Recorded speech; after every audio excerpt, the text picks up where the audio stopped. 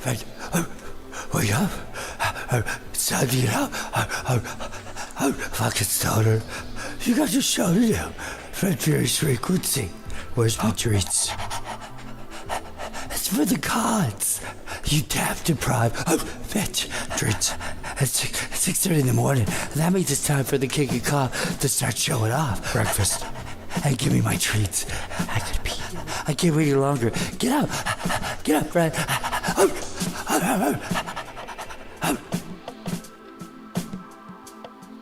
Ladies and gentlemen, welcome to Fred Fury's Frequency. Do you want to know what the government's been lying to us about for the last 3 years? Want to know the truth about Big Pharma's death grip on humankind? Want to know the names on the Epstein flight log? You want the cold hard facts about Neil Armstrong and Buzz and what they actually saw when they landed on the moon? You want one final answer on Black Lives Matter and White Lives Matter and whose life actually matters? Do you want the truth about what the Illuminati actually is and who's really involved in it? If you want to know if when a man gives birth, does a baby come out of his pee hole or his butthole? Do you want to know the controversial truth about how human life began?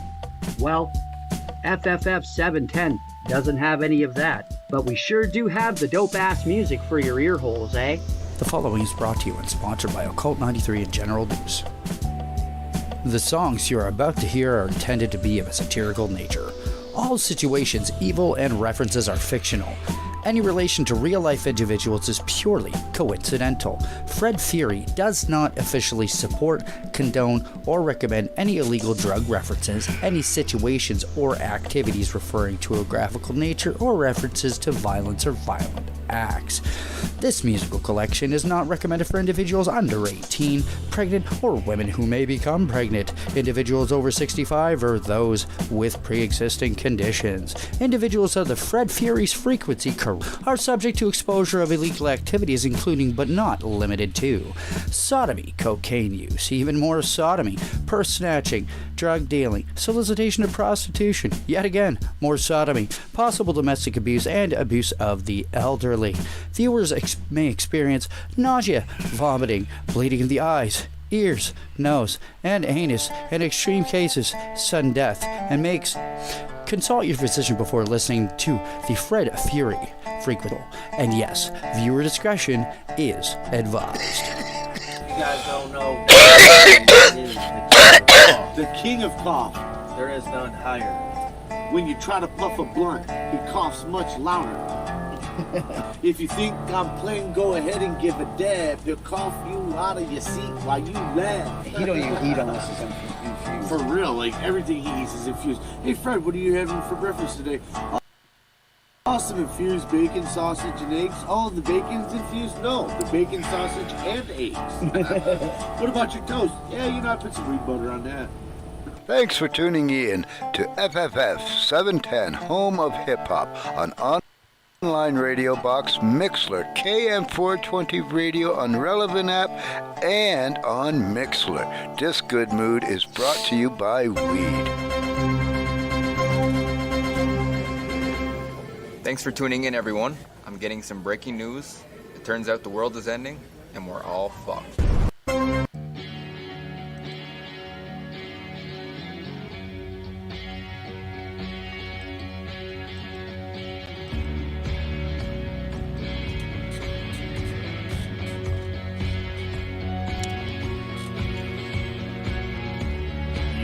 Us all go to sleep, and any who woke were just counting sheep. But the end is near. Independent journalist. This morning, 4-hour show, Marco Van Hogens is the guest.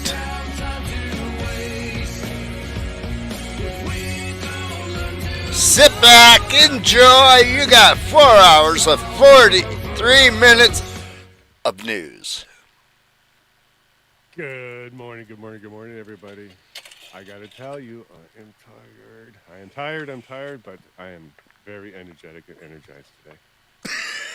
a long 72 hours or so, but it's clearing. It's clearing. I love the truth. The truth is wonderful. Truth will come out always. And today is the truth day. I'm not nervous about today. I think today is going to be a wonderful day. I think exactly what should be happening is happening right about now. Hearing everybody's stories, getting everybody's angles, hearing everybody's truth. This is important. I'm going to highlight to a lot of people out there, actually a small, tiny group. I'm a journalist, so that means I'm going to go ask questions. And that means when there's groups that don't like other groups or even individual people, they're not going to like the fact that I speak to everybody. Sorry, not here to please people. I've got my family. I'm happy. But I definitely have a job to do. And as I've investigated the Coutts 4 situation, there's lots of truths. As Margaret says many, many, many times, there's 4 truths locked in that 3-men center. She's not wrong. She's 100% correct. 100% correct. There's other truths too. They're not locked in a remand center potentially, but they might be. They're headed there. They could be. They're charged. There's a lot of people that have their own truths too. A lot of them. And as some other wise words I've heard recently, it's time to get uncomfortable. So listen, if there's a group that's uncomfortable, maybe it's time to become uncomfortable and the truth will come out. Maybe this will solve a lot of problems and get rid of some issues and some headaches and some potential slanderous statements. I am not here to tell a lie, but I'm seeking the truth. So this is what we're going to do here today. Let me bring in Donald and say good morning. Good morning. Donald. I have gotten a lot of messages about Detective Bruce. I have gotten a lot. How about you? Me too. And somebody, a distal man, translated the whole thing to French. Wow. Merci beaucoup, monsieur, whoever you are. Thank you so much. Great job. Let me just paste in the link here for I will put that into the chat. So, yes. A chat lady, you go ahead and get ready for that one. Yeah, I've had messages from South Africa, Indonesia, Australia, Europe, USA, all over, all since I posted that last night. A bunch of them came in at 3 a.m. Apparently somebody talked about it on some show out of somewhere. So wow.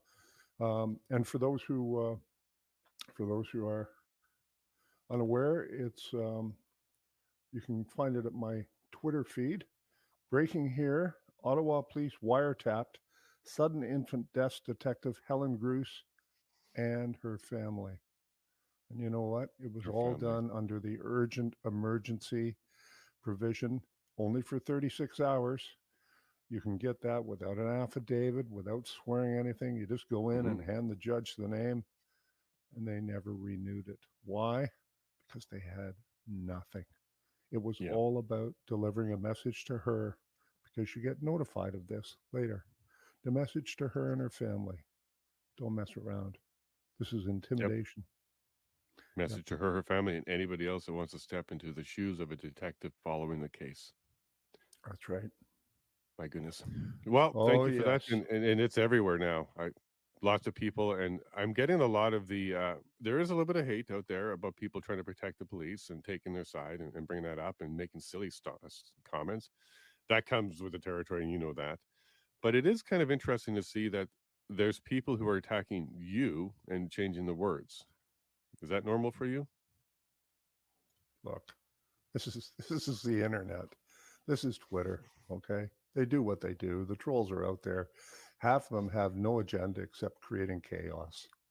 That's okay. It's just where it is.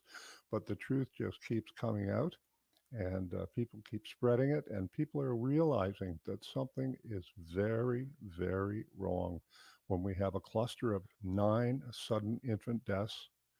And we also have some other information coming, studies.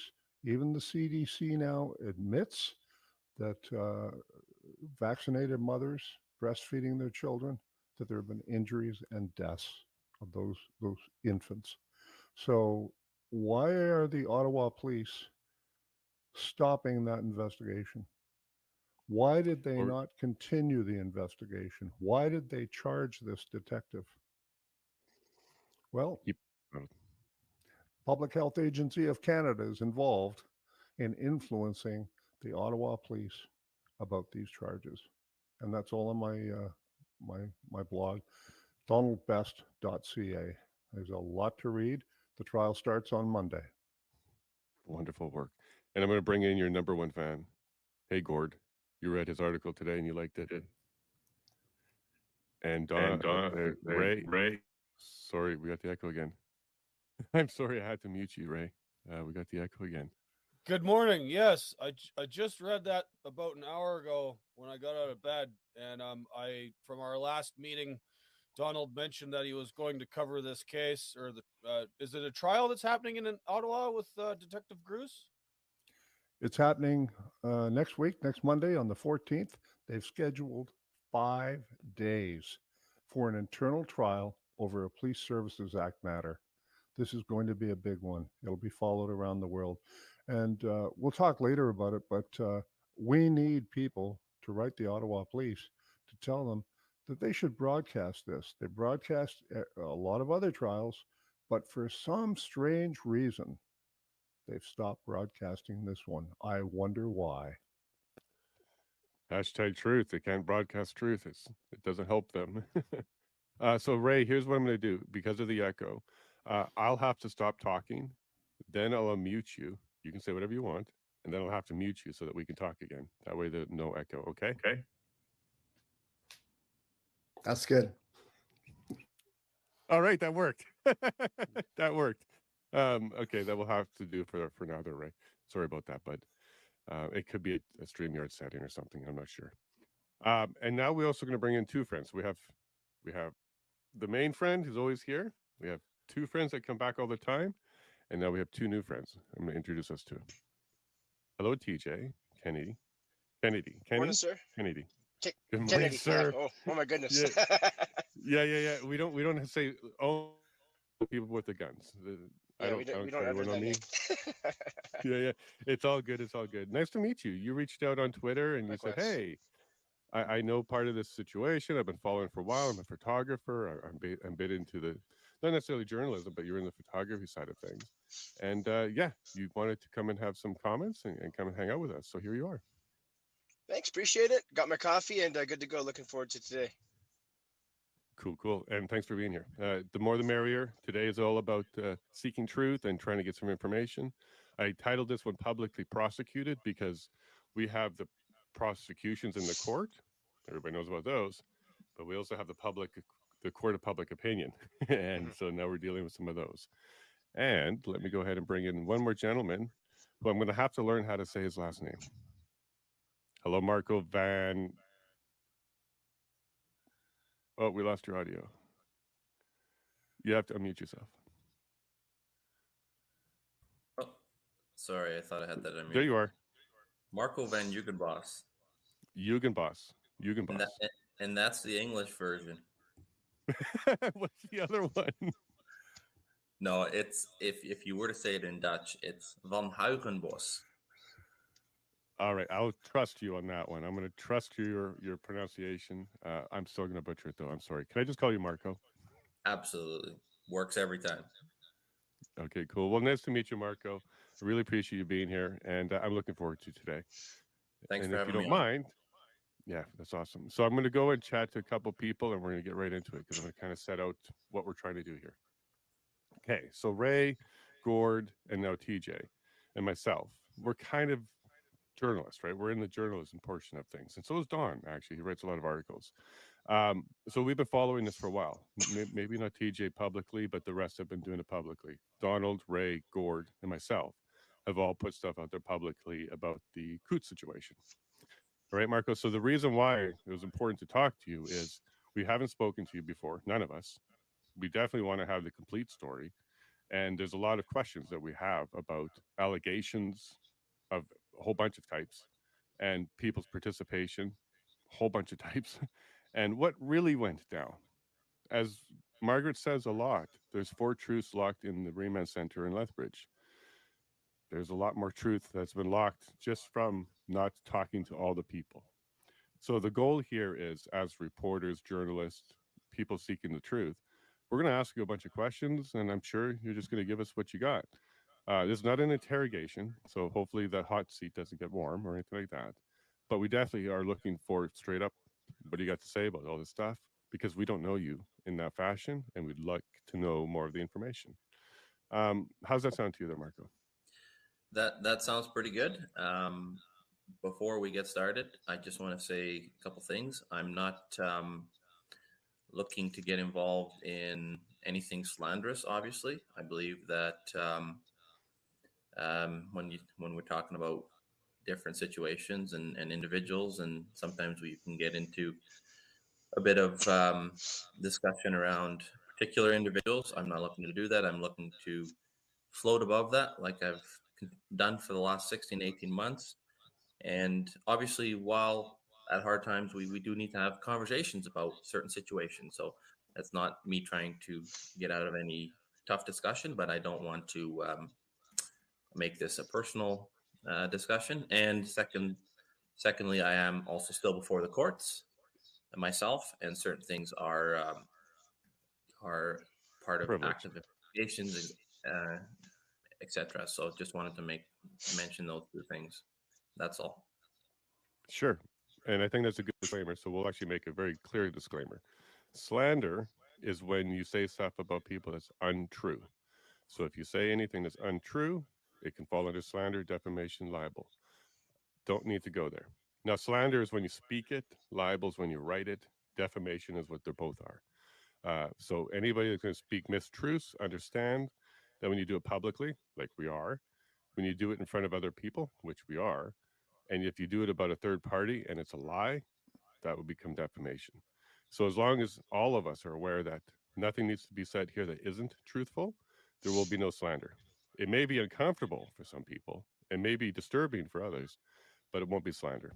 So thank you very much, Marco, for bringing that up. And I think we're all in agreement on this one. This is kind of what we do for a living. We're seeking truth. But I did want to let people know what the definition of slander is. Slander isn't stuff I don't like. It has to be untrue. Right, Marco, so why don't you go ahead and introduce yourself? This is going to be the first question that came from Donald. Who is Marco? Okay, well, I'm try to keep that as short as possible based on the Take your time. We don't want any lost information. Okay. We got time. Okay, so I'm Marco Huigenbos. I am a brother to 9, or 10 actually, 9 brothers. Sorry, there's more than that. There's 9 brothers and 3 sisters. And my story in Canada starts in April of 1996 when I immigrated with my family from the Netherlands. My dad, he had grown up on the farm in Holland, and unfortunately, due to the family situation, losing his dad earlier on, he was the farm had been sold, and he was never able to enter that occupation and lifestyle, because farming is definitely a bit of lifestyle.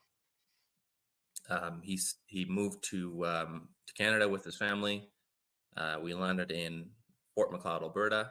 We had my mom had a sister and her family already settled here, and very quickly we landed on the farm. And over the years, my dad was engaged in many different ag activities. That for me is the setting here, the background, the farm background. Growing up outside of town, there was no participation was a must. Obviously it was asked politely in a form of do this, do that, but I learned very early on that work and everything around that was an essential part of my life. And at times, even though I grumbled about that, I look back now and I can thank my parents for instilling a very positive work ethic, because that has helped me and made my family and myself quite successful in just the many daily aspects of life. Without that work ethic, I don't believe I would have been able to achieve the many things that I've done, and it has given me the drive to persevere on many things, whether that's actually work related or politics related, or even in a sense, Coutts related. If I look at, and I'm not going to jump straight to Coutts, but if I look at Coutts and what Coutts turned into, that required every aspect of my being to be that person, and to as that event evolved, it required everything I had in me to remain true to myself, to my family, and to my morals. Sure. Anyways, so growing up, I moved into town in my later or early adult years. I was very engaged in the trades early on through high school. I attended a private Christian school in my elementary and high school years, and then I went straight into the work experience programs and worked my way into the trades. I attended SAIT, so that's the Southern Alberta Institute of Technology in Calgary, and quite quickly I found out that just that working with my hands, working my way through that company to management was achieved, and that challenge was met. So I quit my job. I was already going out with my wife Elizabeth at that time. We weren't married. I believe we were engaged to be married, but I quit my job and started to build my house. Usually you do that the other way around, but I've never done things the right way to some. And very quickly we had our first child, and currently we have 4. So we have Isabella, she's the oldest, she's 9. Nicholas, he's 7. Oliver, he just turned 6. And then the youngest, who was born 2.5 weeks before the Coutts blockade, Theodore, or Teddy as we call him, he is 1.5 years. So busy family. And through the years, after I started to build my home, because I built it myself, and after 9 months we moved in, but it wasn't completely finished, if you know how that goes. We finished it over the course of 6 years. While starting our family, we also started a business, South Country Doors. I had this business, and it's an overhead door business. It's in the commercial, agriculture, and industrial side of things. We did a lot of residential, so your garage doors, for example, that type of industry. But we really focused on the ag industry in Alberta and Saskatchewan. I was quite successful with that business. It grew at times too fast, but you managed according to the skill set you have and the people you have, and that kept me fairly preoccupied on a day-to-day. I don't sit still much, so you're going to see me fidgeting here for the next 2 hours. Okay. But that being said, I took on more things, and politics has always interested me. And from my involvement to the early Kenny years, I decided that running for councillor for the town of Fort Macleod was something that seemed like a great idea. Why not? So that's what happened. My name ended up on the ballot, and I ended up winning a seat on the 7-person council in the town of Fort Macleod. My first term was 2017. So August, September, October, I'm not sure which month of 2017, I was elected to my first term on the council of town of Fort Macleod. That led to a second term in the fall of 2021. And that decision, leading up to that decision, with the situation we're in with COVID and everything around that, was probably one of the hardest decisions of my life, whether I wanted to put my name forward for a second time. If you remember the fall of 2021, we were in Alberta anyways, things were looking dreary again. We were getting locked down, Christmas time, restrictions, etc., mandates, etc. And I just remember that fall, not being able to attend the Alberta Urban Municipalities Association. So that's an association that happens annually where councillors, reeves, mayors from across the province get together and advocate with each other, but advocate the provincial government on objectives, concerns, etc. I was not able to attend that conference due to my vaccination status, and I believe there was methods to attend via testing, etc. But I wasn't having any of that. I says, you don't want me the way I am, you don't get me. So I didn't go. But unfortunately, that was a concern for me because I had a job to do as a representative of my community, and I was unable to perform that job due to my current choice. And that's why, among other reasons, and obviously the community was divided and the frustrations, and that's why that decision was so difficult for me to decide to run again, to put my name forward, because who knows where we were going to be. I just seen the division increasing. I seen the community being further divided.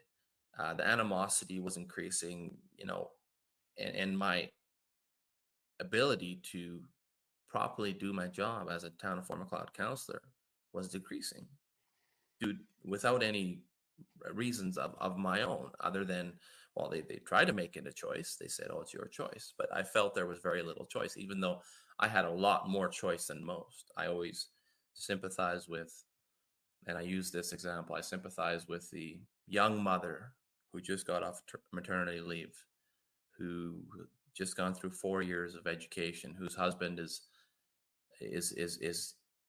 working as well, and who's mortgaged to the hilt, who does not have the ability to make that choice to, sorry, I quit, or fire me.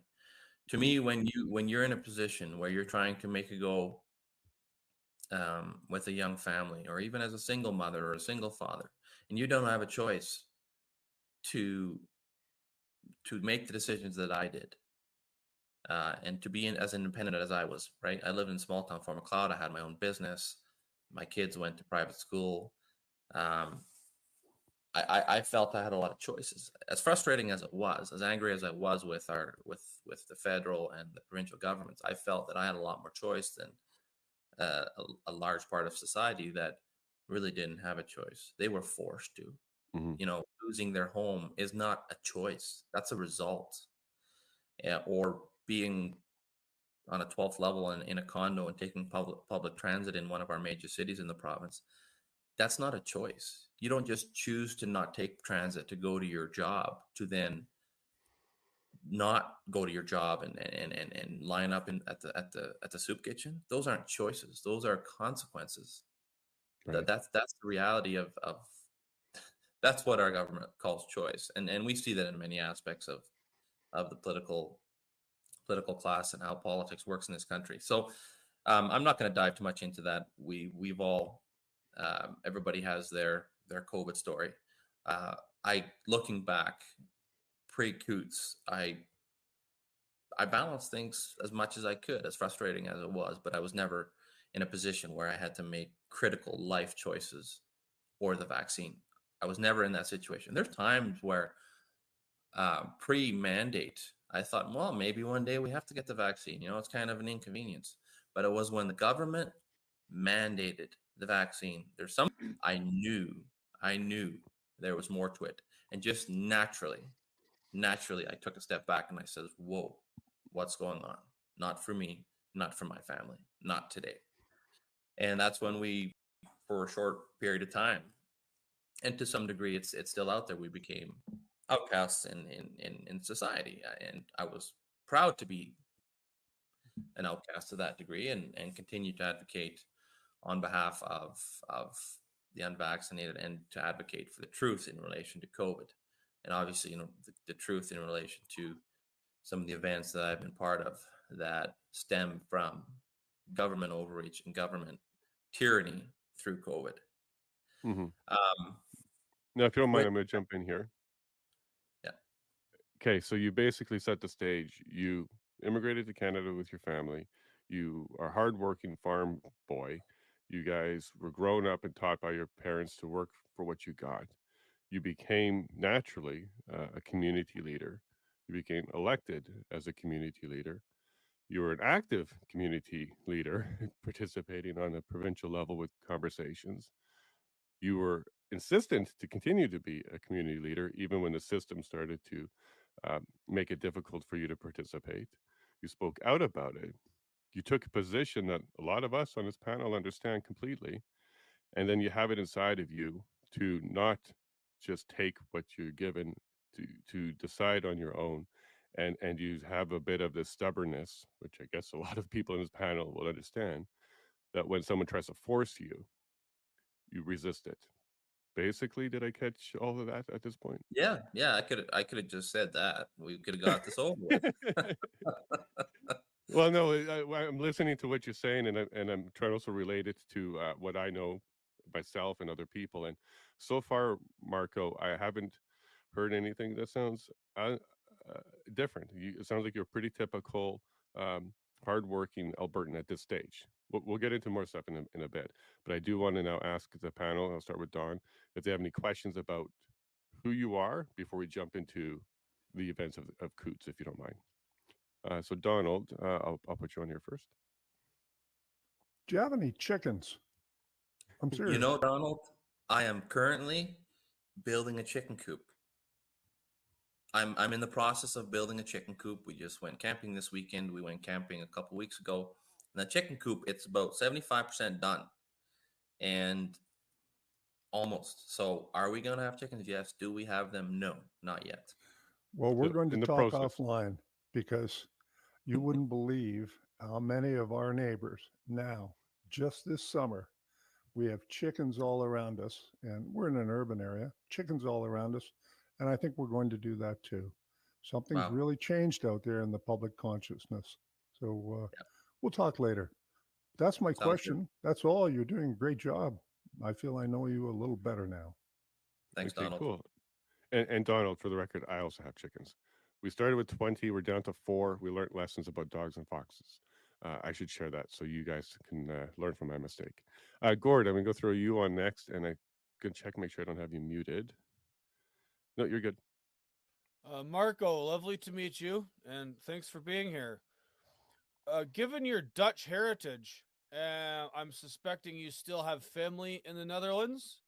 And are any of your family involved with the Dutch farmer protests over there? Yeah, I currently have a lot of family. My wife as well. She's actually she's still a Dutch, so she would be a permanent resident. I actually became Canadian with my whole family years ago, but my wife, she's still of Dutch. Well, she's of Dutch heritage, but she's a permanent resident, and her family, she's a lot closer to her family because it's only been 10, 11 years ago, whereas I immigrated about 28 years ago. So some of those connections have faded on my end, cousins, uncles, aunts. But so I definitely have a lot of family. So does my wife. Most of my family, my wife's family, they're not in the ag sector. Most of my family has left the ag sector or weren't involved. For example, my dad's family, they had the farm initially, but they've all left and they're all now in industry, things like that. There's definitely an involvement, on a participation level in relation to the Dutch protests and what's happening in Holland.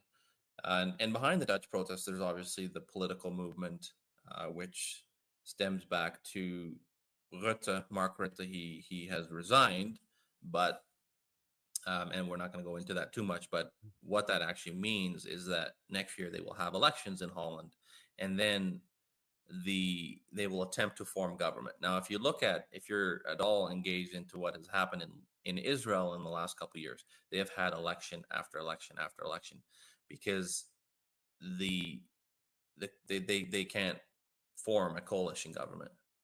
And I see the Netherlands going into that direction for the short term, at the very least, where they will look to replace Mark Rutte.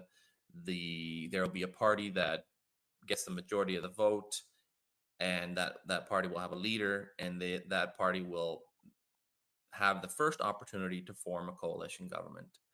They will either, the chances that they are immediately successful is slim, but if they are successful, the chances that actually stays and forms government, and that coalition holds strong with all the divisive issues that is happening in the EU, I don't see that happening. So I see the Netherlands going toward years and years of elections and failure to form government, and governments being formed that then fall within a short period of time.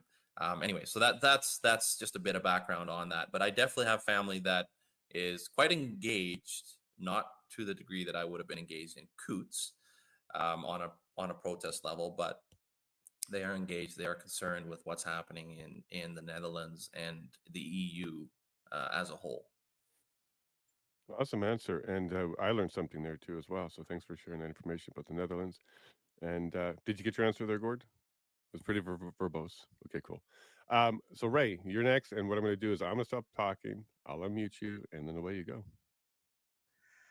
Okay, good to meet you on the screen, Marco. We've spoken once before, maybe twice before on the phone, and I'm interested. As you talk about taking leadership in the community, you may have had certain ideas about what it would be like to be a city councilor in Fort Macleod. And I'm wondering what might be, one of the surprises or something that was like a learning curve that might have been like, oh, this is what being a counselor is like. I mean, there's a general framework, but is there anything that was like a surprise or a challenge that was kind of something you were learning about and that stands out for you as you look back over the years? Well, thanks, Ray. Nice to put a face to the name. We did chat twice, and we had very interesting conversations. But there is that's a great question, and I got asked that a lot in my first term. So how you liking the job? Any surprises? What did you expect, and what hasn't gone according to expectation? Well, when I ran for counselor, and I'm quite impulsive, obviously a lot less impulsive as a 33-year-old than as a 25, 26-year-old. And due to the life experiences in the last 3 years, but in the last 7 years, I've been able to sand down those impulsive edges. But I believe my running as counselor that's a great idea. Why not? And I put my name on the ballot. I would have had a lot of support. I would have had a community, and obviously I did because I was elected. But I remember running as counselor and thinking that I was there to make sure that the streets were safe, the street lights were on, and make sure that the community was being run in a fiscally responsible manner.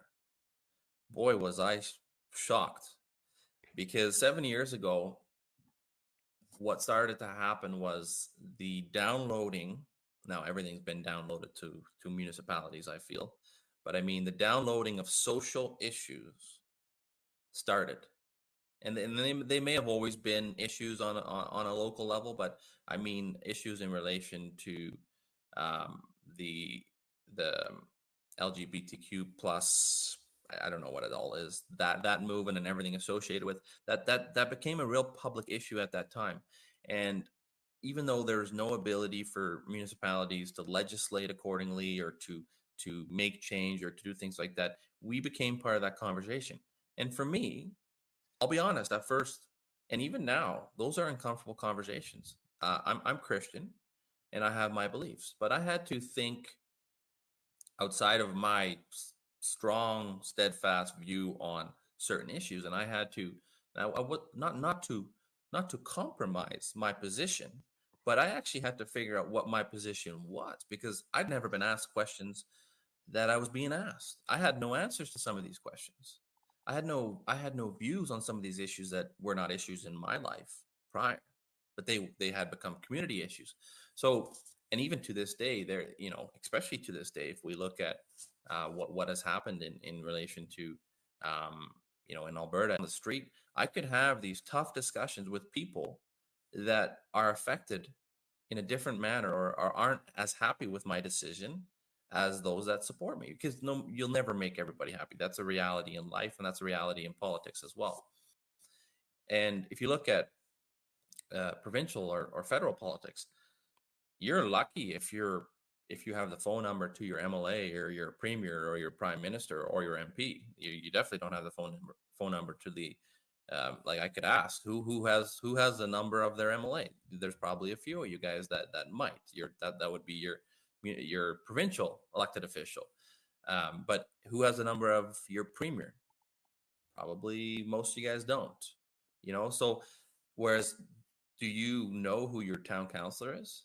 And that doesn't mean that you look to them as some kind of authority, but there are issues in your municipality that concern you, that when you see your councillor or your reeve or your elected official locally, you're going to talk to them, and it's usually not in a formal setting where you're looking to set up a meeting. So very quickly, I became aware that keeping the streetlights on, making sure the books were good, making sure the streets were cleared, paved, all of that just happened. That was the easy part of the job. And that was a part of the job I enjoyed. I come from the business background, so that to me mattered. I felt that running the town in a fiscal manner was important. But very quickly, all these social issues, and I'm not going to label them all, were part of the conversation, and they were the tough, sensitive discussions. And over the years, I learned quite quickly that trying to walk that middle ground doesn't work, because I remember one particular issue I tried to do that, and I pissed off both sides, and I knew very quickly that I was better off just sticking with my views on that issue, while working to be respectful, to create a safe community, but doing what I believe was right, because at least you would have support on one side versus, but then again, and I'll back up here. Sometimes the right thing will piss off and will frustrate both sides. And that to me is something that eventually you either in politics, you either get steamrolled to some degree. You either become you either are, or you become some sort of a yes man or yes woman, or you become I'm trying to think of a good example, or you become just you stay, or you become original or just real. Status quo. Status quo, right? These are the issues. This is what I believe. You take the information given you, and you because that a lot of times decisions are made with the information you have, and with further information, your position may change, and people say, "Oh, what are you doing? That's compromise." No, that's strategy. There's strategy to taking the information you've given and changing your position based on the information you've given. That's to me, that's a critical part of any decision. You make the decision, and we're going to have further discussion on this exact example. If I'm only given half of the information, my decision or my view or my opinion is based on that half of the information. You give me the other half, well, my position is likely to change. So that was something else that definitely learning curves. But back to Ray's question, it was a shock that local municipalities dealt with almost federal level social issues to the degree that we did and continue to do up to today. Okay, cool. So you are a little verbose. So if you don't mind, we're going to try and consolidate or condense it a little bit here, if you don't mind. TJ, I'm going to throw you up next to see if you have a question, and then we're going to get into the main purpose of being here. Oh, there we go. You're good. Hey, Marco. Hey.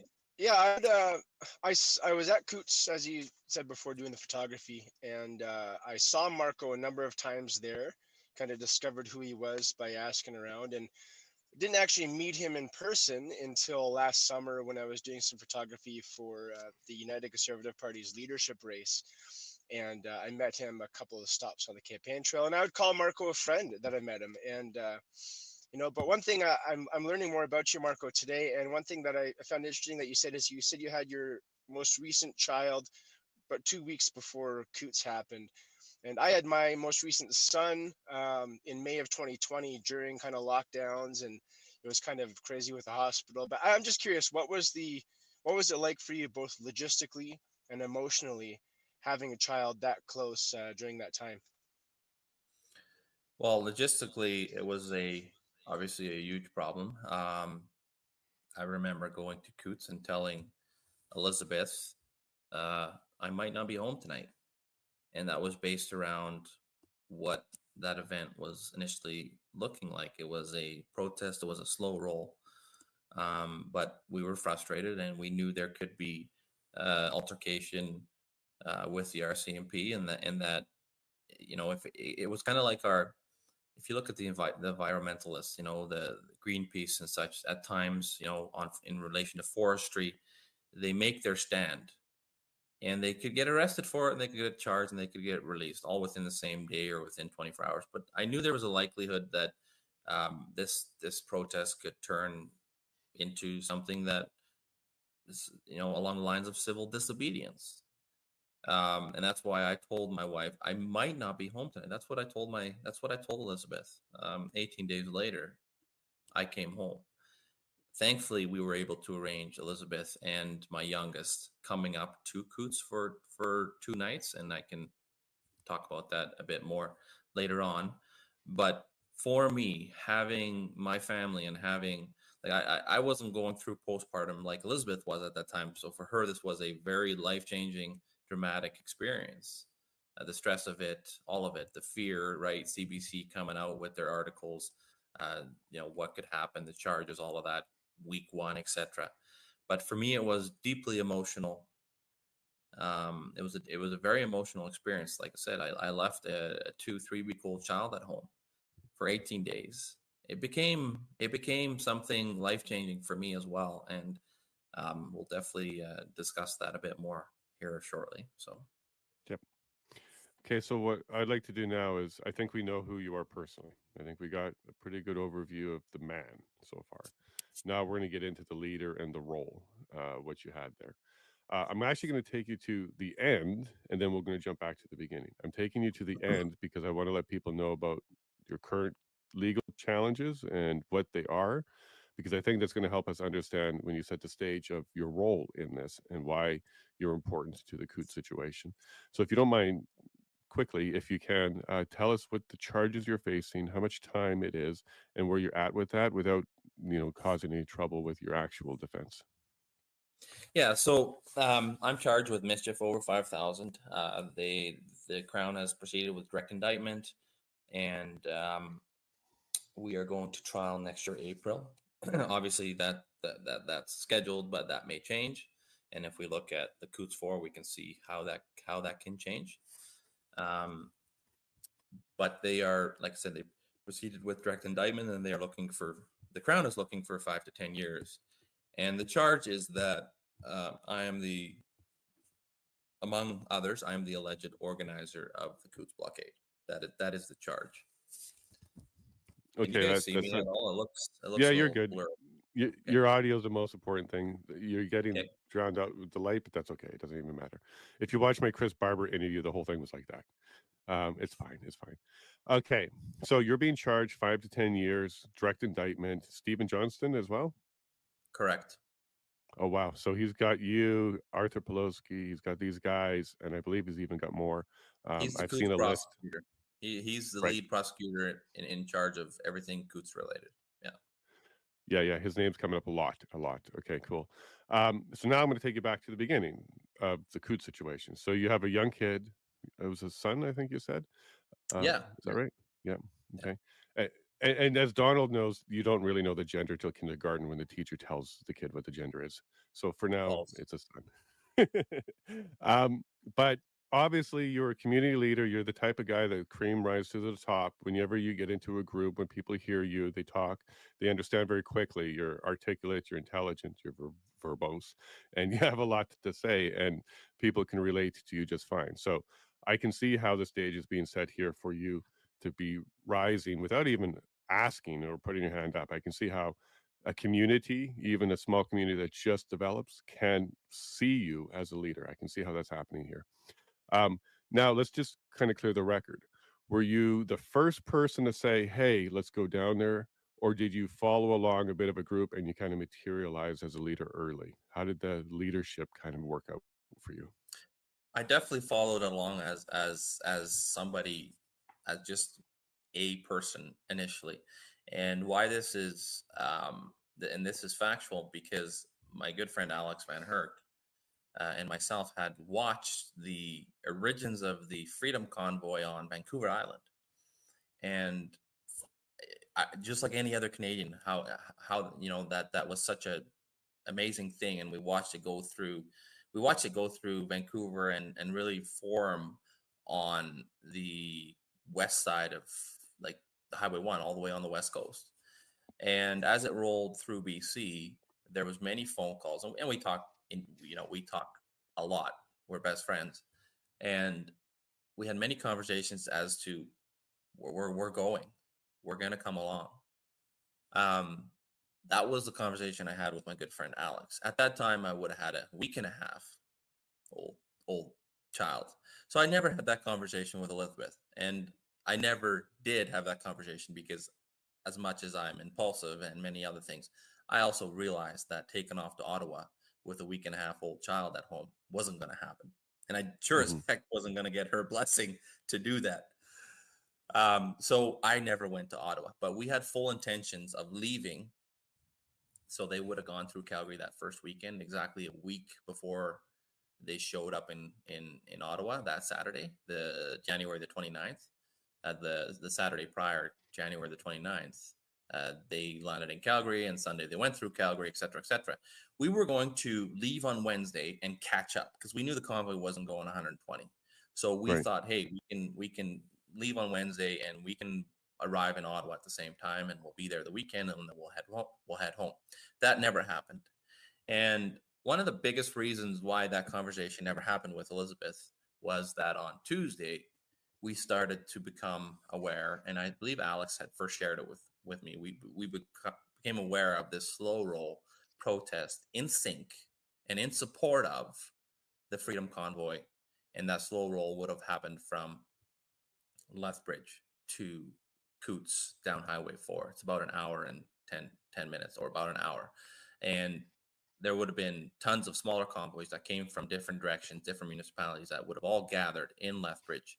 And from Lethbridge, that convoy, that slow roll, rolled out to Coutts that Saturday morning. So Saturday the 29th, the first day of the Coutts blockade, is the day that the slow roll left Lethbridge, Alberta.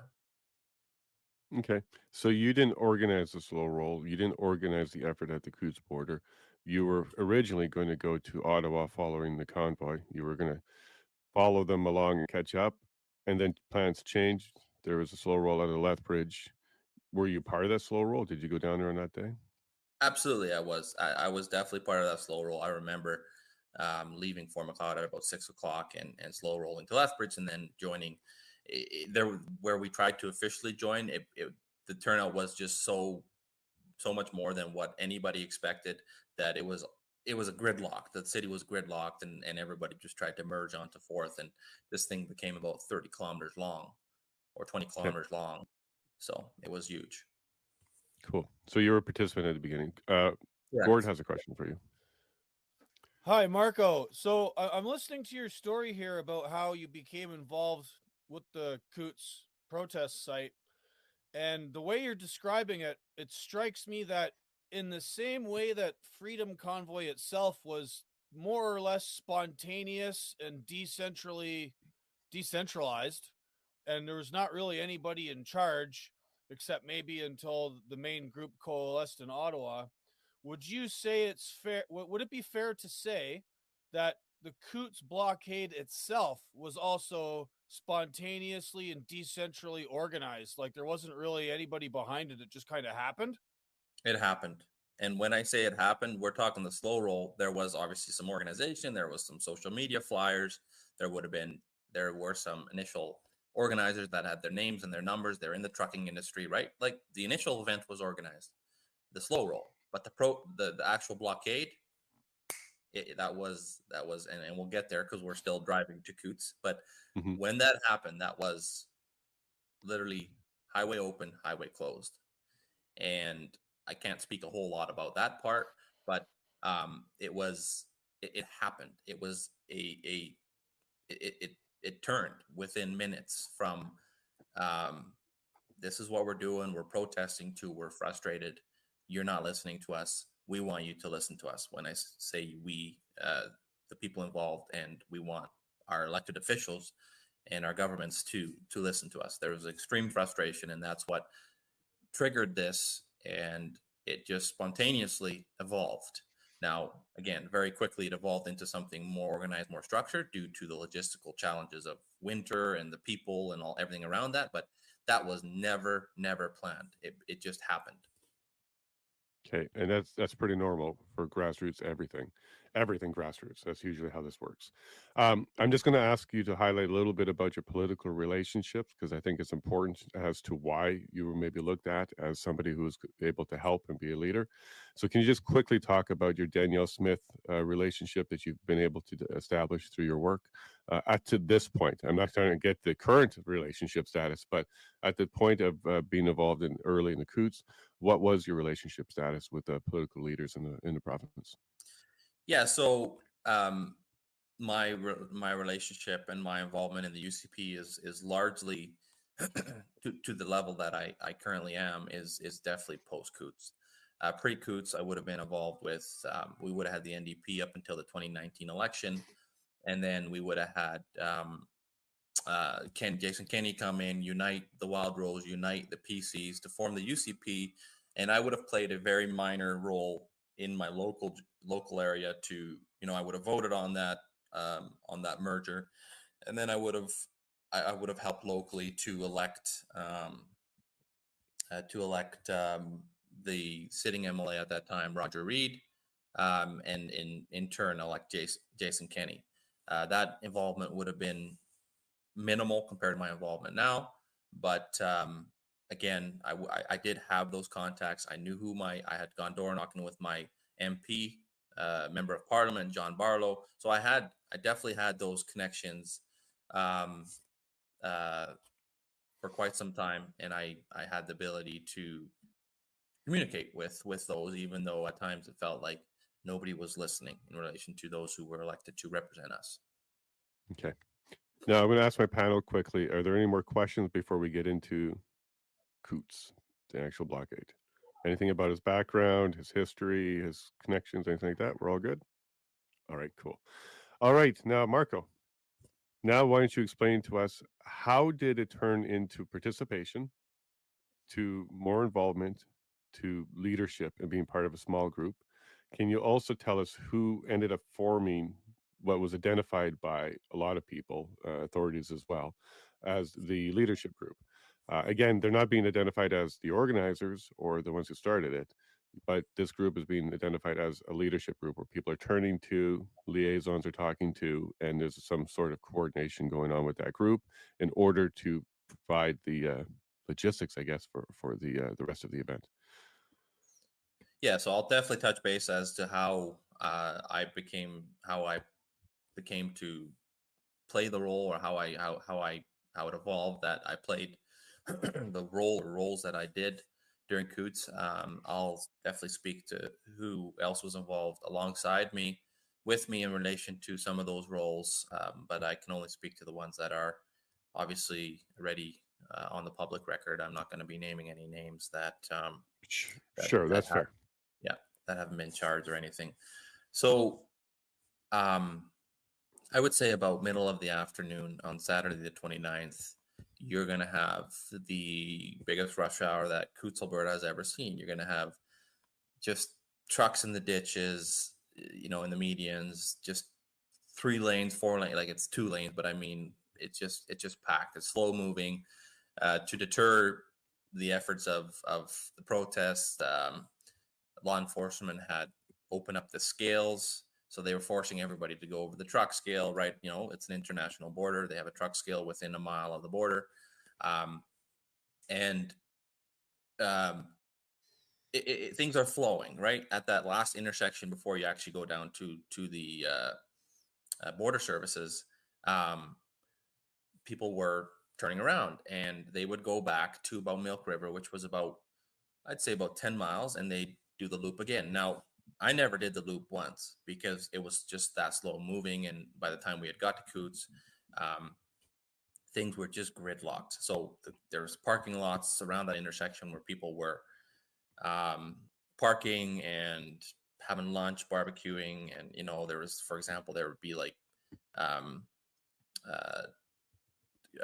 picker trucks that put their booms in the air and flew flags on them, like kind of like in Ottawa, everybody showed up that first night and trucks put their booms in the air and flew flags. And some people, you know, went off to the side and parked, and others and to kind of watch the convoy come through, because you're talking big, it's like a truck show, it's like a huge truck show, right? So there was equipment there, but very quickly things were quite gridlocked. Thousands and thousands of trucks, thousands of attendees, a lot larger response than anybody could have guessed. But then again, if I look at how we were feeling, everybody was fighting their own little battle. Everybody was frustrated. And what the Freedom Convoy did and what Coutts did was it united people in their frustration towards our government in relation to COVID restrictions and COVID mandates. So that response there definitely was a strong showing of how people felt about their current government. Middle of the afternoon, the highway locked down, and I'm not going to speak too much on the highway locking down because that again, you know, that's in relation to current investigation and current charges before the court. Was I there? Yes. Was I involved in that vicinity? Yes. So I definitely know what happened. But the highway essentially locked down on the lanes going southbound. Now, I'm not going to explain Coutts and the highway around it, but if we say south, it's going to the States. If we say north, it's coming back into Alberta. Mm-hmm. So the highway was blockaded going southbound. And within an hour of that, the highway was blockaded going northbound. So quite quick, you now have no movement. And the response was quite slow in relation to enforcement. They underestimated what this was, and they definitely underestimated what this could become. So I'll mention that Saturday the 29th was probably the warmest February the 29th we've had in years. It was a balmy 10, 12 degrees. It was just beautiful weather for an event such as we had. That's, you know, the slow roll. So we now have a situation where hundreds of people are, maybe even 1,000 or 2 trucks, people are stuck willingly, not unwillingly, in this traffic jam, essentially. And that being said, everybody had the ability to hit the ditch, hit the median, and take the southbound lanes. If you needed to be home that night, there was a way to go home. But there was obviously traffic that was part of this slow roll that actually was using the highway to make their way south. And they would have then definitely got stuck, you know, reefer trailers, just commercial traffic. As the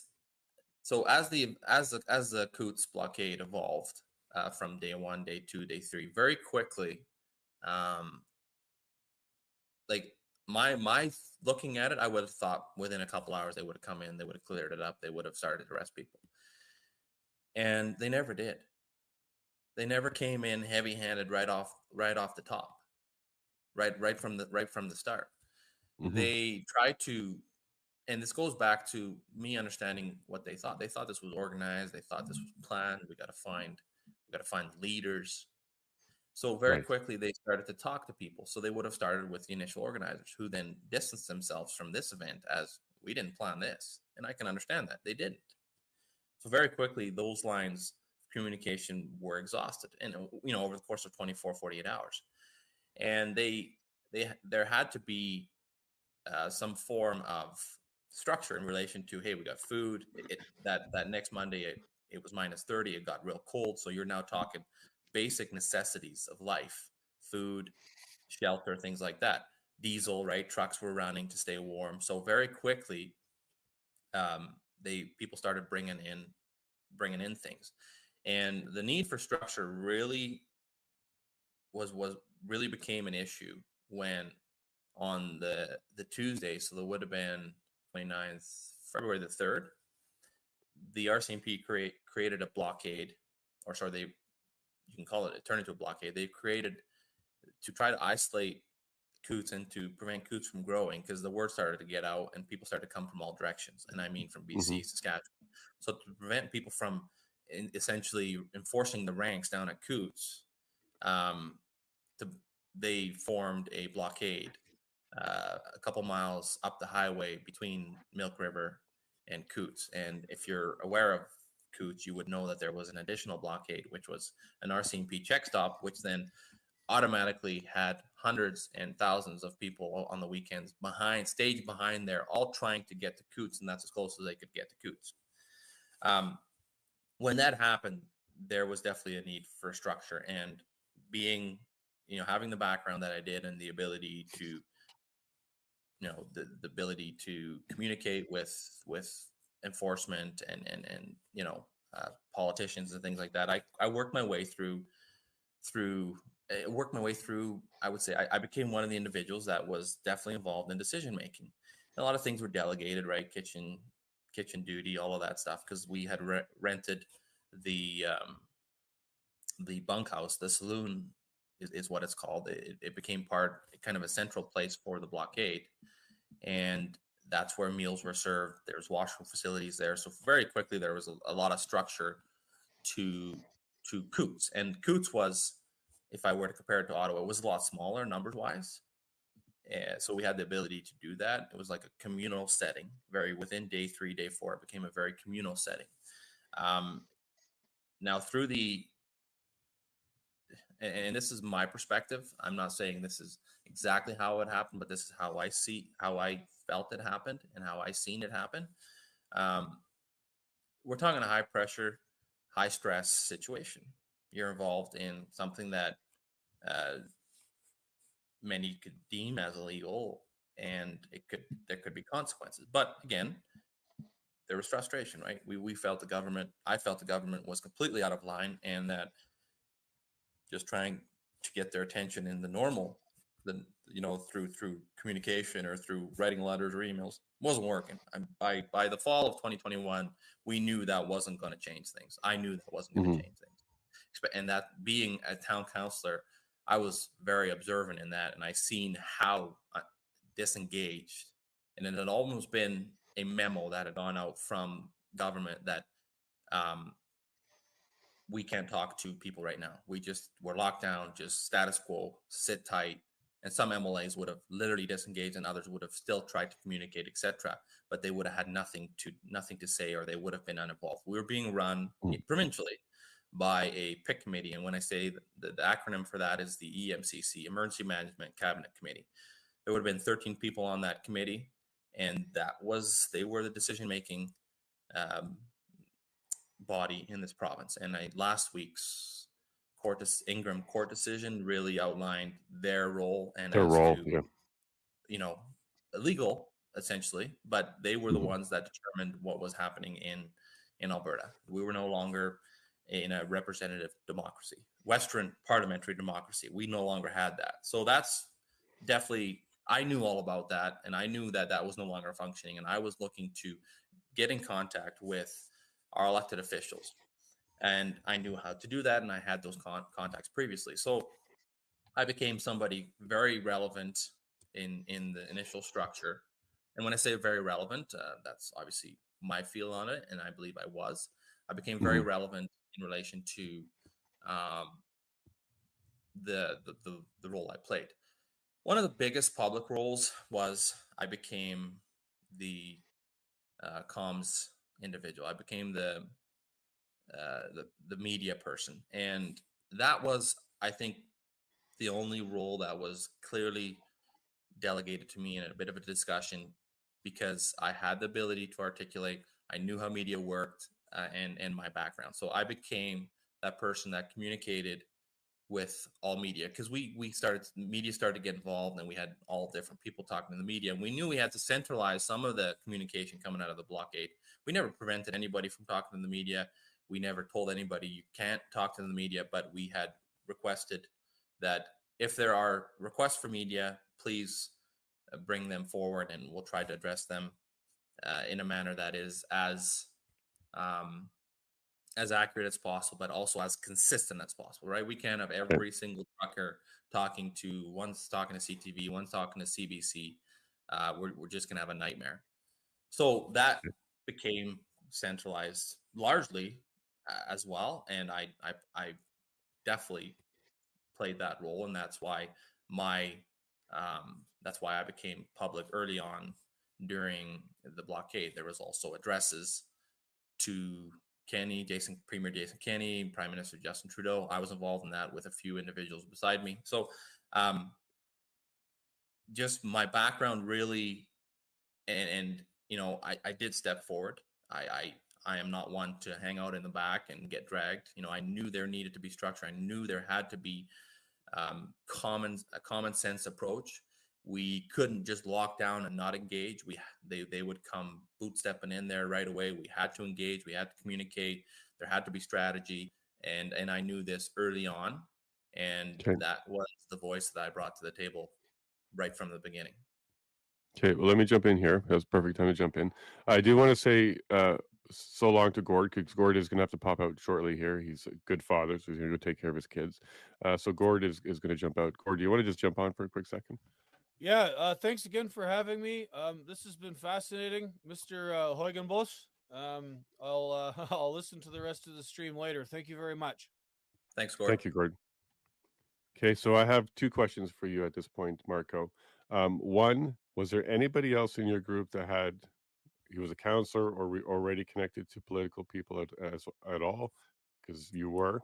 And was there coordination on your level with the federal convoy? Because I hear a lot of provincial stuff, and I'm wondering, was Coutts ready to disband if the provincial government was listening, or were you also looking to have the federal government listen as well? I am not aware of anybody that would have been connected to any politicians outside of their current MLA. Like many people would have had, they would have tried to get a hold of their MLA over the course of the last year, etc., and they would have had the ability to do that. So I had a lot of conversation with people. Oh, I'm talking to so and so, which would have been an MLA from up north or Edmonton or more rural areas. A lot of the attendees initially, a lot of the core group were rurals.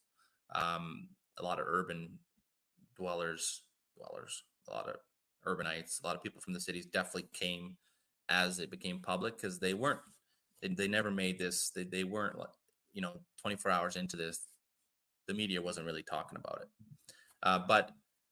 So I'm not aware of anybody having real contact with the political class. If they did, they didn't. I wasn't made aware of that. And then in relation to contact with the Freedom Convoy, no, I had zero during the blockade. I had zero contact with anybody that would have been in Ottawa. And I mean zero. So I we can clarify that right now. I know the RCMP has looked into that. There was zero contact with Ottawa during those 18 days. I know there were people at Coutts that had contact with people in Ottawa, but I never did. And I know leadership, unofficial, we'll call it that, because it was never like, oh, you're elected. No, leadership at that time did not have contact with Ottawa. Okay, cool. That was a good question. Answer to. And Ray, you had a question you want to bring on, so we got to do that microphone thing. So just give me a second as I unmute you. Okay. Sorry, I'm just gonna close my lines for a minute. Oh, wow. Hold on 1 second. We're getting an echo from you now too, so even you are echoing. This is new. CSIS may not like your question. If you want, Ray, I can ask your question because you did type it in there. But okay, I'll do that. Okay, Marco. So what Ray's asking is, am I correct that Marco became the communications media contact for the blockade as a result of others in a group deciding together this would be good, as opposed to Marco elbowing his way to the front? So the question really is, how did you become selected as the communications media contact? Did you make it your job, or were you bubbled up? And then the second part, as I'm going to ask, it sounds like you're also the political liaison too. So you were doing communications media and political liaisoning. You want to clarify that? Correct. Yeah. So there would have been some elbowing in the saloon due to the building being over fire capacity, but I think that would initially been the only real elbowing. I want to clarify something.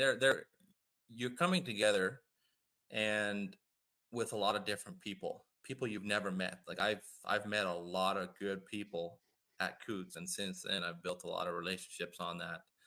And the Coutts 4 are they're part of that. I never met any of them prior. Whether it was like how this was structured, how this initially came to be, was you're talking truckers and farmers. Coutts was also predominantly farmers, or truckers that are farmers, or farmers that are truckers, a lot of that. So I think it was initially a truck convoy, and then within 48 hours, a lot of the people that weren't there for this, or what this turned into, what Coutts turned into, had left. I think over the course of the next 18 days, they came back, but they might have come back for a visit, et cetera, but they would have pulled their trucks out of the convoy or out of the blockade. There was the ability to leave at any given time. Like there was no, oh, you're stuck in Ottawa on X amount, like street, this avenue, that. There's no way to get, no, that's not the case with Coutts. You had the ability to work your way out. And I remember times where people were running truck for a company that was okay with them being in the convoy. And that Monday morning, February the 2nd, we're like, okay, we want our truck back. So that driver, reluctant, as he was to leave, it wasn't his truck and it wasn't his decision to make. So there would have to be trucks moved for this individual to make his way out. And obviously the RCMP was more than willing to let anybody leave that wanted to leave.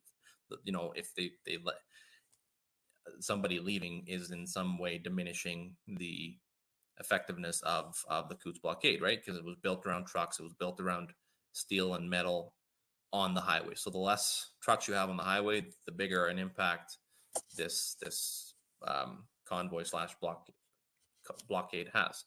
I don't recall any frustrations initially on leadership or on people taking a role. I don't think anybody volunteered to do this. Obviously, I took a step forward in relation to having some kind of structure, and this would have evolved. Like every day, especially the first 2 days, the Saturday and the Sunday it was like a big family event. By Monday, the pressure started to ratchet up. Kenny started to make statements. This has to end. The RCMP started to really engage. And I remember that Monday morning, I woke up, somebody banging on my door.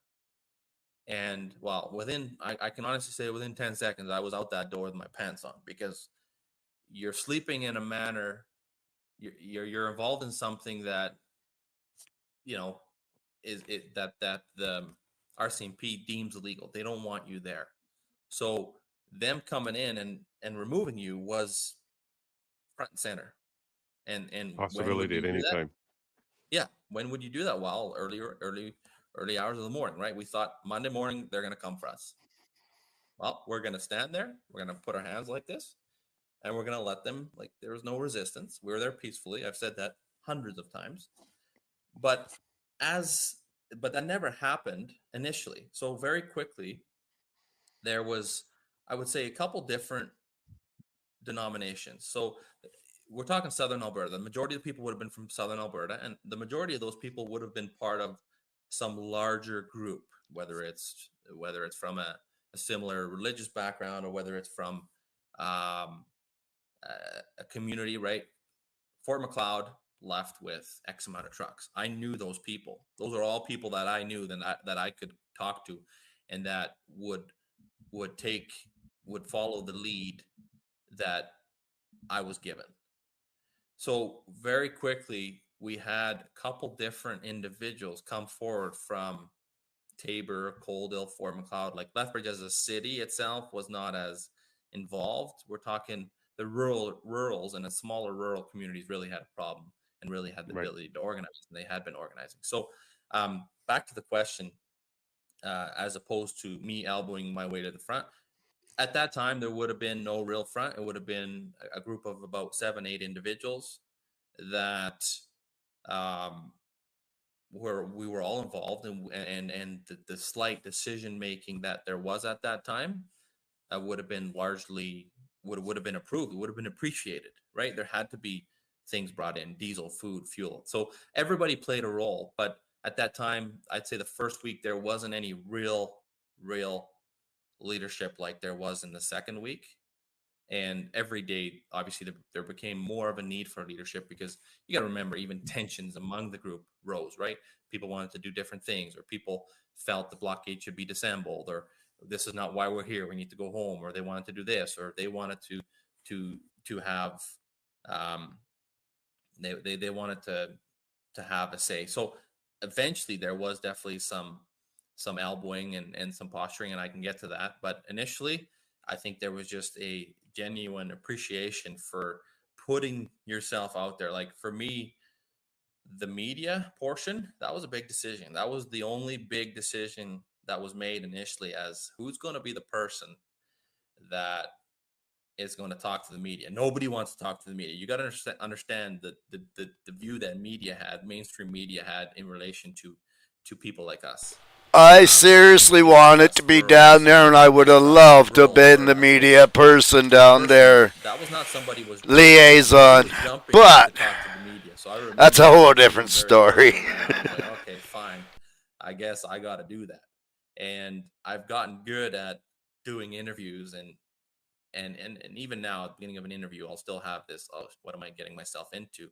And then as the interview progresses, you articulate well. I've learned, and you answer the questions in a manner that I have the ability to do. But at that time, I was not some public. I was just a small town counselor, family guy, business guy that was in no way known to anybody outside of Fort McLeod. So for me to put myself out there like that was a big decision for that initial group. And that was a big decision for me to agree to that. And that's where to the people there, but to the public, I did become in some way a face and a name in relation to the Coutts blockade. All right, so now we're at the point where you are comms, you're basically taking communication, your media, your political, and you basically not elected, not appointed, and not demanded by you. You naturally became part of the group who was coordinating and stuff like this. Now, you weren't part of all of it. So you weren't necessarily telling how the food comes in. You weren't necessarily doing the logistics. You weren't necessarily telling people where to park this or park that or anything like that. That might have been with somebody else, and you were more administrative. Like, we want to try and identify whether or not there was additional roles that you were not part of. Yeah. So obviously the people that were essentially not in charge, but that were trying to arrange things and that were involved in the key decision making initially, the 6, 7, or 8, I can't remember exactly. They would have been aware of what else was happening, but that would have been largely delegated. Like I remember the discussion around, okay, who's going to take care of fuel? And 2 or 3 people took care of fuel.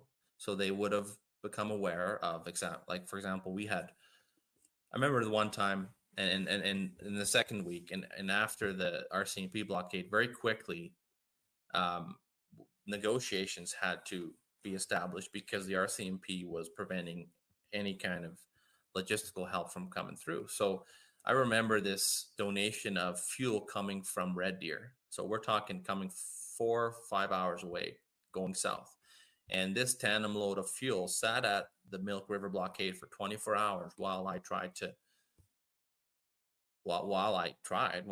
successfully negotiated this truck from coming through and being able to fuel the trucks and fill up jerry cans, etc. So I remember, for me, when that truck was able to actually traverse its way through the Milk River blockade, the work for me was done because I knew it would be received in Coutts, and from there it was the individuals in charge of fuel knew who needed fuel. They went around and did that, and in that sense, we had to keep people busy.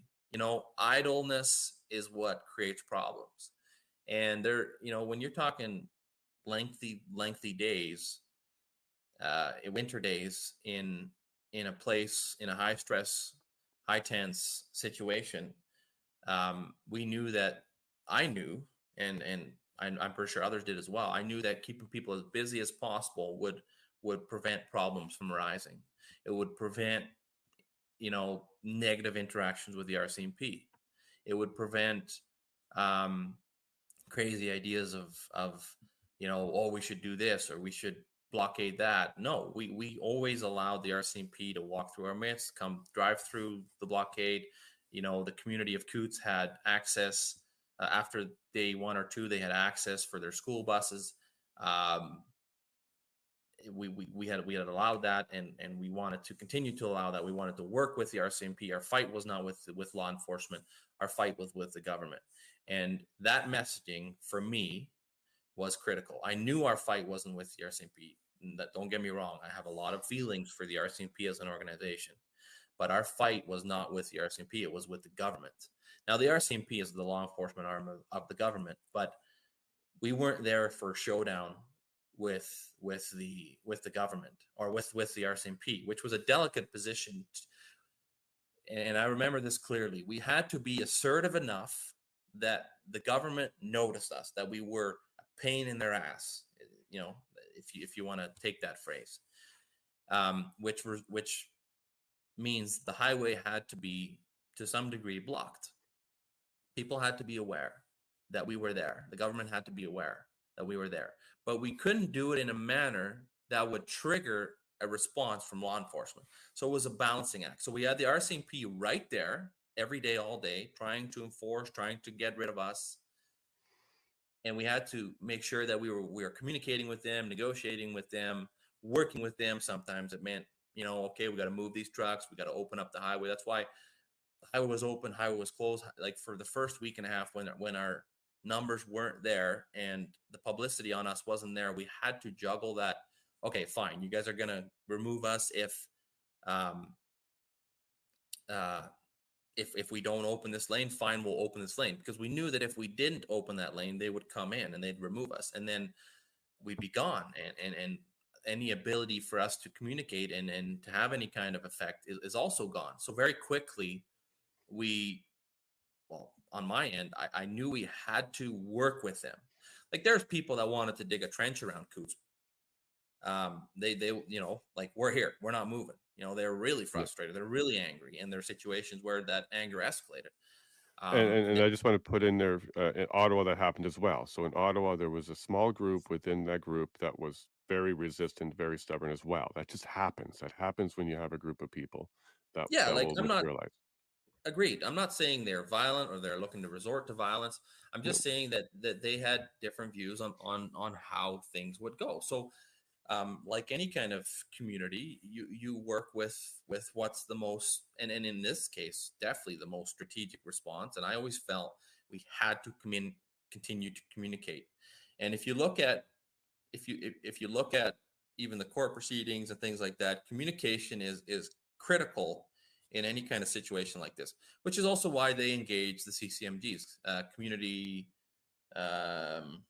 conflict management group. There would have been officers that were in contact with us. Don't get me wrong, I'm quite aware those officers were taking notes, they were getting debriefed, they were the eyes and ears to the RCMP and to any other enforcement. But we were okay with that because we weren't there secretly doing our little thing. No, the only thing that they didn't approve of was the fact that we were on the highway with semi-trucks and eventually tractors. Other than that, we were 100% legal and peaceful. And when I say that, I will be the first to say that blocking a highway is not the normal approach to communication, but we were in unprecedented times that I hope we never go to again. But at that time, I felt justified in response to what had been happening to us as society. So again, I'll be the first to say, and I'll just quickly add to this, because I remember after post blockade and some mandates were lifted and things were still not 100% clear. And I remember people saying, so now what are we going to do? And I remember telling people, guys, we're not going to go block highways. Get involved. Go sit on your councils. Do this, do that. Because Coutts and Ottawa, they were, to some degree, once in a lifetime events. For me, anyways. I hope to never be hopefully put in once in a lifetime. Hopefully, right? Right? But I do believe that civil disobedience is something that is a result of. It should not be the first step. It's not our go-to. It's not my go-to. My go-to is communication, dialogue, using the systems we have, perfecting these systems, changing these systems. And there's many, many ways to do that. But unfortunately, Canadian society is so passive in its political involvement. Most people didn't know how to get involved.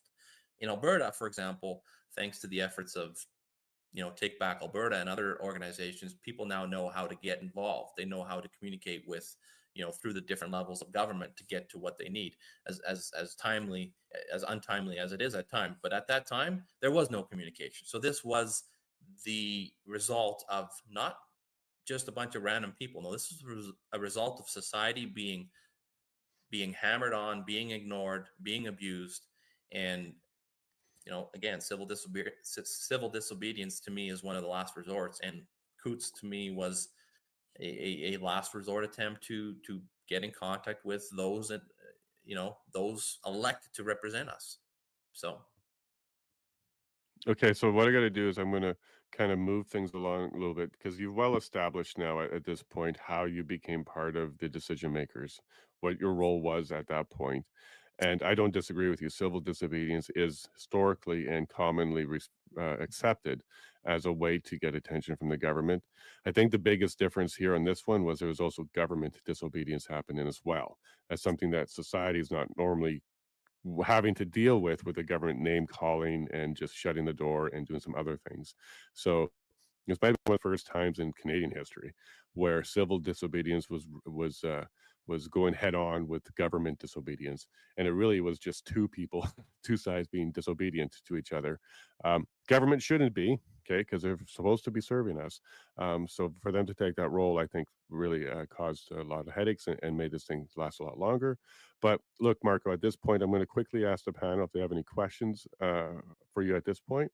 But then I want to get into February 12th, 13th, 14th, the big days where there was an operation that came in and started to take actions against some intelligence, and then the eventual you announced that this is not what we're here for, and as things start to break down or start to come to an end. So Donald, I'm going to go to you quickly to see if there's anything you'd like to know at this point. No real question. I am interested to see what happened on the 13th and 14th, but I just want to make a couple of quick questions. First of all, I think it's excellent that Marco stepped up when he was needed. And I think that good people like Marco, do step up when these situations occur. There's always leaders, and he's not only a natural leader, but a practiced leader. But I want everybody to remember that the convoy was successful, that Coutts and Windsor and Ottawa were successful. It caused the tyrants to back down. And we saw various mandates pulled back and stopped and restructured within days. So the convoy was necessary and it worked. Okay. Ray, I'm going to read your question because you put a question in here. So I'll do that. I saw you getting yourself ready for that. And then TJ, if you have any questions at this point, now would be a good time to try and get them out. No questions really. Just I'll be interested to hear what Marco has to say about the 13th, 14th, because I was there on the day and just the feeling on the ground was just so special and so wonderful. And it was just such a juxtaposition from the events that happened immediately thereafter. So I'm just really interested to hear what he has to say about those days. Yeah, I think the whole world is waiting to hear about those days. Yes, for sure. Okay, so what I'm going to do is I'm going to read Ray's question here because his echo thing, he's in an echo chamber. You know, people do that. So we'll have to address it for him. Okay, so Ray asks, despite the rhetoric in the media and press statements by Jason Kenney and Trudeau, had you expect any expectations of constructive agreement with the government, given the history of governments typically engaging with protests, like in January, March 2020, with rail BC ferry blockades by First Nations when the PM kept talking about the need for dialogue? So quickly, he's saying, did you have an expectation that the government would talk to you? Because they usually do. They usually do. 100%. I 100% believe that within that first week, we would be in dialogue with our provincial government. We mentioned Trudeau a lot, but you know, we knew the mandates were provincial, and our first goal was definitely provincial. You know, Ottawa was so far, if you're in Alberta, Ottawa is so far out of reach in relation to having any kind of effect. Like, I feel Alberta barely matters to this Liberal government, not to Ottawa in general, but definitely to this Trudeau Liberal government. So as much as we threw in, you know, the Liberal government or federal mandates, my goals were definitely provincial. And very quickly, I believe we would be in contact with provincial, not counterparts, but those in positions of influence, and Jason Kenney being among that, officially to some kind of degree. I took a call or calls from the transportation minister at that time, Rajan Saunier. I was in messaging contact with many people on the inside, but never once officially was I or anybody in the blockade officially. So they would have been in contact. I know MLA Grant Hunter, MLA Shane Getson. There was other MLAs that were involved, but there was never a official delegation or somebody authorized to speak on behalf of the Alberta government in contact with myself or anybody else in the Coutts blockade, which is very unfortunate because to this day, and I'll use Rolf Klein as the example, I know for a fact that if we would have even got to something similar like this in the days of Rolf Klein, if it would have got to that far, I don't believe it would have, because he was definitely a different leader. But then again, COVID was not something anybody had experienced. So even, you know, for somebody like Kenney to go down that path was very surprising. But if it would have happened, if we would have got to a situation where Albertans were blocking the border during a Rolf Klein leadership, I believe that Rolf Klein would have gotten his truck within 24 to 48 hours, possibly with a case of beer.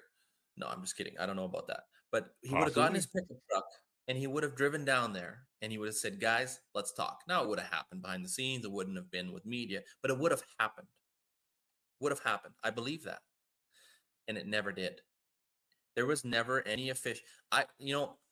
I had more engagement and more interaction with the federal CPC members that I knew. Some of them flew down. They were from Alberta, but they were in Ottawa, and they flew down on a red eye that last weekend, the 12th, the 13th, to come meet with us, to talk to us. Two MPs, and I won't mention their names. That's never been public, and I don't feel it's necessary to mention their names because that would be a frontline story by tomorrow. Who knows? I don't need to do that to them. But they came down and it was appreciated, and they met with us. They met with myself on Saturday, the 12th, February the 12th. But provincially, there was never official communication between myself and or anybody in Coutts and the Alberta government. There's definitely communication through the RCMP, but I believe a lot of that came federally from the DOJ, the Department of Justice, or we've heard that a lot of the decision making, a lot of the directives came from the commissioner through the deputy commissioner Curtis Zablosky down to the silver level, Kevin Superintendent Kevin Kaninsky, things like that. Yeah, and and remember that name because we heard from him on Friday, Kevin Kaninsky. Kevin Kaninsky, down to the bronze level, which would have been the CCMGs. So there's two teams of community conflict management groups. So they're the individuals that I would have communicated most of the time. There's a few meetings I had that would have involved operation commanders, things like that. But Chris and Mark and Greg and Troy, they're the two groups. They rotated in and out, 3 days on, 3 days off. But unfortunately, back to Ray's question, unfortunately, because I believe there would have been success and there would have been an ability to negotiate a resolution to the blockade. Now, looking back, it's 18 days, and that's all it will ever be, and it won't be shorter and it won't be longer because it's in the past.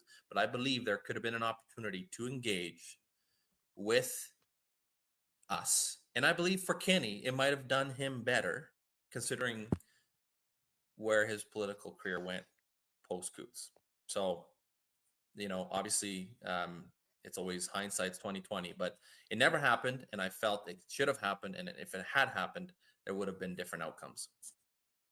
Okay, so now let's fast forward to about the 12th or so. We know that starting at least by the 9th, there was some operations and some looking for a cache of guns. We got this on Friday from Kevin. Were you? Well, let's actually just start when did you first become aware that the police, if at all, were looking for a cache of guns? And how did this church, I think is the church that you're connected with, how did that become involved in the police investigation, if you have that information? So at any point, like the 9th all the way to the 13th, did your liaisons with the Bronze Group at all tell you, hey, we're looking for a cache, we have some information, and did you assist in any way with that part of it, or were you just left in the dark? So there was obviously many discussions with the RCMP, especially in the second week, about the security of the situation, right? Like the safekeeping, the biggest ones initially were in Milk River with the actual traffic flow on those weekends. Like there was thousands of people there, and they still had traffic coming around that intersection. And I remember I was standing there with the RCMP because I had the ability to traverse back and forth.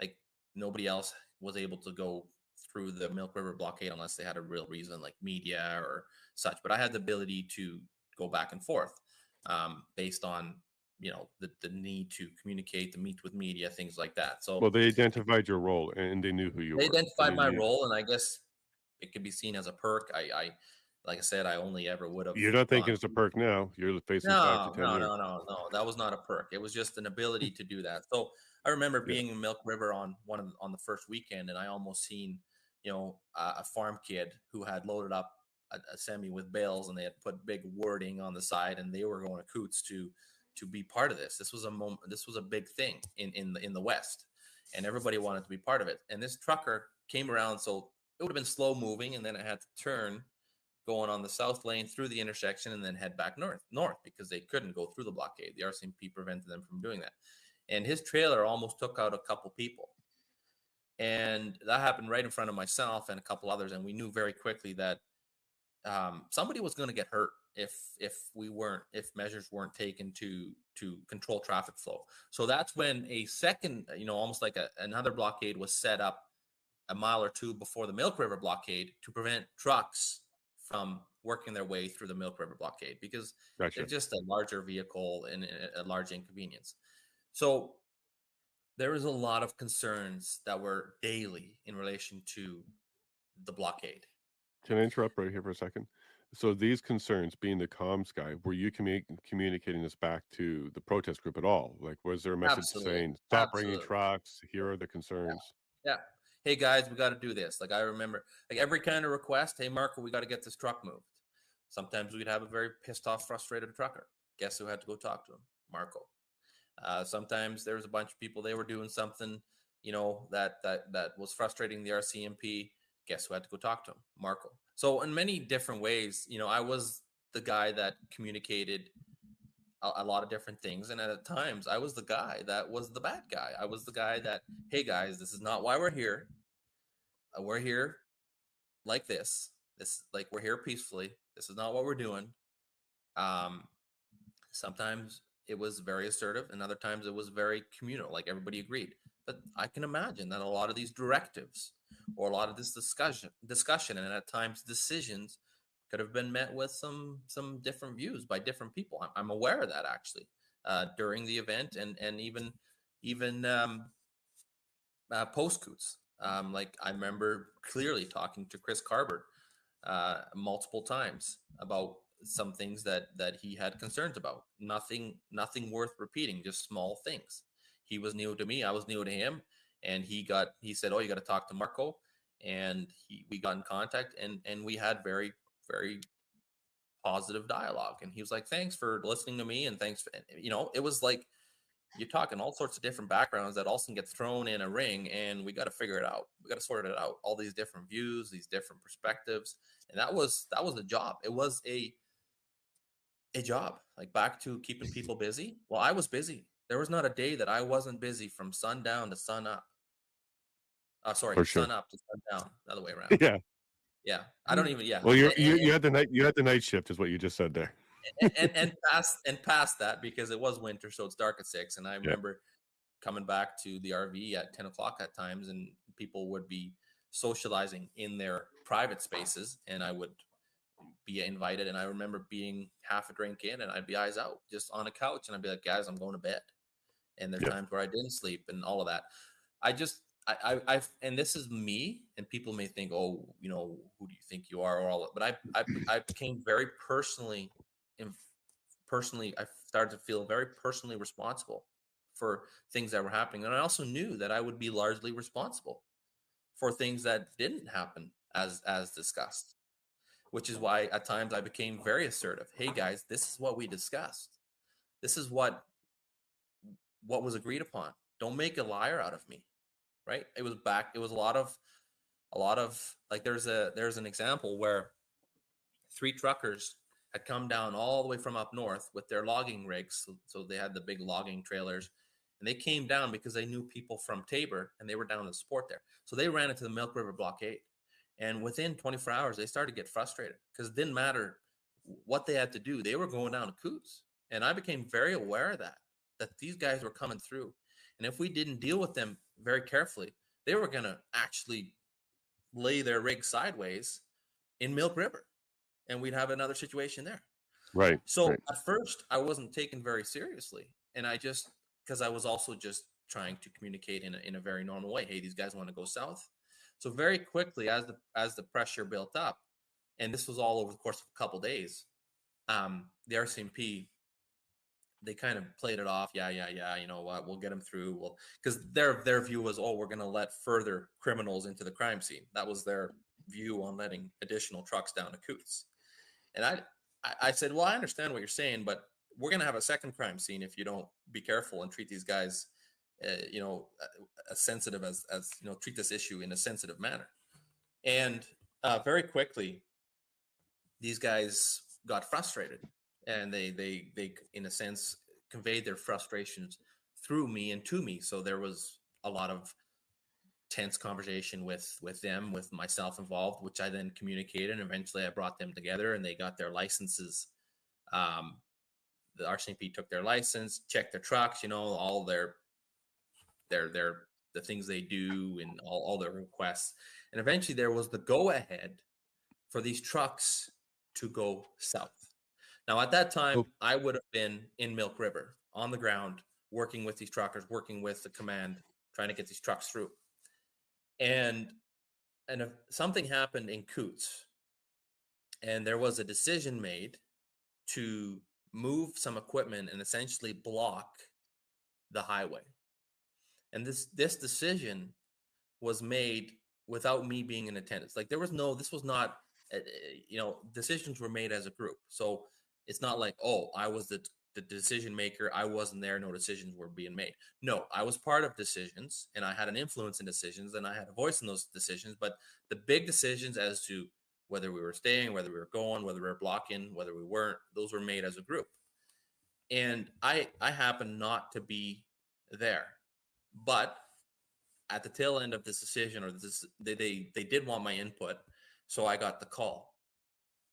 And there was one thing these truckers, so back to Milk River, there was one thing these truckers had to agree to that then allowed them to go south. They had to promise that they would not be part of any active blockade. They could park their trucks on the slow lane, but if their vehicles were involved in actually blocking the highway, that would be breaking their promise and cause serious problems for them and for me. I'd become a liar. So I had been part of that promise, not for them not to engage in actually blocking the highway.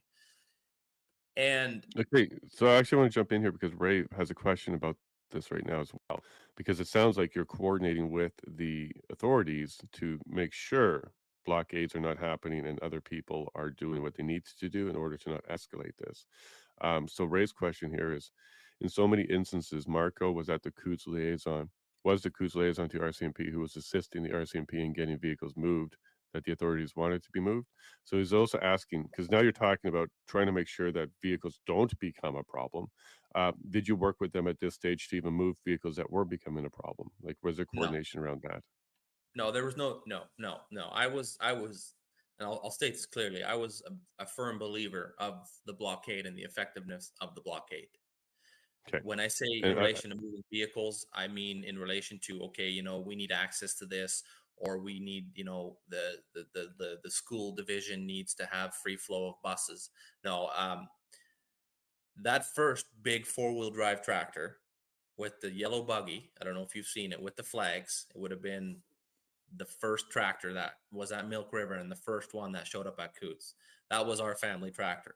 So if you question my level of commitment to the actual blockade, the first tractor that came through and that showed up in Coutts, like initially it was all trucks, right? But that equipment started to show up exactly 7-8 days into the blockade.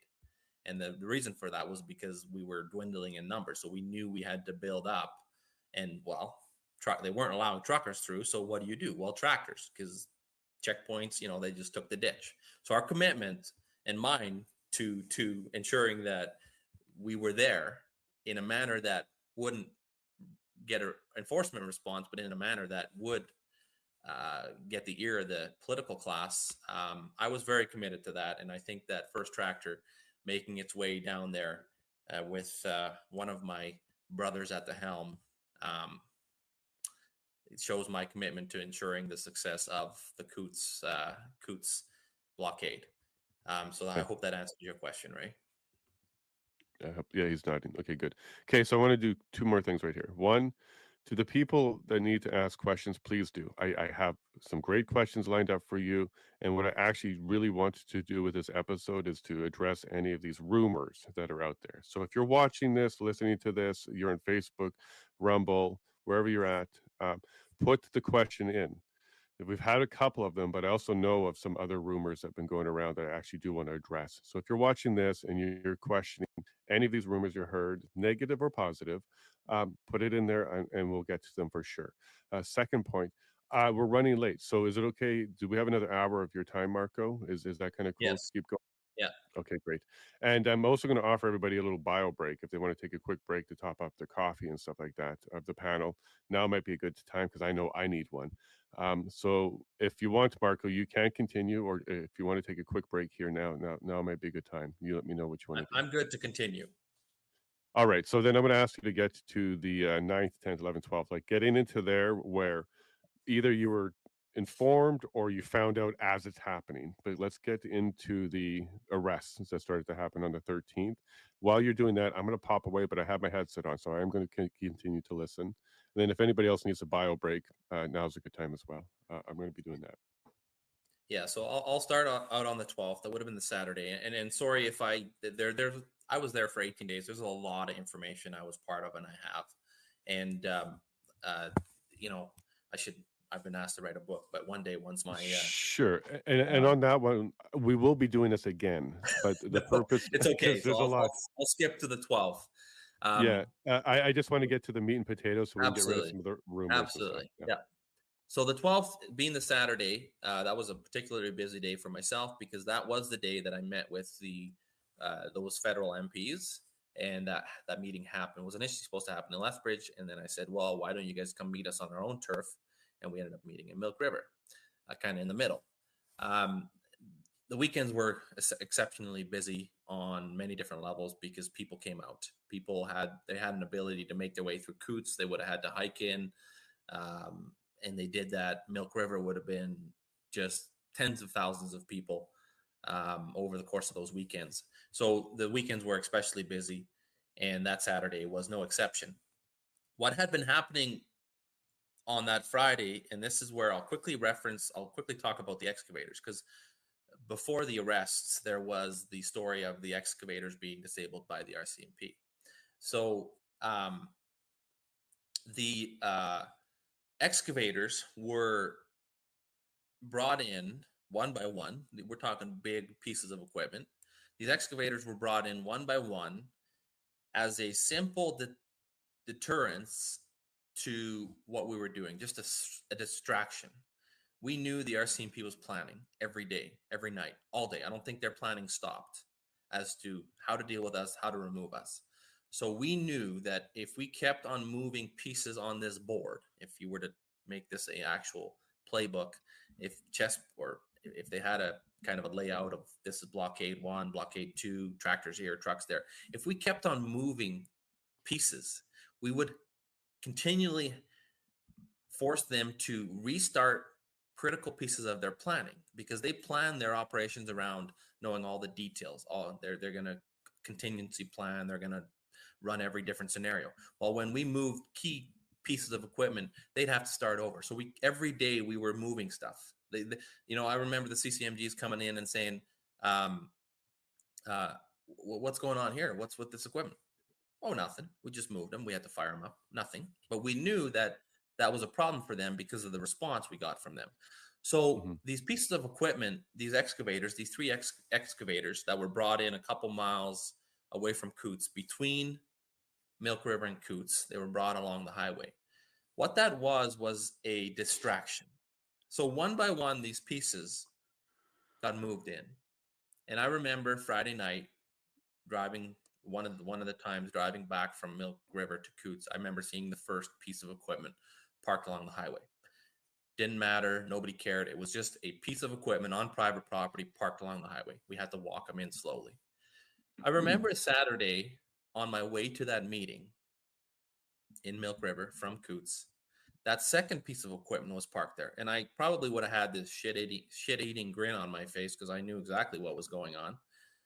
Because I knew the people who had organized it. I had been involved in discussing it and being part of the approval of, hey, are we going to do this and all of that. Like, we're talking 3 big pieces of equipment that had to get brought in with semis and things like that. We had to get permission from the landowner, all of that. So I knew there was 2. Halfway through that meeting, I got a phone call from my brother who was involved in the actual operation. And they had been walking that third piece of equipment to the highway. Well, that third piece of equipment triggered a response that we had not seen yet. We're talking now 3 pieces of equipment walking their way toward a highway, considering the scene and the situation we are. There's a blockade on the highway, and a couple miles away from that highway, there's these 3 pieces of equipment being walked to the highway. I understand their thought process. The phone call I got was on my brother's phone, but it was one of the officers I knew, one of the CCMGs, and it was Greg. I think it was Greg. It could be Troy. I'm mixing up the names here, but they were on duty. And I took the call and I says, Greg, what's going on? He says, hey, these pieces of equipment. I says, yeah, what about them? And he says, we got a problem. I says, what's the problem? He says, well, you guys need to move these pieces away from the highway. Otherwise, we're going to disable them. I argued with him for about 1 minute, private property. You can't do that, blah, blah, blah, blah, all of that stuff. And he says, And I have proof of that, this conversation. And he says, the order's from the top. We don't care. We'll deal with the consequences later. These pieces are going to get disabled. And when I say the response that my brother and the people operating that equipment got, there was about 40 officers that swarmed them in the middle of that field. Looking back at it, I understand there's critical, like on the top, it's a highway, but there's actual critical infrastructure that runs between the highway. I heard this later, and they thought we were going to dig up the highway, right? I can see that. Which is a crazy thought. I never actually thought about the implications of that, but they were looking at all the scenarios, right? They see dirt moving equipment making its way to a highway, and they thought that was my thought, by the way, Marco. I thought the same thing. I thought it was going to be dug up. Right. So whereas our intentions were a distraction, because all we were going to do was fly flag, put the booms in the air and fly flags off them. And we knew that it would get attention. Well, we never could have guessed it got the attention that it did. So they disabled, we got asked to move that equipment. And before that phone call ended, I said, put my brother back on the line. I says, guys, this isn't worth it. Pull the equipment back. Like we were there for one reason only. And it was not to get into an altercation over some equipment in the middle of the field. So that equipment made its way back out of sight. Now, there was a bit of miscommunication there due to their situation, due to me being in a meeting, all of that, where they thought what was agreed on was that equipment would leave the area. Well, it took 3 days to bring that equipment in. There's no way you can just move that equipment out of the area that fast. So 2-3 hours later, I get a phone call from the same officer saying, Marco, this equipment is still near the highway. I says, well, it's a whole mile away out of sight, and we've lined up the equipment to move it. They'll start tomorrow. That's not good enough. We had an agreement, and I just happened to be going out of service for about 15-20 minutes just due to the road I was on. I got back into service and I got a message. Sorry, Marco, the decision has been made over our heads. The equipment is going to be disabled. Sorry, and then that's what happened. No. And that's exactly what happened. Disabled. Yeah. So that was on the 12th? That was on the 12th. That was on the 12th. So that led to general frustration and things like that. People were mad about it. But again, that was a big part of that weekend. Leading up to the arrests, other than some comms, like some communication with the RCMP on the situation on the ground, and if there's anything, you'll let us know, things like that, in relation to actual security, things like that. Nothing out of the ordinary on my part. I was never aware that they were planning this sting operation, that they were talking about guns. The only time guns were ever mentioned in relation to me was, this is Southern Alberta. Not everybody, but people went down to Coutts initially in the slow roll with pickups, with semis, and there was probably guns in those semis. And that's not abnormal. This is Southern Alberta. It's legal to do that. So I remember, I'm not saying I'm not aware of any specifics. I remember being asked to communicate to get any paraphernalia, in that term, anything illegal, anything that would look bad. So guns in trucks on the highway, you don't bring a gun to the protest, whether it's legal or not. So that's my opinion. So I remember communicating that to the group, and it was all part of the general consensus, which brings me, and I'll jump ahead a bit, which brings me to the property where these two trailers, the trailer of Chris Carbert and the trailer, I'm not sure who owns it, of these other individuals that were found and staying at that RV. They were found there. So initially, Chris Carbert's trailer would have been part of the in the ditch or in the median on the main route as part of the main blockade. And I believe this is what I believe happened. I believe that Chris Carbert and company they moved that trailer because I remember it being completely on the one side, and I remember helping them when the RCMP tried to move in on us on February 3rd. I remember moving the truck because the truck wouldn't fire. It had got cold. I remember moving it. I remember the trailer getting moved off the highway completely. I wasn't aware that it got moved to Joanne Pearson's property. But in this communication that went out from us, along with many other things like, hey, no drinking in public. We knew we didn't want that. If you're going to drink, if you know, you can go to your truck, you can go to your trailer, you can drink, you can do your own thing. But in public, in the saloon, in the smuggler saloon is what it's known as, there was no drinking. It was a well-structured event. We didn't need that, right? We knew that drinking in this situation, again, in a high stress, high tense situation, it was not a ingredient we wanted to mix into the setting. So for the optics and for the repercussions if somebody's having too much. Yeah, Those more kind of for reasons. correct, the optics naturally, but more for the repercussions on my end. We didn't want truckers that are under stress, farmers that are angry at their government, under stress, interacting with law enforcement while under the influence. That's not a situation that we wanted down there for obvious reasons, and that was everybody agreed with that. So when that communication came out of, hey, if you guys got anything in your trucks, get it off the highway. And at that time,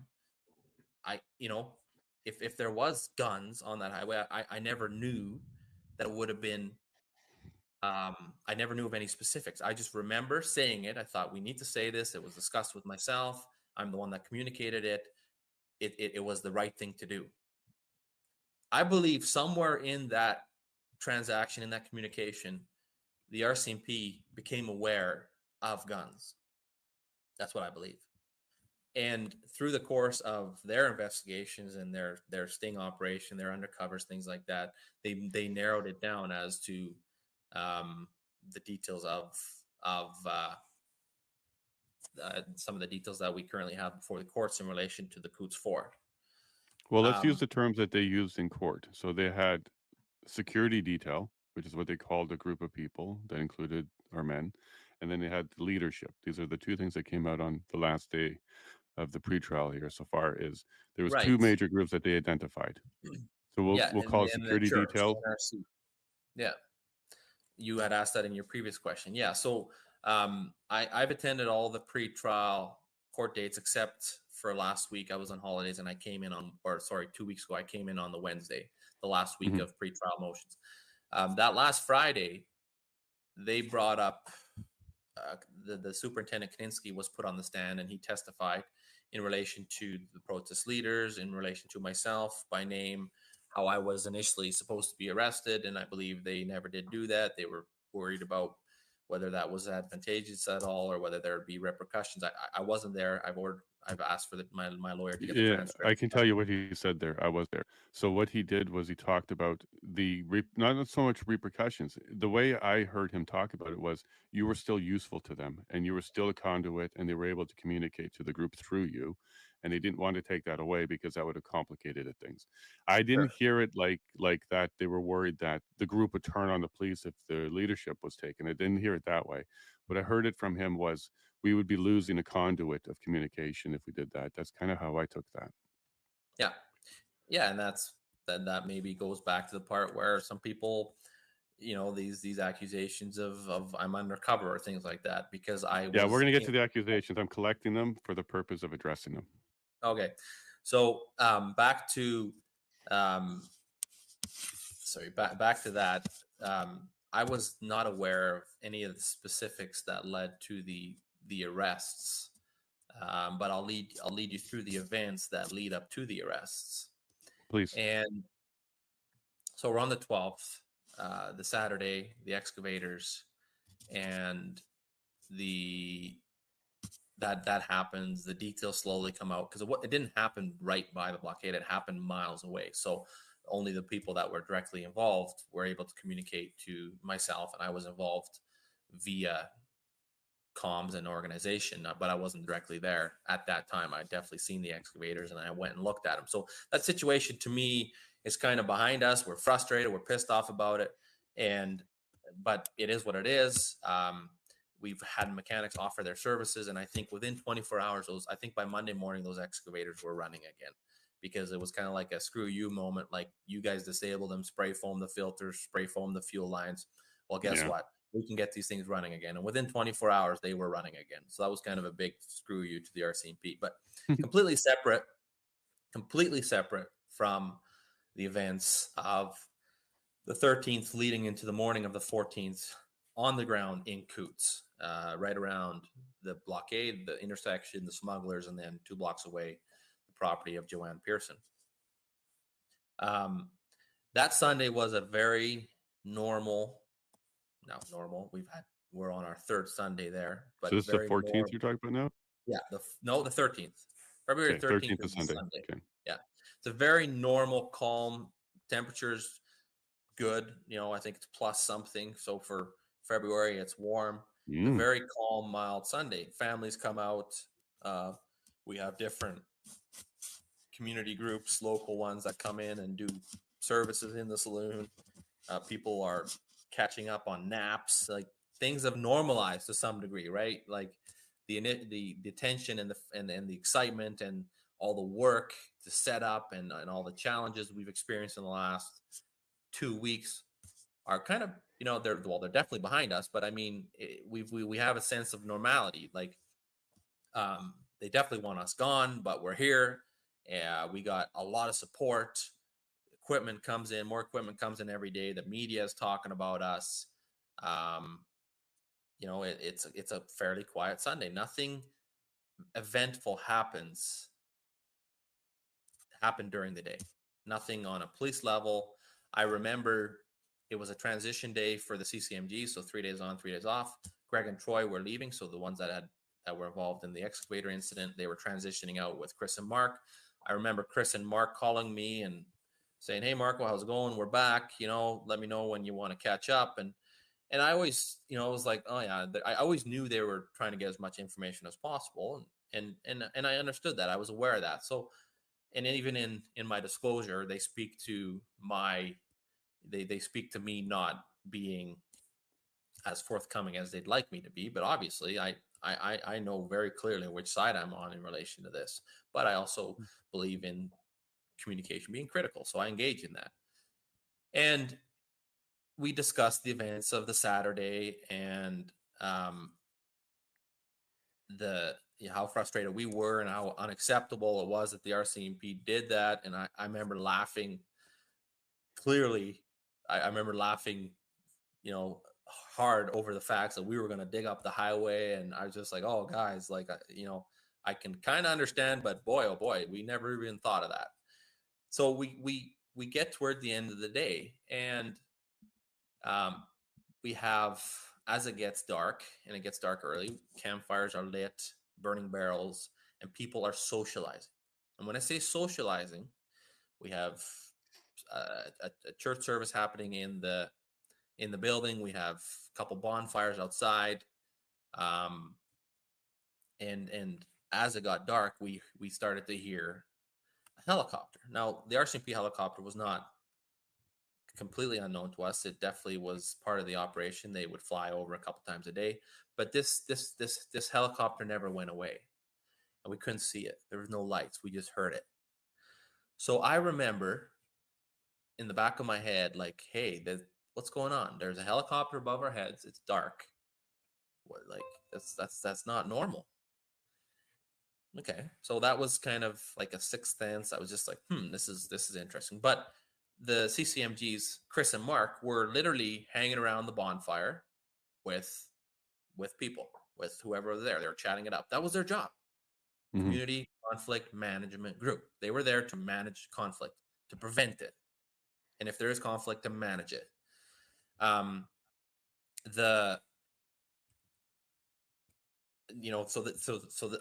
describing the setting of that night, of when the first arrest happened. I believe. And let me just maybe put out there that the comment for the storm, like you were talking about, it was not very eventful. The not going on with the police. That's because they were in meetings deciding what to do, and maybe a lot of operational things were being decided and worked on. And that's what you might have been feeling, the calm before the storm. And then the helicopter might have been the overview that they're about to watch and potentially take down. Correct. We had seen for the last 24 hours, like we had seen different levels of law enforcement come in. We had seen, the Dodge truck with the toppers, with the tinted out windows. So we knew that there was definitely a more serious or a more skilled level of enforcement on the ground, like if SWAT or whatever you want to call them. We knew they were there. We had seen their trucks. We had seen them on the hill overlooking the situation. So let me ask you here before you go further. Was there anything going on your side that would have justified an escalation? Was there more people coming? Were there more people getting frustrated? Were people getting more out of control? Or was it kind of plateaued by this point on your guys' escalation and your strategies? Okay, I'll get to that. We'll get to the incident of the truck and the tractor of that night, which blew, and TJ's like, yeah, I remember that, which blew the top off the peacefulness of that Sunday. So as we're all, like I said, we're aware of this helicopter. It was almost too quiet. Right. Looking back at it now, it's easier to say that. It felt eerie. It felt eerie. So with all the equipment there, we had already done this quite regularly to run the equipment to make sure batteries were recharged, batteries wouldn't freeze, things like that. So we had, I don't know if you've seen the pictures, but the tractors across the highway, like if you've ever seen the pictures of all the equipment lined up forming an actual barricade across that highway, that international highway, that is the setting we're currently in. And I remember as a group and as myself, I remember saying, guys, let's fire up all the equipment with all the lights on. Like, there's something going on. Let's change the setting. Let's change the scenario, right? Because any operation, they have everything figured out. They have all the contingency. They have everything accounted for. So we thought, well, let's draw them out. And when we say tractors, we had a group of people that were, and they were part of a WhatsApp that were called it was a tractors group. So these were the drivers of the tractors that would have brought the equipment in, and every time equipment needed to be moved or with anything in relation to the equipment, these people were the ones involved, right? Not everybody knows how to drive a tractor, so there was definitely some structure around that too. And when the tractors, because we initially had people doing joyrides with tractors, the RCMP really didn't like that, so we ended up stopping that. And the tractors were in a little bucket. The tractor keys were in a little bucket, and when they were needed, the people that needed them knew where to get them. And that was it. Nobody else knew where they were. The RCMP didn't know where they were, so we had thought of that, right? Oh, next thing you know, you get a bunch of ex-farmer RCMP officers that fire up these tractors and move them, and no, so we didn't want that. So we had thought about that. So the communication went out on the WhatsApp. Guys, fire up all the equipment, turn all the lights on. Nobody moves. Don't move nothing. So you're talking 20 pieces of equipment, and when you're talking ag equipment, they got a lot of lights on them. Like when you're in the middle of the field doing field work, you need a lot of light. So all of a sudden, all these tractors get started, and all the lights come on. So people are like, "What's going on?" And I remember standing there, kind of thinking to myself, "Yeah, that's what I thought, right? Like shit-eating grin, like you guys have all planned out. You guys are working on something, but guess what? Tractor lights are on. Tractors are on it. What are we doing? You don't know." I knew we weren't doing anything, but they don't know what we're doing. They're now thinking, "Holy shit, what's going on? What are these guys doing? Are they moving tractors?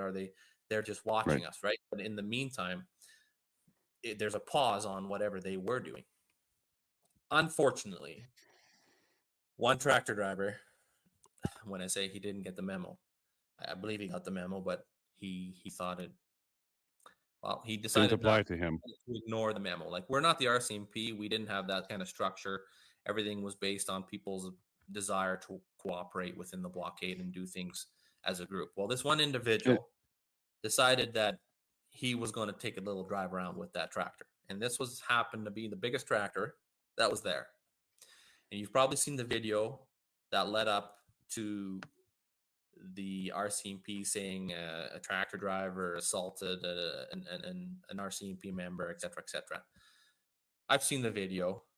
I understand that if you're an officer that has never engaged with tractors, that doesn't come from the background, the farming background, that these things are intimidating because they're big. The tires are bigger than a person. So when this tractor is with a blade, it had a blade in front of it. When this tractor is making a lot of noise and kind of making this advances toward you, you could feel threatened. So what happened here is there's like this little showdown in the intersection of this undercover police officer with his lights on and this tractor driver who had no intention of doing anything stupid, but who was revving up the throttle, and this thing's loud and it's got a lot of lights on it, and it's very intimidating compared to a little undercover SUV officer. Like, we're talking, the RCMP is understaffed at this point. They have officers in Ottawa, they have officers at the Ambassador Bridge, Emerson, everywhere. Like, there's shit happening all over the country. So every desk jockey, every desk officer is also now on the ground. So a lot of these guys haven't been in the field.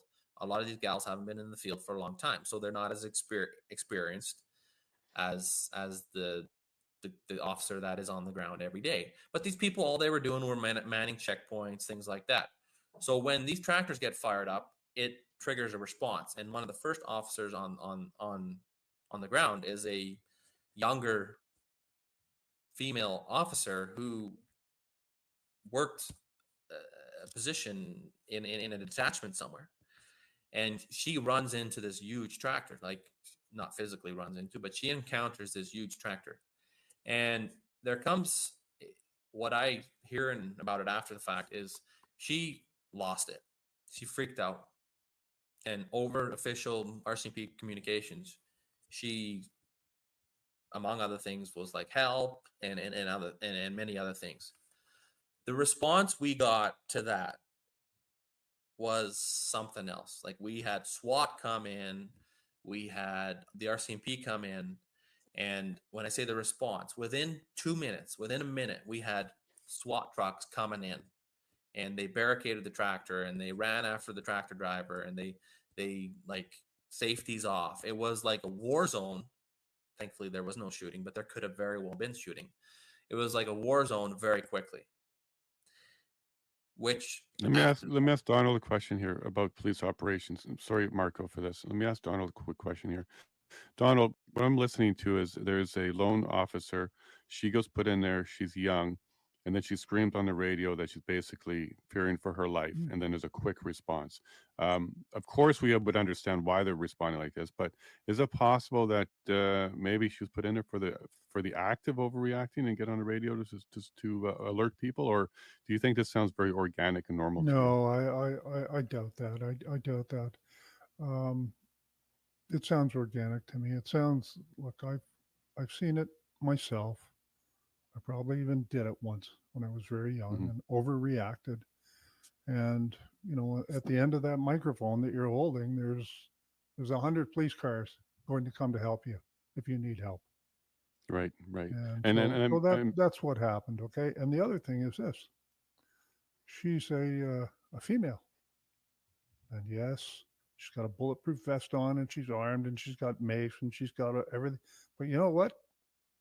Guys come to help women, and that's part of that too. Right. And the reason why I'm asking this is the James Sowery story that we heard as well. There was one officer that may have overreacted to the danger. So I'm wondering if they were maybe wound up, or maybe they're kind of being told, be on the lookout, they're dangerous, they might try and hurt you. And because of all those emotional things as well, it is causing this situation where people might overreact. You know what? Just because you have a badge and a gun doesn't mean you have the courage that you should have. I'm sorry to say it, but any police officers know what I'm talking about. There are people wearing the uniform who just don't have the courage to wear the uniform. They shouldn't be wearing it. They call for help all the time. Doesn't mean she was wrong or that, I mean, I probably would have been frightened to see that monster tractor coming towards me. You don't know. You just don't know. But you have to remember, these police officers, they're humans, and they're tired, and some of them are frightened. Some of them are immature, young, and some are the old hands. So you've got quite a mixture there, just as you do with the truckers.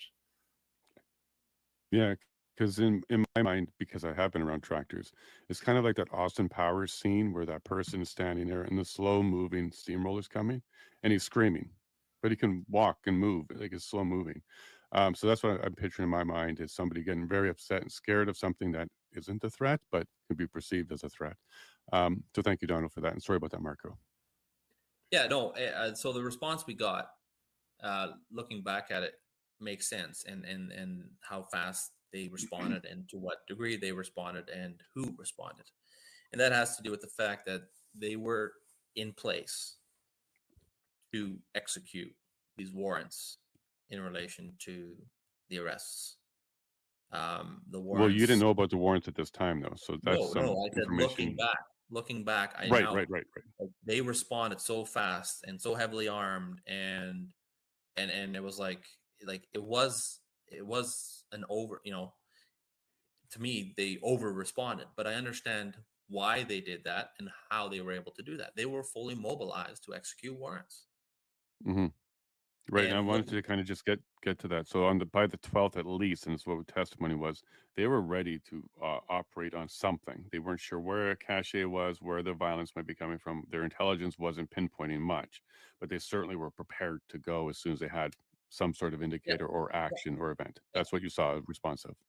Correct. And without the events of that evening, they probably would have, I think the warrants went into effect at a certain time, and they would have probably executed the warrants on that property at around midnight. Midnight on a Sunday. It would have been quiet, and Chris, and Tony would have probably been at their trailer. Chris Carbert was already. Mm-hmm. He wasn't feeling good, right? We've heard that. That's public knowledge. Yep. But Chris Lysak and Tony Oleanek were on site. They were around the smugglers. They were in that 1 block radius, not even half block radius, from saloon to intersection to the events of the tractor to the response, all of that. Like, it's all within walking distance of 1 minute, not even. Mm-hmm. So once they came in, heavily armed, heavy-handed, very heavy-handed, because kids were playing street hockey under the street lights and things like that. Like, I almost got run over by a big black Dodge Ram with a topper on that came in almost sideways. Like, it was like no joke. It was the craziest thing I've ever seen. And I remember being a very tense 10-15 minutes, because the unarmed response of the protesters was anger and frustration. Like, what the heck are you guys doing? You guys almost run people over. There's kids playing here. What's with the guns? And so there was a standoff, and I was like, and I was mad for all of 2 minutes. And then and people remember this, how I was having a serious altercation with one of the officers, verbal.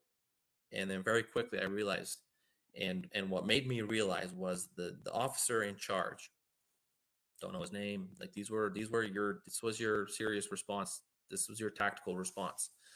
The officer in charge, all he had was a name, Marco. When you talk to Marco, where's Marco? That was their contact. So I heard that out of, I heard that in the background, and it was like a switch flipped in my head. Like, Marco, you got a job to do here. Like, this is gonna go south. We're gonna have a standoff. Like, we were having a stand. Like, literally, we were having two lines. Like, and we're talking 20 tactical officers, and you're talking 100 protesters. So it was very quickly, I had my thinking cap on again, and I was, hey guys, like, what's going on? Let's just hold off a second. Let's de-escalate. And so I was doing the job that I felt, the job that I had been doing and that I needed to do. And my good friend Alex was obviously, he was very heated, and he was the one that I had to rein in the most. He was really upset. He thought he just, his response was not weird or anything, but it was like, hey, we don't need this right now. Let's just cooler heads need to prevail here. That's my focus. And it did for some time. What I never understood was they tried to find out who was running the truck and the tractor. They never did. They were, you know, they were allowed to. We let them walk through smugglers. They checked it out. There was a singing group in there at the same time. Things kind of kept on. Sorry, my 1 second here. My laptop just. I gotta quickly plug it in. 2 seconds. Sure. We don't want to lose him. So, okay, so we're getting to here. I'll just mute him while he's doing that. Okay, so now we're getting to the nitty gritty part. So I think this might run even a little bit longer. So Donald, let me just put you on. Actually, TJ, we've answered your questions already. It looks like in the chat you've had you. Okay, so Don, we're going to give a recap here. I got to address a message as well, or just ask a question. Or is Marco? Are you back now? You ready? Yeah, I'm ready. Yeah, go ahead. Okay, I'll just go back to Marco then. Sorry, Don.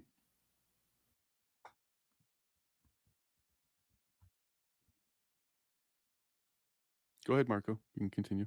Oh, sorry. I thought Don was going to ask.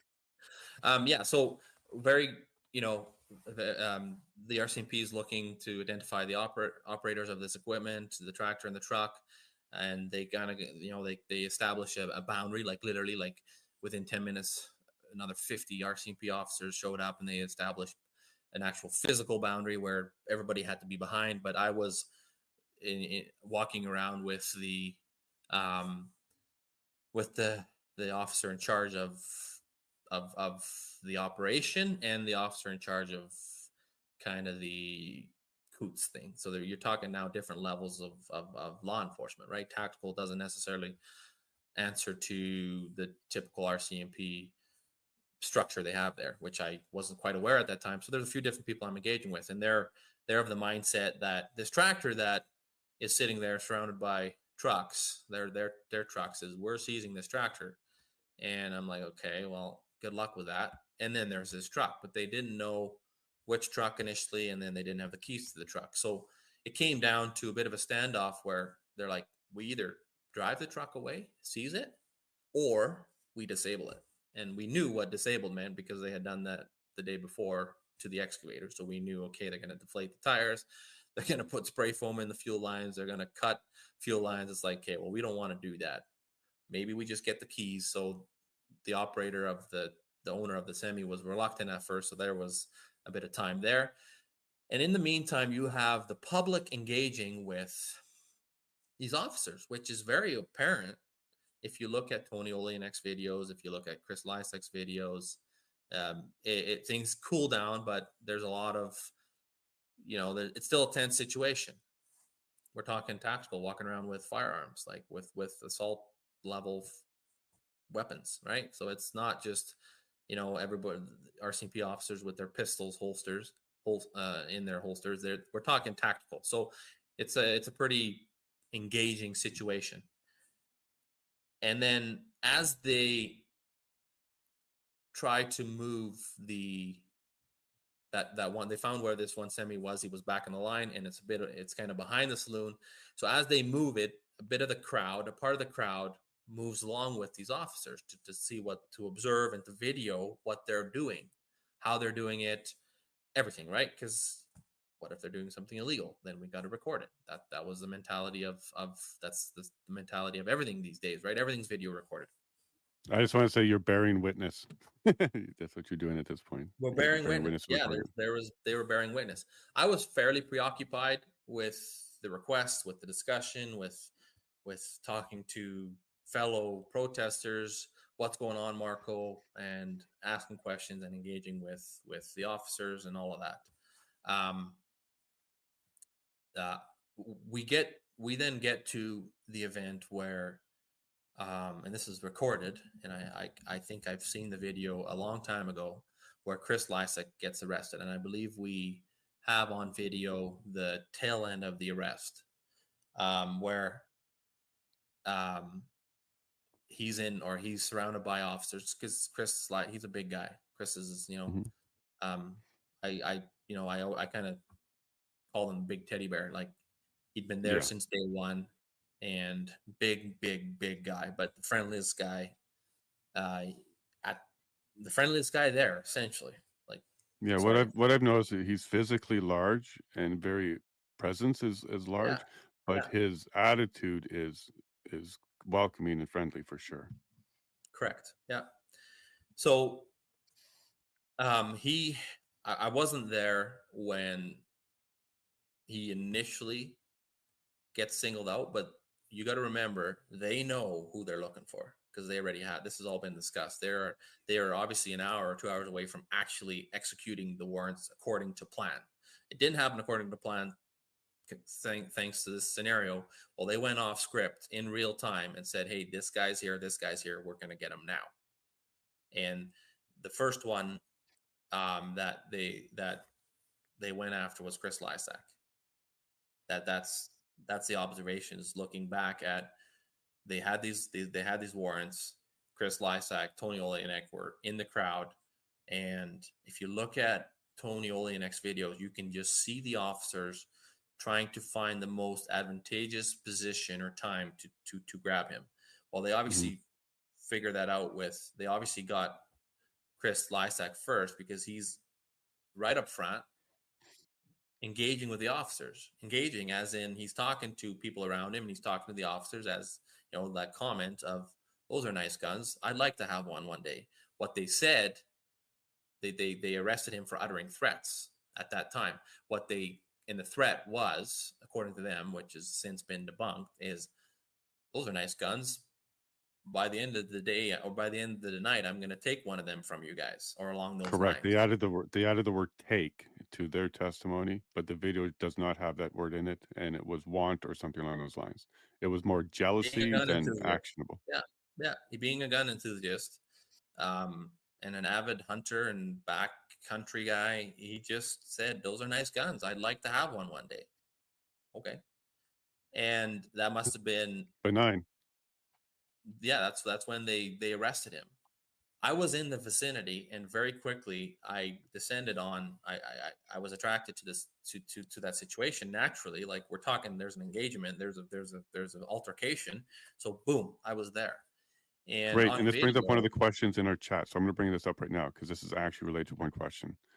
I'd like clarification around the rumor of him standing right next to the police when Chris L was arrested. Okay, so now we're tackling that particular question and one of those rumors right now. So let's go ahead and address that one. Yeah, so I wasn't directly standing beside Chris Lysak. I do not have I do not have the ability to witness the initial part of the arrest, where I never heard him say that comment, but I was drawn to the situation very quickly, and once I showed up, we're talking, 30 meters, 40 meters, right? So I could be there in 20 seconds kind of thing.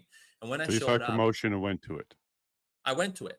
And Chris, we were familiar with each other, right? Chris was always up first thing in the morning. Every time I walked in the morning for 17 days, he'd be like, Marco, good morning. And we'd sat down, I'd chat. Like he was just the greatest guy. And he was always there, and he was always so optimistic because it was stressful at times. And I think he's seen that on me, and he interacted with me, and we always had very good interactions. But I also knew he was connected to Chris Carver, right? And we had Chris Carver and myself had previous dialogue on concerns and constructive, and I'm not, very constructive dialogue, but I knew him and Chris were affiliated, like they were friends previous or prior to Coutts. I knew that much. So I get to where the arrest is happening, and we have a bunch of officers surrounding Chris, and I mean one officer holding one wrist, another officer holding another wrist. Like this guy's big, right? So I very quickly I'm right there, and Chris Lysak, he's like, Marco, what's going on? And I'm standing right in front of him at this point, and he gives me, and this is Chris Carver can speak to this. He gives me his cell phone and his binoculars. So he had just a hunting vest on, and he had, he got pockets. So he would have had his binoculars. I think it was his binoculars. I could be wrong on that, but he definitely had a cell phone and something else, and he gives them to me.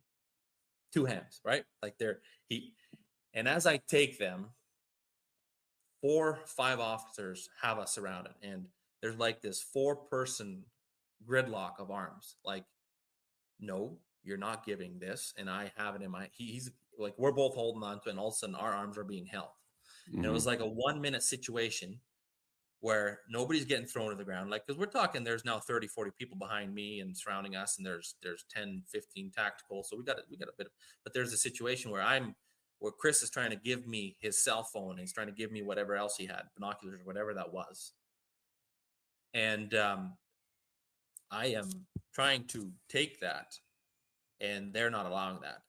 And it comes to the point where you're going with if you don't let go, which very quickly I understood that's exactly what would have happened. So I had to let go. It wasn't for me to, he was already under arrest. It wasn't for me to grab that. And that's where I he gets put into the back of a RCMP vehicle, a cop car, I think it was, or an SUV, under the grounds of uttering threats. And I'm talking to the people around him who are like videotaping, who are saying, no, he didn't utter any threats. And I'm like, okay, well, this is craziness. Like, what are we going to, I don't know what to do. Like, this is just crazy, right? Can I ask you about the arrest? Because Chris was very adamant about one part here. Was he in pain? Did he scream out in pain? Was he in discomfort during the arrest and putting him into the car? Yes, that later part. Like, so you got to remember they never had handcuffs on him yet, because he's holding his stuff. Like, he's like this, right?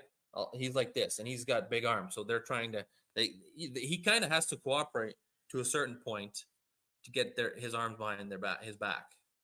And very quickly, I was there before they had cuffs on him. But then as things progressed slowly, systematically, they got one arm, like, and he agreed. He was like, hey, this is bullshit. What's going on? I didn't do anything. And he is disagreeing, but he's peacefully cooperating. He's not struggling, nothing. And I'm talking to him, and I don't remember all the details, but I definitely remember that they put those handcuffs on him way too tight, and that hurt. Especially when, you put the handcuff on one, and then they kind of had to bend his arms, because the chain that connects the two handcuffs is very short.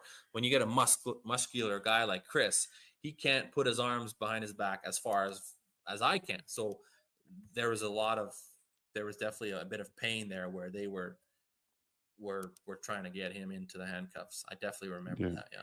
Yeah, so I'm going to add some context here. So according to Chris, they hyperextended his elbow and shoulder, and the cuffs run so tight that he's now lost feeling in two fingers to this day. And there's some nerve damage that he's been suffering, and some continuous damage. I'm sure he's spoken to you about that over the last little bit as well. Mm-hmm. Yeah, correct. All right, so I want to add that context to the people, that they were aggressively handcuffing him and put him in a car. To this day, he has damages from that arrest. Okay, you can continue. Yeah, so then within the hour, Tony Olenek got arrested. I don't remember that. I wasn't directly there. I just remember hearing that he got arrested. And I actually had talked to Tony in passing as to what's going on, because I think Tony was definitely videoing, whether he was live streaming, but he was videoing a large part of the events. And I can talk to that. He stayed. So he wasn't live streaming; he was recording, and then he uploaded just before. Right.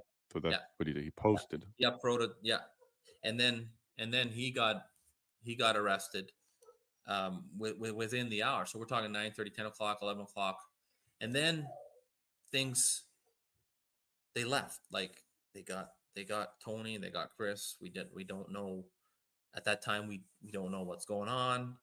Nothing makes sense. It's been a crazy, eventful evening, and there's a lot of chatter. But eventually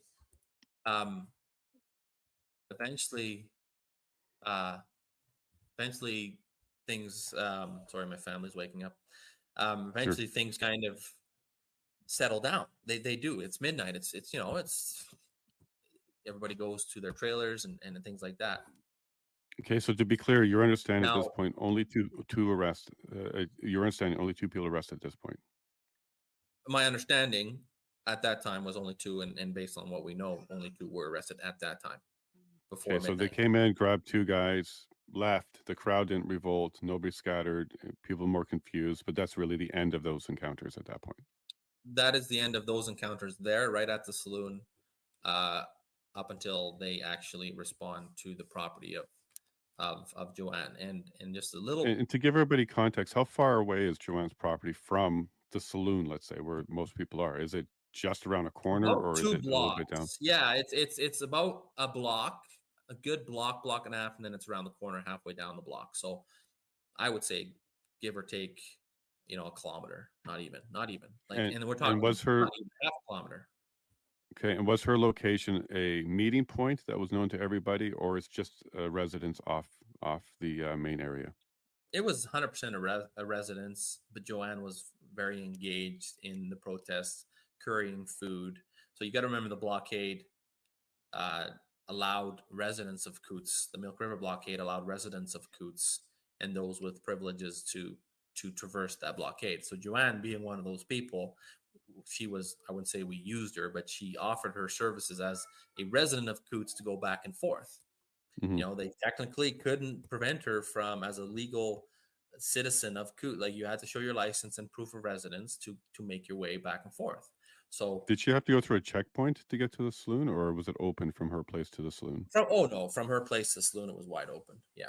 Okay, Like so she's inside the checkpoint. We never area, blockaded anything other than we had the highway blockaded. We allowed free flow of civilians, RCMP, free flow of everything to go back and forth. But good morning to your family.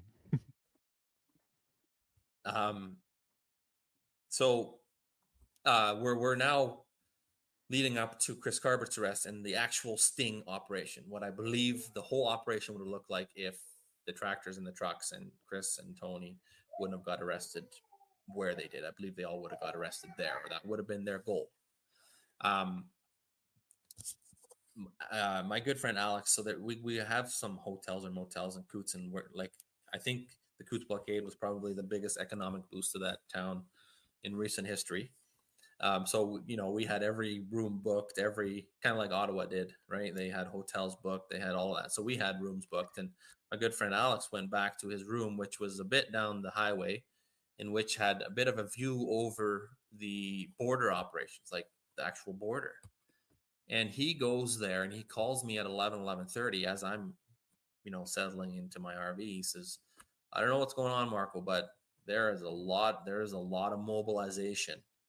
Because we also wanted to know where the tractor and the truck were driven to that they seized, and they seized those and they placed those in the parking lot by the border operations. So Alex, he scoped that out, and from his hotel room he could see that there was a large operation or something going on at the border. Like we're not done is kind of what he's saying. Like, this isn't winding down. Like, it's like they're ramping up, Right. And he wasn't wrong, because very quickly we became aware of an operation happening just down the street from us. Now, they had barricaded access to the operation, so you couldn't really get there. I do believe one of the rebel reporter guys that was on the ground was able to get within eyesight, or within sight of the operation, but not that close. Like, we're talking tactical and all of that. And that is where they arrest Chris Carbert. And it's on, this is also, I don't know if it's public, but I know this for a fact, because Chris Carbert, before he actually leaves his RV, like, they're trying to get him out, right? They're banging on his door, sir, whatever their operations are. He phones me. He says, "Marco, what the heck's going on?" And I said, "I don't know." And he knew at that time that Tony and Chris were also arrested. So that, did he already know that information, or did you tell him that information at that point? I had told him, but I'm not sure whether he already knew that. I imagine he had heard about Chris Carbert being arrested, because the time from Chris Lysak being arrested, because the time from Chris Lysak to Chris Carbert being arrested is probably 3 hours. So that news would have definitely made its way down the block via whatever. The news of Tony being arrested to making its way to Chris Carbert, I'm not sure if that ever did, and I can't comment whether I told him that. I believe I would have. I would have probably said, "Chris, I'm not sure. I don't know what's going on. Thanks for calling me, letting me know. Like I'll do what I can to like to see what's going on, all of that. That's all I know about that, other than what I wasn't there. That's all, other than what's in the disclosure, right? Like obviously there is videos and yeah, there's a lot of stuff in relation to the arrests and a lot of information, but I can't speak to that. And when I say disclosure, I have over 100 gigabytes of disclosure in relation to my charges, and a lot of that is overlap in relation to their charges, the ITOs and the disclosure. So I am privy to a lot of those details. But again, that was the last time I talked to Chris Carver, and the last time I seen Tony. I've never seen Jerry. I've never met Jerry. But that was the last time I seen Tony. Was that evening. I don't even know whether I seen him getting arrested or whether it was before. And the last time I haven't seen Tony since, and that was the last time I seen Chris Carver till May, and Chris Lysek, both of those individuals, I seen them for the first time May 2022 when I went and visited them for the first time in remand. All right. So to be clear, you knew Chris because he was there a lot. Lysek, good morning, hello type of guy every morning. You were aware of Chris Carver, and you were aware of their two relationships. But Tony and then Jerry are completely distanced from you and your little circle there of people that you know. Like, can you you just said Jerry, you didn't even know, you didn't even see him. No, I've never met Jerry. I believe I don't know how many times. I can't speak to that. I do know that he definitely attended Milk River, and I believe he attended Coutts as well. But I never interacted with him. I've never seen him. I cannot. I've never engaged with him. Okay, and then Tony, same type of situation, or did you have any? No, Tony was there all along. So Tony, Chris, and Chris were an active part of the 18 days. Like, okay. And I mean, Tony was there since day one, I believe. I think Tony was there as long as I was. Maybe he left once. I don't know. I'm not aware that he did. So yeah, well, Tony I think that's a very important detail there, that as far as you're concerned, even Jerry was not in the Corps. He was not there all the time. We heard, not reports, but we heard I don't know testimony. how many times. I don't want to say Jerry was. I'm just saying he could have been there 10 times, but I never. No, I'm not asking you to speculate that. I'm just saying you don't know personally. And we got some information out of Jacqueline during her interview that yes, they did go to Milk River together a couple of times, but as far as you know, he wasn't with this group that you witnessed and that you have knowledge of. No, absolutely not. Like, again, I don't want to misspeak on anything, but I don't believe Chris Carver and Chris Lysek were friends since high school or since elementary. Like, they're both from the north side, Lethbridge. They were very known. They went together, actually. They stayed together. And whether they knew Tony, whether they had met him before the blockade or not, I'm not sure. I believe one of them might have. They might have known who he was, but he didn't. He showed up with a completely different group of people. Like, he's from Claresholm, so he showed up with friends, people I know. He showed up with friends from Claresholm. Okay, so what I'm getting at is there was never a time where you saw the four of them sitting in, say, the Smuggler's Saloon with a bunch of planning documents and having a conversation. You saw nothing like that. No. As much as we tried to plan, a lot of what we did was reactive based on we showed up there, and from day to day, it was not like, okay, next week Tuesday we're gonna do this. No, next week Tuesday we're not here. Is kind of how we ran this show, right? Like, there was no planning other than maybe very within the first week we didn't have to plan food because we ate, like, the amount of food and stuff that came in was just crazy. We had to haul food out of there. We had to haul firewood out of there. But I mean, there was no real planning other than the day to day, or, hey, this is what we're going to try to do tomorrow, or this is what we're going to try communicate or accomplish. Or I had to write a press release that I then read off. Like, that was the only form of planning, but there was no planning. Oh, in 72 hours from now, we are going to commence operation, blah, blah, blah. Like, no, that's ridiculous that anybody would even think that. Okay. And then my last question on this before we continue Did you guys have an official security detail? Did you guys designate a group of people as security? And if so, what was the security for? And if not, where did this rumor come from? No, the blockade never had any security detail. There was obviously the only time there was a conversation about, you know, keeping an eye on things was, remember the whole jerry can incident in Ottawa, where allegedly the RCMP stole fuel from the truckers in Ottawa. Right, the Cavendish incident. We had heard about that, or we had seen about that, and we had a similar situation where fuel and propane tanks were stored. It's winter, but you know, you don't want to have this stuff close to buildings or barbecues or fire. So we had it stored in a corner of the property, out of sight, out of the way, but very accessible. No chain link fence or everything. So we were like, oh, okay, are they gonna steal our? I was never too worried about it because I knew how fast we can get additional fuel or anything. But there were people that then made sure that, you know, there was kind of like a night shift to just make sure there was no shenanigans or something.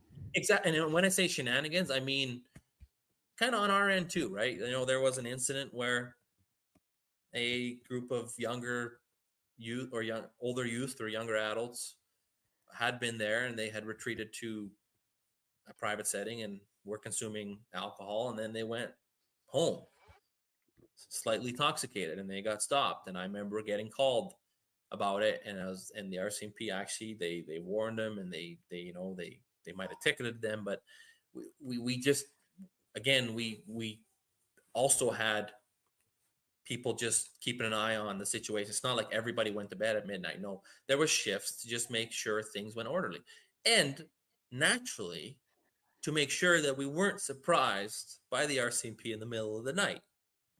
Pretty natural thing to do, right? So that was security. I wouldn't say it was called security. They can call it security. They can call it whatever they want, but it had to do with just making sure we were aware at all hours of the day and night what was happening around us, and ensuring that nothing caught us off guard in relation to the RCMP moving in on us, or you know, people just doing things they shouldn't be doing, right? Right. Yeah. So Scouts. to clarify, Yeah, scouts. Let's call them scouts. Scouting. Scouts. Yeah, because they're not armed and they're not prepared to do anything other than maybe alert people verbally, don't do that, or have a presence there so people just maybe think twice before they try and do something. But it wasn't armed security, and it wasn't part of the leadership to actually designate a group of people to take on the role of protecting and being security to leadership or to any of the participants. I just want to clarify that with you. Correct. Yeah. Okay, cool. So now we're going to the morning of February 14th. We got the RCMP come out and make a statement. At this time, before the RCMP come out, are you in contact with liaisons? Are they telling you what's going on? Or basically, what's your relationship in the very early mornings of February 14th? Yeah, so in the very early, and it wasn't that early, considering the events of the night before, I didn't make my way out till like 8 or 9 o'clock. It was light outside, and I groggily made my way to the saloon for a smuggler saloon for a cup of coffee to get my bearings, and I was met. Like, I wasn't within the door, and I was made aware that something about guns. And the situation for me was clarified very quickly because media started to call. And I remember Melanie Risden from the Western Standard was one of the people that contacted me on quite regularly. She phoned me. She says she was questioning me on the events. So I knew there was going to be a lot of media that day based on the events the night before: the tractor, the truck, the heavy-handed RCMP response, the arrests, you name it. I knew it was going to be a crazy media day. Mm-hmm. So I was gearing up for that, you know, a couple cups of coffee, and I was on the porch, kind of like the entrance. There's like this, it's a restaurant that was not operating, right? Like a bar lounge that's not operating. So I was on the front deck and I took the call, and I'm walking her through some of the details of the evening and the tractors and the trucks and the response. And she's like, and what about the guns? And I remember my response being, what guns? Right. Like, what guns? What are you talking about? And at that moment, I started to become aware of what we are aware of now. Very, Okay, so very. this is like 9:10 in the morning. 9:10 in the morning, the press is This is asking you 9 about the o'clock in gun. the morning for me, where I am now first being, because I wasn't made aware of the guns by, I got this wrong, actually. I said, as soon as I walked in, I was made aware of certain details of the night before, Chris Carver, all the arrests, right? There was 13 arrested.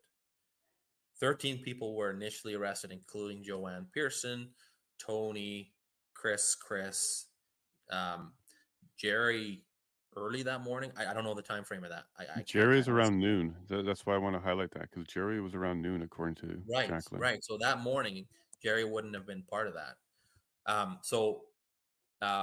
And then these youths that were staying in the other camper, plus there was people that were staying in Joanne's house. Like her home was definitely open to people from the blockade. She was very inviting, very open, which has put her. Was it closer to like a hostel where just people were just hanging out, getting warmed up? No, people weren't hanging out there. She had some sick people there, and her yard had 2 trailers on there. Like, I think there was 1, 2, 3, 7, 8. So there would have been four or 5 people in her home that were sleeping on her couches and stuff. So not hostile. She was just very open. She supported the blockade as a resident of Coutts, so her house was open. No, I meant also like a place to stay, like the term hostel. Yeah, but I don't know. I can't confirm whether that was every night or whether it was just that night. I don't know. Okay, gotcha. I just know she was very open and very helpful. Like she was great. She still is. I don't talk to her every day. Obviously, it's been, but I see her and I've always appreciated Joanne. But she was very, she opened her home to the protesters. That's as simple as that. And just to put it out there, we're trying to get Joanne on Thursday. So if you can, awesome, she's pass great. the message to her. Yeah, we'll talk to her Thursday. Yeah. All right. So now at this point, you're in the saloon. You're getting the wind. The press calls you. They start talking about guns. At this point, there's no photo of guns. This comes a little bit later. Or did it? Did you have a photo of the guns at this point at 9:10 in the morning? I don't know when the photo of the guns first came out, but I imagine the first press release within 3 minutes, I would have had a picture of that. I don't know what time that's not something that has really stuck in my head. All I knew was that by the 10, media's asking you about guns. Yeah, before it's 100% before noon. There was a press release out there with that picture. Mm-hmm. And correct. It was about 11 o'clock. As part of media, I did media with a lot of people, and against the I did media with mainstream against some people said I shouldn't, but I still believe that we have to engage with all aspects of it. I use all aspects of media, left, right, to come to decisions on my part. And that was your role, communications. So so I also kept doing that. Right, and I remember having direct conversations with reporters on the ground where they were begging me for interviews, and finally I would do one. And as a pre-interview conversation, I says, guys, I'm going to be watching, or I'm going to be reading your article, or I'm going to be watching your report.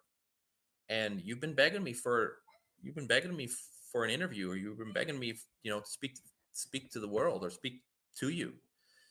This is your one and only chance, where if you don't report this factually and accurately, don't bother asking again. Right. And you set some boundaries with the press right there. Yeah. So I followed up on all the media out there on all the different channels daily. And, there was, because believe it or not, there was one individual that worked for CBC that was actually the most factual in her reporting. And I believe there's good reporters out there everywhere. It's just I don't trust the organization. Don't get me wrong. Like, I'm not a CBC sympathizer, but she was actually quite factual in relation to our conversations. That I said it. I'll say it again. That's just the way I perceived it. And that doesn't mean like that Rebel and Western Standard weren't doing that. I'm just saying that considering who they are and the conversations, excuse me, I had, that's what happened. So very quickly, I seen out in the real world, out in the world away from Coutts, that any kind of message, any kind of media about the blockade and any positives or any message we had, because we had put out messages, right? Like I had done media in relation to, not necessarily demands, but sort of like what we were looking for. We wanted mandates lifted, restrictions gone. That was gone. There was no longer anything about that. It was guns, guns, guns, guns, Right. guns. Right.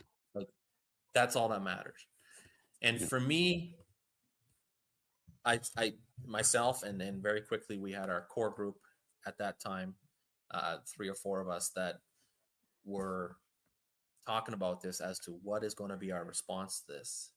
How are we going to move forward? And I knew very early on that I had never thought about an out. I was never looking for an out. We were there. We were in it. Like, we weren't going.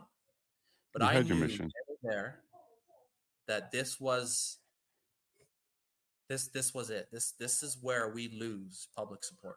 Whatever the truth is. We don't know what the truth is, but the truth that day, the perceived truth, the only information out there that day, which and for weeks to come, were based around the guns and the conspiracy to commit murder. Oh, get out of here. Yeah. That's all I had. And the RCMP was not very forthcoming on information, right? You got to remember the people we're interacting with are not the people that are involved in the investigations or that are the ones, they don't have all the details. They're told what they need to know. So and they'll share what they want to. They'll be guarded as well with their information, for sure. Yeah. So at that time, I knew one thing. I knew that the message of the Coutts blockade was lost. And that became a reality very quickly based on media, all of that. And we had, and I believed, and I being the role that I played at that time, and people can be critical about it, and I'll take that criticism, but if you weren't there, you weren't part of that decision. If you weren't at Coutts, unless you showed up the night before, you would have had maybe a say, but I'm sorry, if you hadn't been there 18 days, there was you had no voice at that table. So for all these bystanders that have said so many things over the last 16 months about you shouldn't have left, or you shouldn't have done this, or you should have done that. If you weren't there, you weren't there. You weren't involved in that decision. It's not like I phoned my buddy in Edmonton or my cousin in Holland, hey, what should we do? No, our decisions were grounded in and around Coutts and the details and the information we had in and around Coutts. That was how that worked. And the people that were there, they had influence. They had a voice. And we did, obviously, that morning there was 1 or 2 big communal meetings. And I remember Bob Blaylawn showed up that morning or that night, and he was really opposed to us leaving. And I says, I didn't know who he was at the time. I says, sir, I appreciate your insight, but we've been here 18 days. It's time to go home. Like we felt it was time to go. There was no, and what confirmed that for me was the support. And I don't mean there was support, but I mean the critical amount of support was the tractors and the trucks.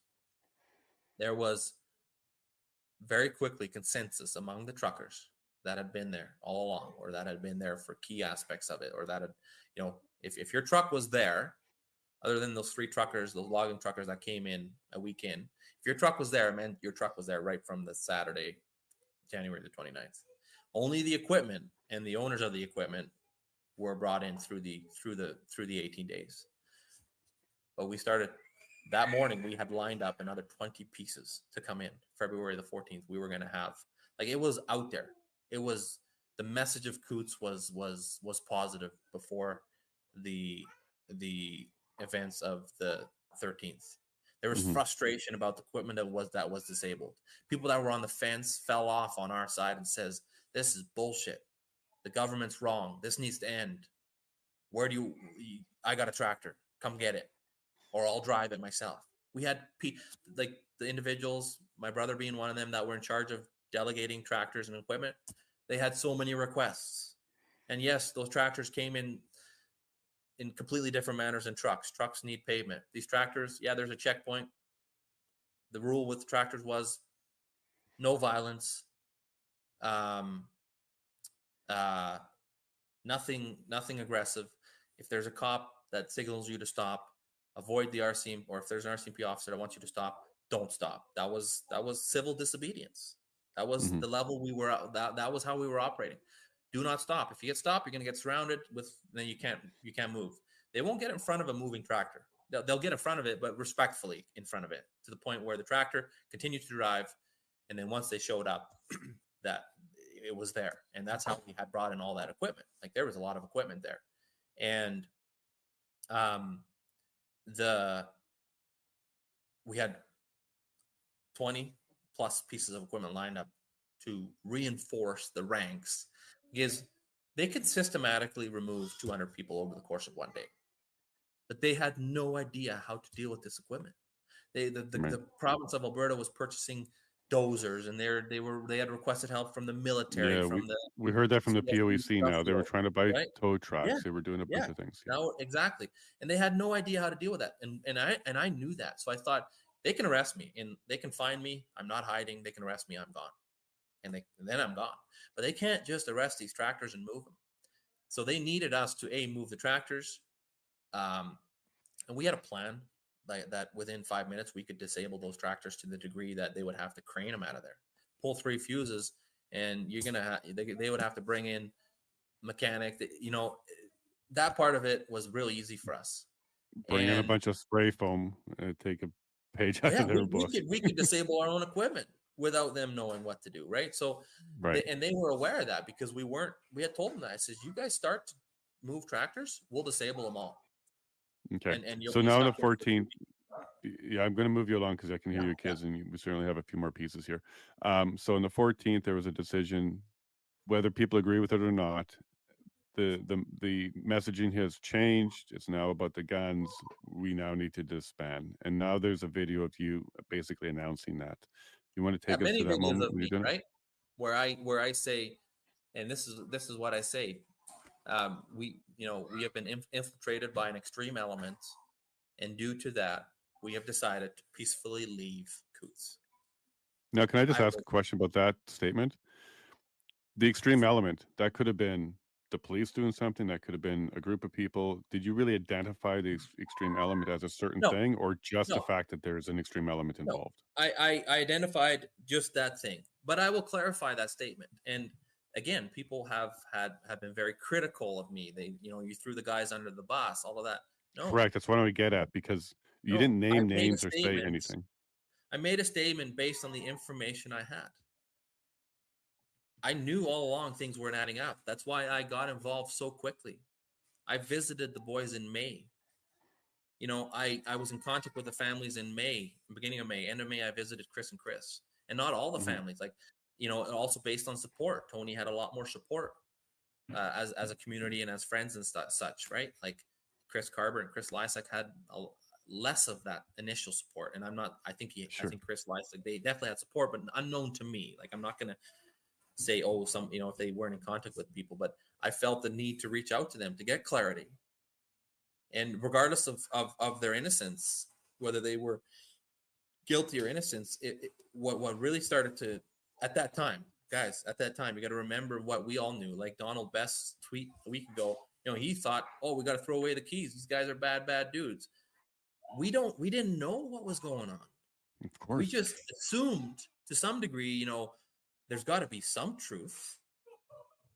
Never, ever could we have guessed to what level this corruption is, and the fabrication of a small truth being used to validify the whole story.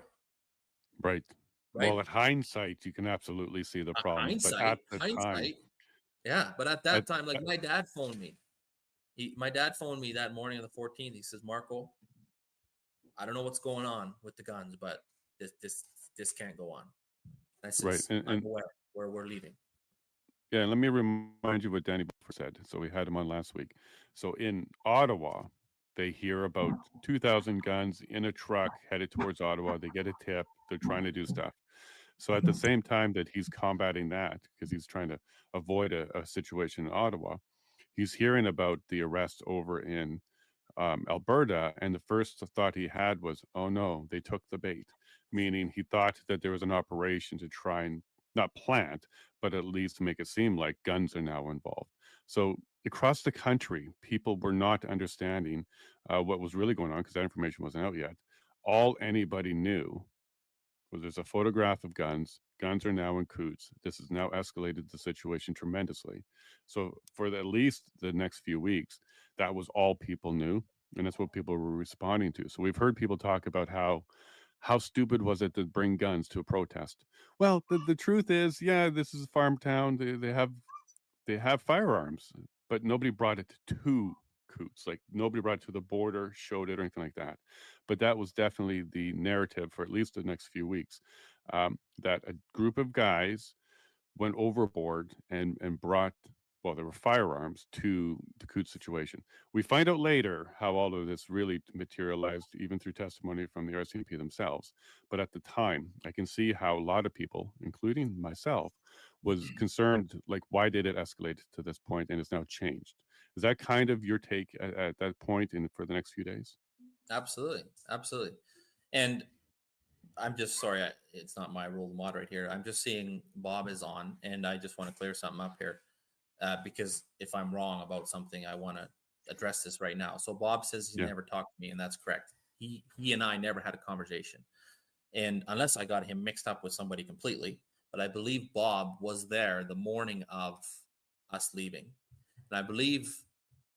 Correct me if I'm wrong, and he's in the chat, so he can correct it. I'm not here to I'm just saying that Bob felt he spoke. Sorry, I don't want to put words in his mouth. I believe he spoke at that last big group meeting where we were trying to decide what to do and whether we were coming, where we're going, and I was of the position that we should leave. And I explained the reasons why, and obviously the majority, actually everybody left. So everybody eventually, even some of my best friends were opposed initially for half hour, and eventually they realized the reality, because it was heartbreaking for us, right? We had done everything right proper, and all of a sudden something happened that was not associated with us, that caused this story that threw everything we were doing out the window, and now it was it was like a shootout. Like that's how the media was labeling it, right? That was very frustrating for us. That was very frustrating for people at home. So in relation to Bob, I believe Bob, unless I got him mixed up with somebody, was there at that last meeting. I never talked to him in person, correct? I never had a discussion with Bob, but I believe he spoke up as an individual who, whether he agreed with us staying or going, he definitely spoke up as to what he had seen Coutts as, and how we should be proud of ourselves, and how we needed to stand for what was right. All of that. I don't want to quote his words. I don't have it recorded. And if Bob wants to reach out, maybe we can get Bob on another episode. Yeah. No, I'm not trying to paint Bob in a bad light here.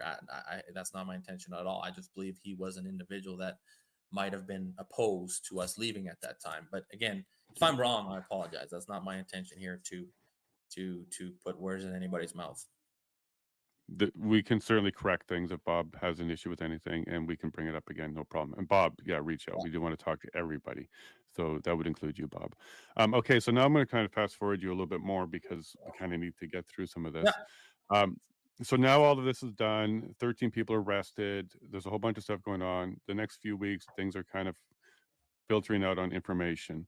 I want to now get to the relationship that you've maintained or had or created with both Chris's and the rest of the family as you were supporting and helping them. There's a lot of information out there, and a lot of people are asking the questions on whether or not you financially supported any of the men at any point between February 14th to today. So I do want you to touch on that.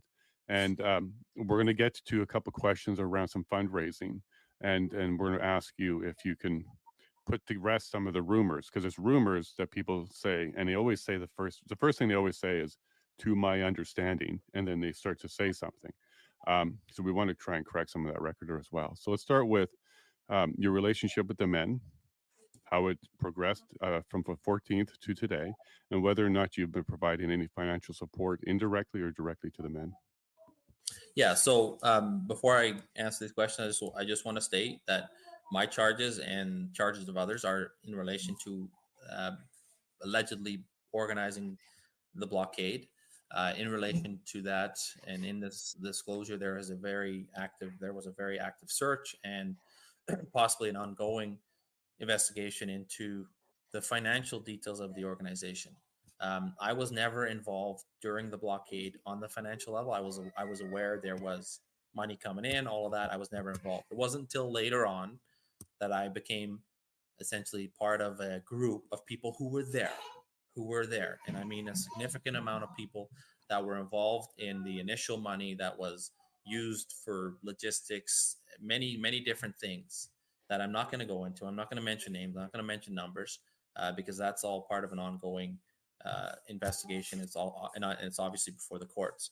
On our end, initially, from what I'm aware of, the people that were involved, there was definitely accountability in relation to that, and there was, to my knowledge, a fair distribution of the funds for anybody who had any any involvement or any request or any who was, you know, who would have done something that was owed or anything like that. Which brings, so anyway, so I have to be careful what I say in relation to that. And if people want further clarification on that, they are more than able to reach out to me personally, or I can steer them in the direction of people who would have an account of that and who know more about that. I was not the accountant of the organization.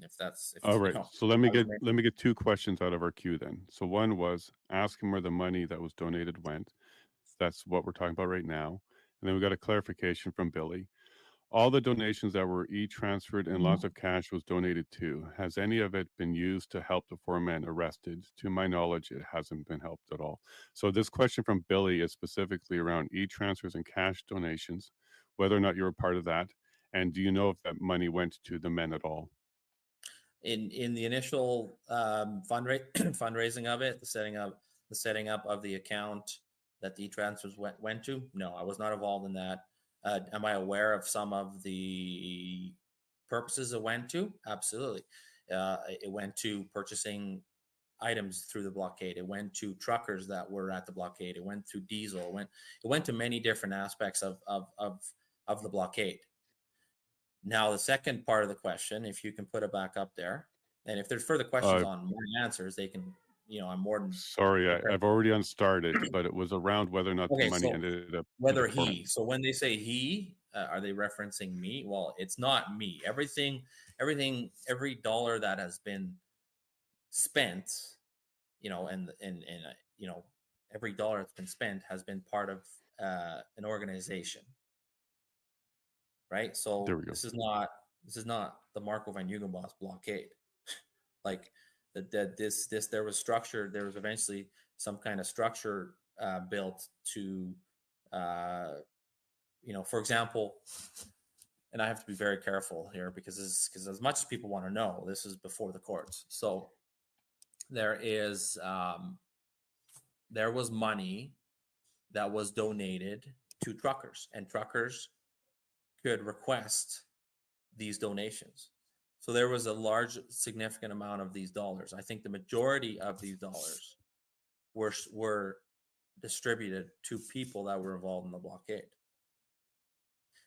Now back to the second part of this question. That is, now, was that your role though? Were you distributing the money, or are you just aware of it? No. Okay, I was so aware that it was happening. What I'm going to ask you to do for your own protection, and this is what I would do with a witness on the stand, please just stick to the stuff that you know. Please don't add things that you think might have happened, because that's going to add more complication. Yeah, I'm aware this happened because Yeah. there was a form that would have been distributed, and the details of that forms would have come back to the people that would have done this. I'm not privy to who, what, and what amounts. All right. So you had more of an oversight and awareness of what was going on, but not a direct involvement in the allocation or distribution. Everybody there would have been aware because this was announced publicly that these Mhm. forms were here, and then these forms would have been filled out, and these people could have requested it, and then it would have been evaluated by a group of people based on the details they had. That's the public portion of it. Okay, so there's other people involved. They're going to have their own testimonies, and the court. This is also before the courts are ready. So, Billy, what I'm going to ask you here is, if we didn't answer your question, go ahead and clarify further on a specific event or a specific fundraiser that you might be referring to. I'm saying this, Marco, because I have information, or at least the rumors that are spreading, that you're accused of taking money, and it's not even clear what event they're talking about or even how you had access to this money. This is why I'm trying to address this with you. Okay. I do want to address Bob, because Bob did mention here he never had that conversation with you, so it may have been somebody else. But Well, I Bob said is he never saying, had the conversation with me. I said it was done in a large setting. The last Okay. group setting we had as a decision, everybody was in the room, and I believe Bob was there, and he spoke up. And I don't mean to bring out Bob in any particular way. I just remember him coming in and being very passionate about about what we were doing there. So he agreed with Okay. what was being done there. I just remember that, and I appreciated him saying that. But I also remember feeling like, hey, it's been 18 days. It's time to go. Okay, so Bob, can you go ahead and type in the chat whether or not that more clarifies your role and your interaction with Marco? We'd like to Not proceed with to me, ask with Bob. everybody. It wasn't me. It No, wasn't me. I mean that there wasn't one. So he's Okay, clarifying yeah. Sorry. your Yeah. actual communication. And in this case, he said there wasn't one. So let's keep Correct. it that way. All right. So we've addressed now some questions about money. You weren't directly involved with the e-transfers and the cash. You were aware, but you weren't coordinating and distributing it yourself personally. And this email account was never to you. So it was never actually in your bank accounts in any way, shape, or form. It was handled by somebody else. Did I get that part correct? During Coutts, like money's in relation to Coutts as a blockade. Right. That's So separate the from fundraisers. event That's separate itself, from fundraisers. later fundraisers, let's say everything after February 15th. So everything after Correct. February 15th will be separate from this conversation. Everything Correct. prior to that was handled by other people and not you directly. Correct. Yeah. Okay, cool. So that's good. I think we've answered that question. Billy, if we haven't, go ahead and throw it in again and clarify a little bit more, because I have been told rumors, or I'm going to call them false allegations, because until they're proven, they're just allegations, that you were involved with actually taking large chunks of money. So can we now maybe go to the fundraiser portions after February 15th Guys. and talk about any that you may have been part of? Yeah, so we had our court dates, our first, like my first, and I'm co-accused with two other gentlemen who were involved in Coutts. They were there. That's public. I'm not going to throw them under the bus for saying they were there. So they are co-accused of mine. So there's 3 in total. And we had our first court dates, I believe in September, which was a very short affair. It got postponed. It was like I got subpoenaed to appear. I appeared. You're there. Okay, this, that. It's preliminary court stuff. And then we had November the 4th was a second court date for us. And we thought, oh, we're going to get on with business. But again, it turned out to be nothing. But in the lead up to November the 4th and our charges, because our charges were the first charges. Sorry, that's not first, but there was charges given to the 13 within the week or 2 weeks after they were arrested. But ours were the first charges months after the blockade. And ours were the charges that were accused of being the organizers of the blockade, right? So there's a lot of media emphasis around there. There's a lot of talk about that in just the public. And there's a lot of support that wants to come out. So there's a huge event organized for November the 4th at the Lethbridge Courthouse. And there is some misunderstanding there, and there was some miscommunication there on what this was. I think a lot of people, or some people, thought this was in relation to the Coutts 4, because it wasn't like it was the Coutts 3, and now it was just the Coutts boys. So there was a lot of billboards and there was a lot of signage put out around Southern Alberta and possibly even in the province in relation to the November court date, which was for us, Marco, Alex, and George. But there was like I said, there was some communication around who it was actually for. Knowing this and looking to take advantage of the large amount of people, myself, Betty Carber, and I say names here because they were involved, and Danielle, Tony's friend, were part of a conversation, among others, to, hey, why don't we do a big barbecue after the courthouse, the court, which happened, and let's turn it into a fundraiser. And this was like not even 4 days before the actual court date. This was last minute stuff. That's exactly what happened. It turned into a very short notice fundraiser barbecue. Ad hoc, spur of the moment. We had over 1,000 people attend, and oh wow. Betty, Danielle, and myself worked on a very short notice silent auction that was run in a very grassroots form, right? Very short notice, loose leaf paper, you name it, not official papers with titles and everything's, no, very unofficial. And you got to remember that I was subpoenaed to testify in Ottawa on November the 8th. So I was leaving, excuse me, that Saturday. So Friday was court. That Saturday I was leaving to fly to Ottawa to testify at the POEC. And it was an absolute enormous success. A lot of money was raised.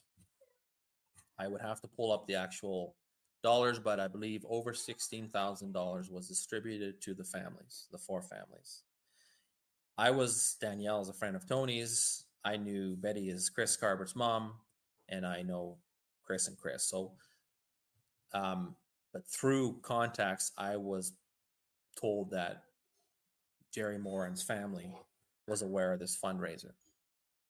I personally never talked to them, but I was made aware that they were aware of this fundraiser.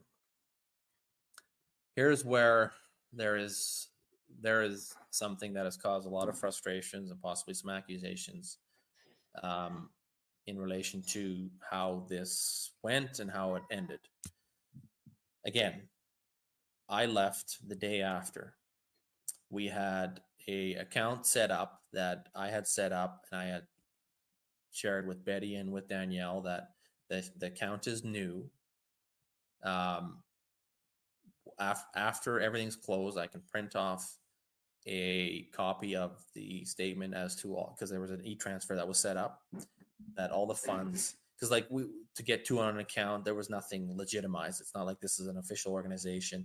This was a simple e-transfer that was set up, Coutts something, and once the account, once everything was in there, that would be, it would be like a statement that could be shared for accountability purposes. This is what came in. This is what's there. You recorded the transactions. Yeah, it's real. I could still go back and pull it up. This is what came in. This is what's owed you. This number, this dollar amount, right? This is what came in.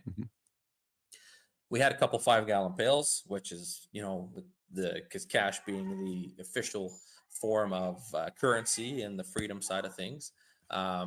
We had a couple 5-gallon pails. And when I say couple, because there was one with a slot and it was stuffed to the brim. So there was a second.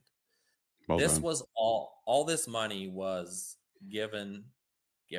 It was held in trust with my brother, who was a brother of mine who was at Coutts from the beginning. And I didn't want the money. I didn't want to be I knew I would be involved in distributing it because I was a contact for three of the people. Like I would distribute it with Danielle and then with Betty and then to Mike Lysak. And then, Danielle knew Mark Moran and I don't want to overspeak here, but I believe that's how that was going to happen.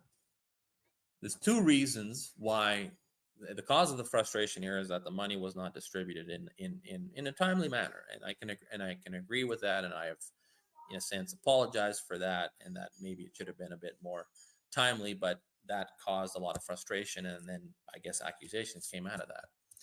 And there's a couple different reasons. I already shared that I left the day after. I think it was the day after, or I left that weekend, and I was gone for a week, so I would have come back a week and a half after. And let's tell people where you went. You went to the Public Order I went Emergency to, Commission in yeah, I Ottawa. was subpoenaed to testify in Ottawa, so I took off. So I'll be You didn't go on honest. vacation. You were subpoenaed to Ottawa. Correct. Yeah, I'll be honest. I did walk up and down Wellington a few times looking at all the buildings, but it was in no manner a pleasure trip. So that It wasn't was leisure. definitely front and center for me. I wasn't focused on money. I was focused on my testimony in front of the country on a public stand. Like, I'm just a 32-year-old small town farm kid, right? That's how I went to Ottawa, and I still feel that way. But reason number two, and there's a couple different reasons, not in any particular order or precedence. Reason number two being that this was a silent auction, and where the silent auction and the barbecue was held was at a supporter of everything we've done, Coutts, etc., a large business owner, large trucking company. And he offered to pay for all the food at that time, during or right after. Like, he was a friend of my friend Alex. I know him. I meet him. He's a great man. He offered to pay for all the foods, almost $4,000 worth. There's a new sound happening. Are you hitting your keyboard or something? Okay, sorry. keep going. Cease has stopped. I think they're taking notes. Maybe they stopped now. Cease to stop. Yeah, yeah. They're hanging out in the background. They're always here. So there is a large amount of money promised to cover expenses. So when I say expenses, the expenses were paid for. I believe Alex had paid for them. So he has a feedlot and he has connections. You know, he knows where to get burgers and a large amount of them. So he would have paid for all the food, and he would have had to get reimbursed out of the money raised. Like, there was no, it was not a donation on his part. He agreed to cover the initial cost of the expenses, and then Right. So I want to set the stage here. This was an ad hoc thing. You didn't have a fund that you were going to run the fundraising from. So you didn't have like a budget to work from. It was just a bunch of people putting their money forward, expecting it to be reimbursed later from the proceeds collected from the event. So basically, you guys were funding it like seed money at the beginning to get it back later to make sure it happened. And then you hope. Let me just ask you this question: if there wasn't enough funds that came in the fundraiser, would you guys eat your losses, or would you try and recoup it some other way? Well, naturally, the losses would have been eaten already, but we never thought about that because we were never at all worried about that. We knew that the cost would be covered. So I understand what you're saying, but that was never a thought in our mind because we knew that there would be definitely a significant amount of funds to cover those costs. So that's why people put it up front. They weren't worried.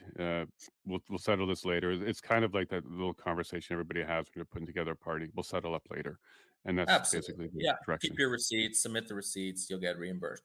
So being that Alex would have had to get reimbursed to the tune of almost $4,000, I could get that receipt if I wanted.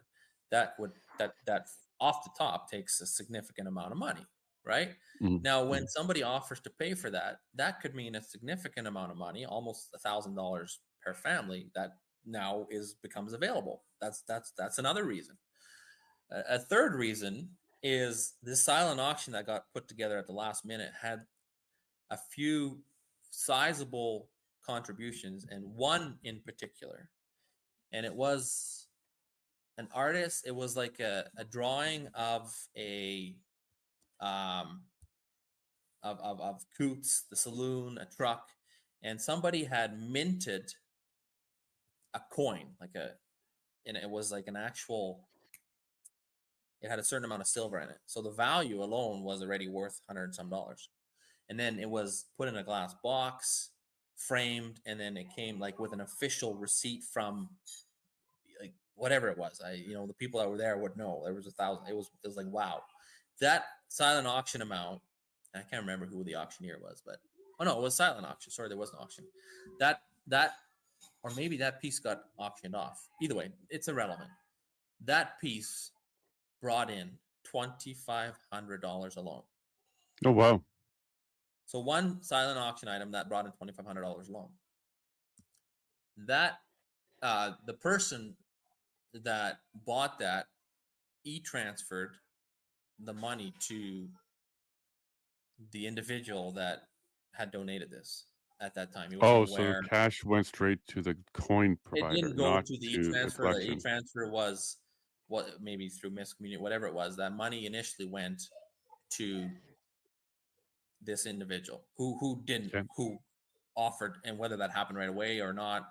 Anyways, you come back a week and a half later from Ottawa, and you're starting to get questions about things, and there's some frustration. How, like, the first question were how much money was raised, and it's like I don't know. We had agreed, and this may be in, we shouldn't have done that. We had agreed, hey, let's count the money as a group after a week after, when I get back. We should have maybe counted it right away. People were wondering what's going on, and very quickly we had to communicate. But it wasn't that we hadn't counted the cash. It was that, what number do we give? Do we give the number, the total number minus cost, or do we give the total number raised? So we didn't want to put out different numbers. And what ended up happening was, it took a bit for that large donor that provided that covered the cost of the food to come, not to come forward. But finally I said, Alex, can you ask, like, we need to deal with this. Can you ask so and so if he's still prepared to do that? And what actually happened, he didn't pay the receipt. He said, yeah, I got $3,500. I think it was almost 4,000. So he covered $3,500 of the food. Thank you. Like, phenomenal. But he didn't, by the time that was all sorted out, by the time we got the money in from that last silent auction donation, that's a huge amount of money, right? That then gets put in cash form and gets distributed. So that resulted in it being a bit untimely, which, looking back at it, I understand why it happened. I hope people can understand why it happened. It's unfortunate that it happened. I've talked to the people that are involved, and I says, I apologize that it wasn't done in a timely manner. This is why. We're sorry. Here's the money. Then that frustration, due to frustrations that were already there due to the situation some of these families are in, things went south, and accusations started flying, and comments I've made, like, we've left due to an extreme element. They some people felt I've thrown them under the bus, and I seen a comment earlier, as the media person, like, there's a lot of things I've said. I was on camera a lot during the Coutts blockade, and I said a lot of things during the POEC. I was put, like, before my trial starts, I was subpoenaed to testify at the June 12th trial for the Coutts 4. That hasn't happened, but I will expect to be subpoenaed when trial does happen. So I will be possibly put on trial 2 or 3 times before my own trial. Like that, right. Like my lawyer says, that's unheard of. For me to be on the stand under oath that many times for an event that I have my own charges stemming to. So there's just a lot of things that I have said, and people, you can twist things a certain way, but I was talking to somebody yesterday. I says, everything I've done has been to the best wishes of the Coutts 4. As imperfect as I am, it's always been with good intention, and I stand by that, right? Yeah, and I'm aware of that conversation, and that's a good conversation that we're having there. I'm going to get to some of these last questions because Don has to run. We just lost Ray. He had to go. And this is running a lot longer than we thought. But I do want to get these questions in because I want people to have a chance to review this video and then ask more questions for the next time that you come, just to clarify anything. All right, so we got one here. I'd like to know if, how, why he was at the jail talking to the 4 men when they were arrested. Is this true? Can you clarify this?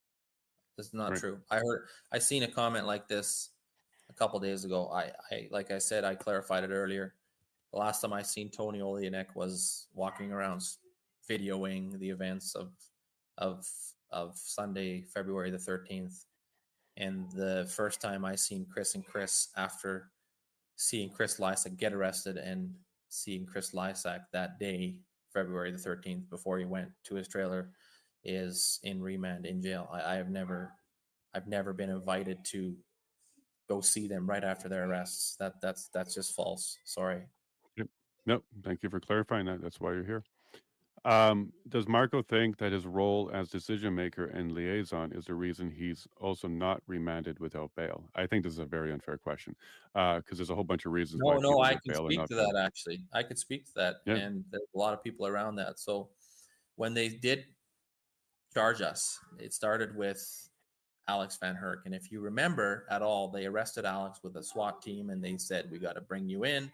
And I happened to actually be involved in the leadership race happening in the province, and I was in Edmonton at that time. So Alex Van Herk got arrested, and they said they'd release him before supper, right? They just had to do all the preliminary stuff, fingerprints, all of this stuff, and he had 2 bail conditions.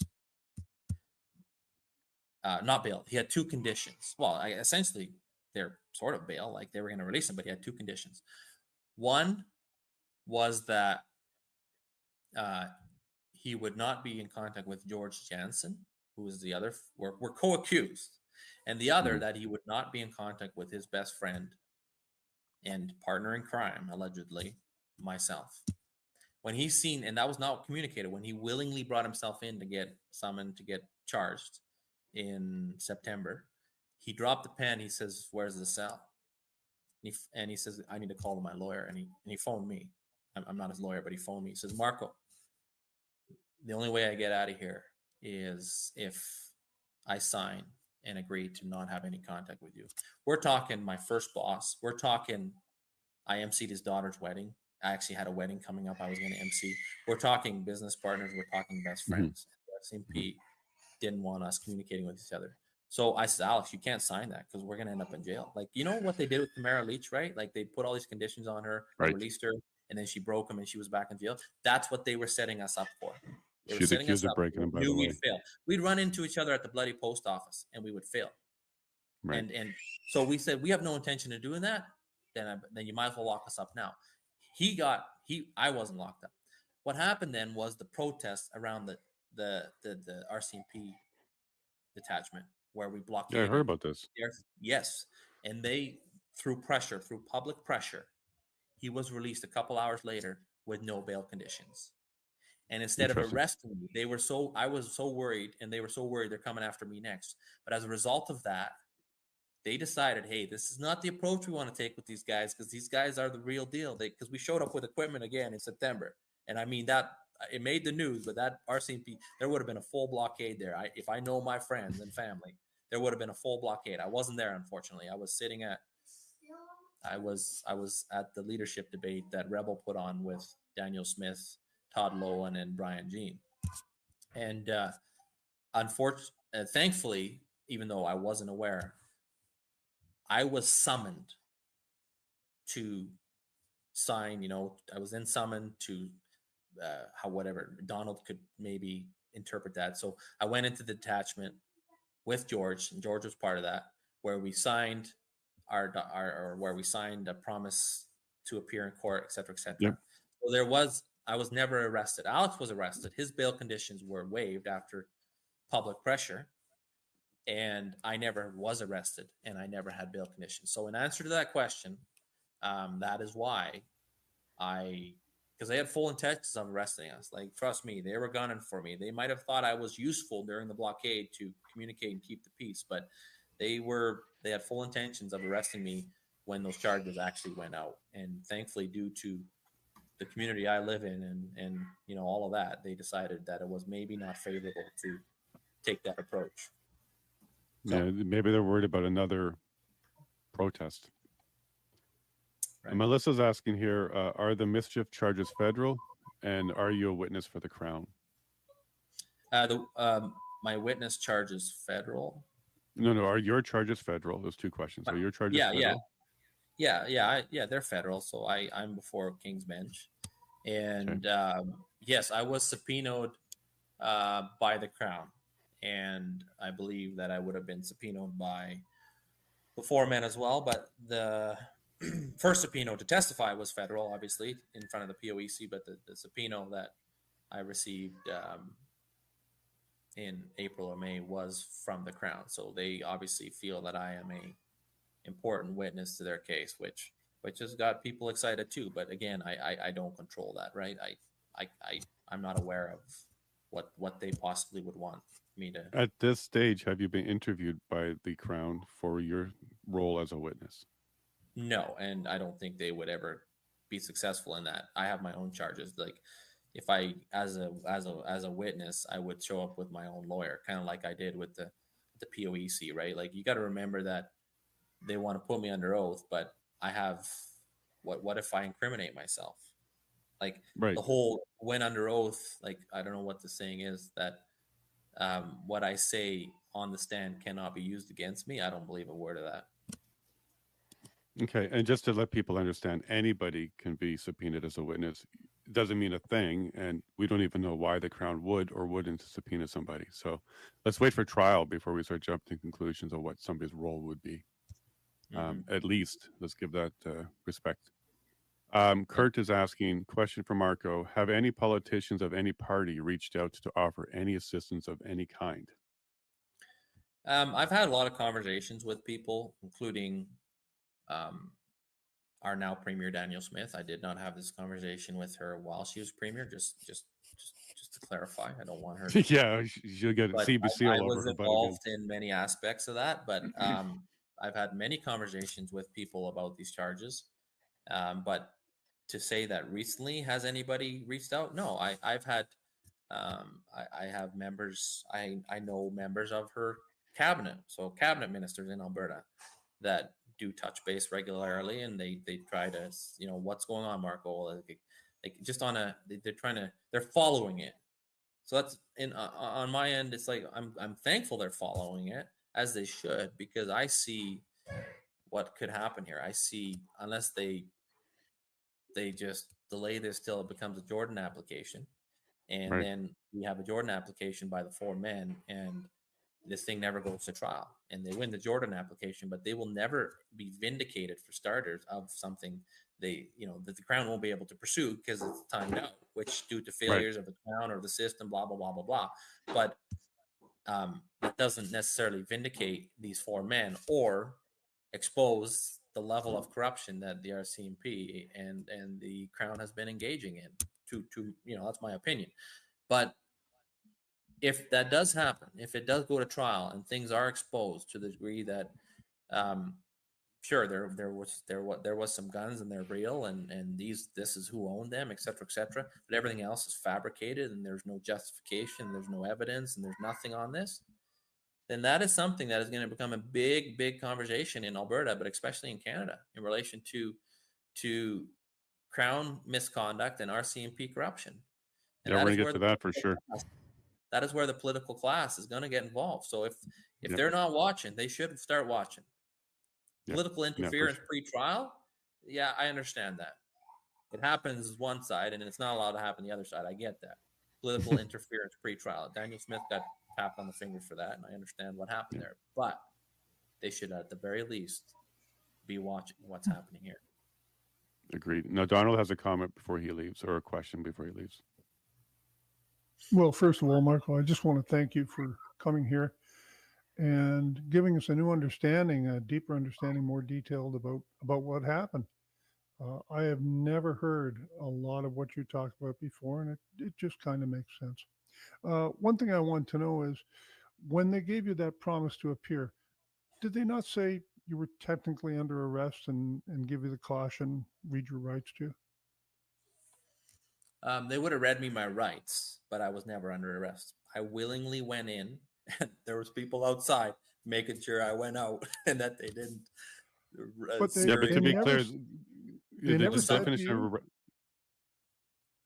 they never said to you, I'm arresting you? No. But they read your rights. Okay. They read me my rights in the Fort McLeod detachment, yeah.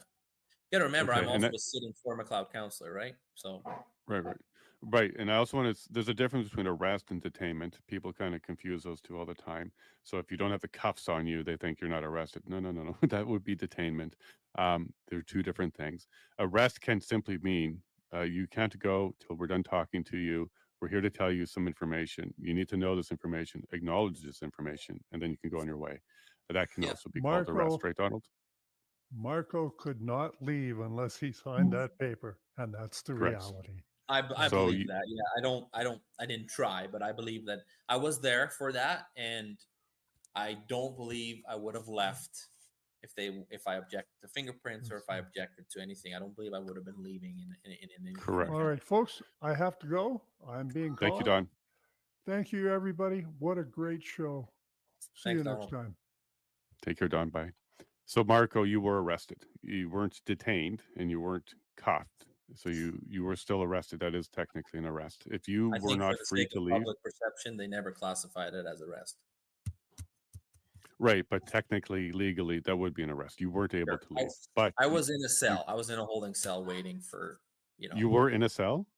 Well, no, it's not a cell, but it's like a room, a locked room from the outside. I was in there doing the paperwork and everything, right? So Yep. I was not free to leave. So in that, I was Correct. detained, whatever you want to call it. I do believe, as sloppy as it was, I do believe that they did things properly that way.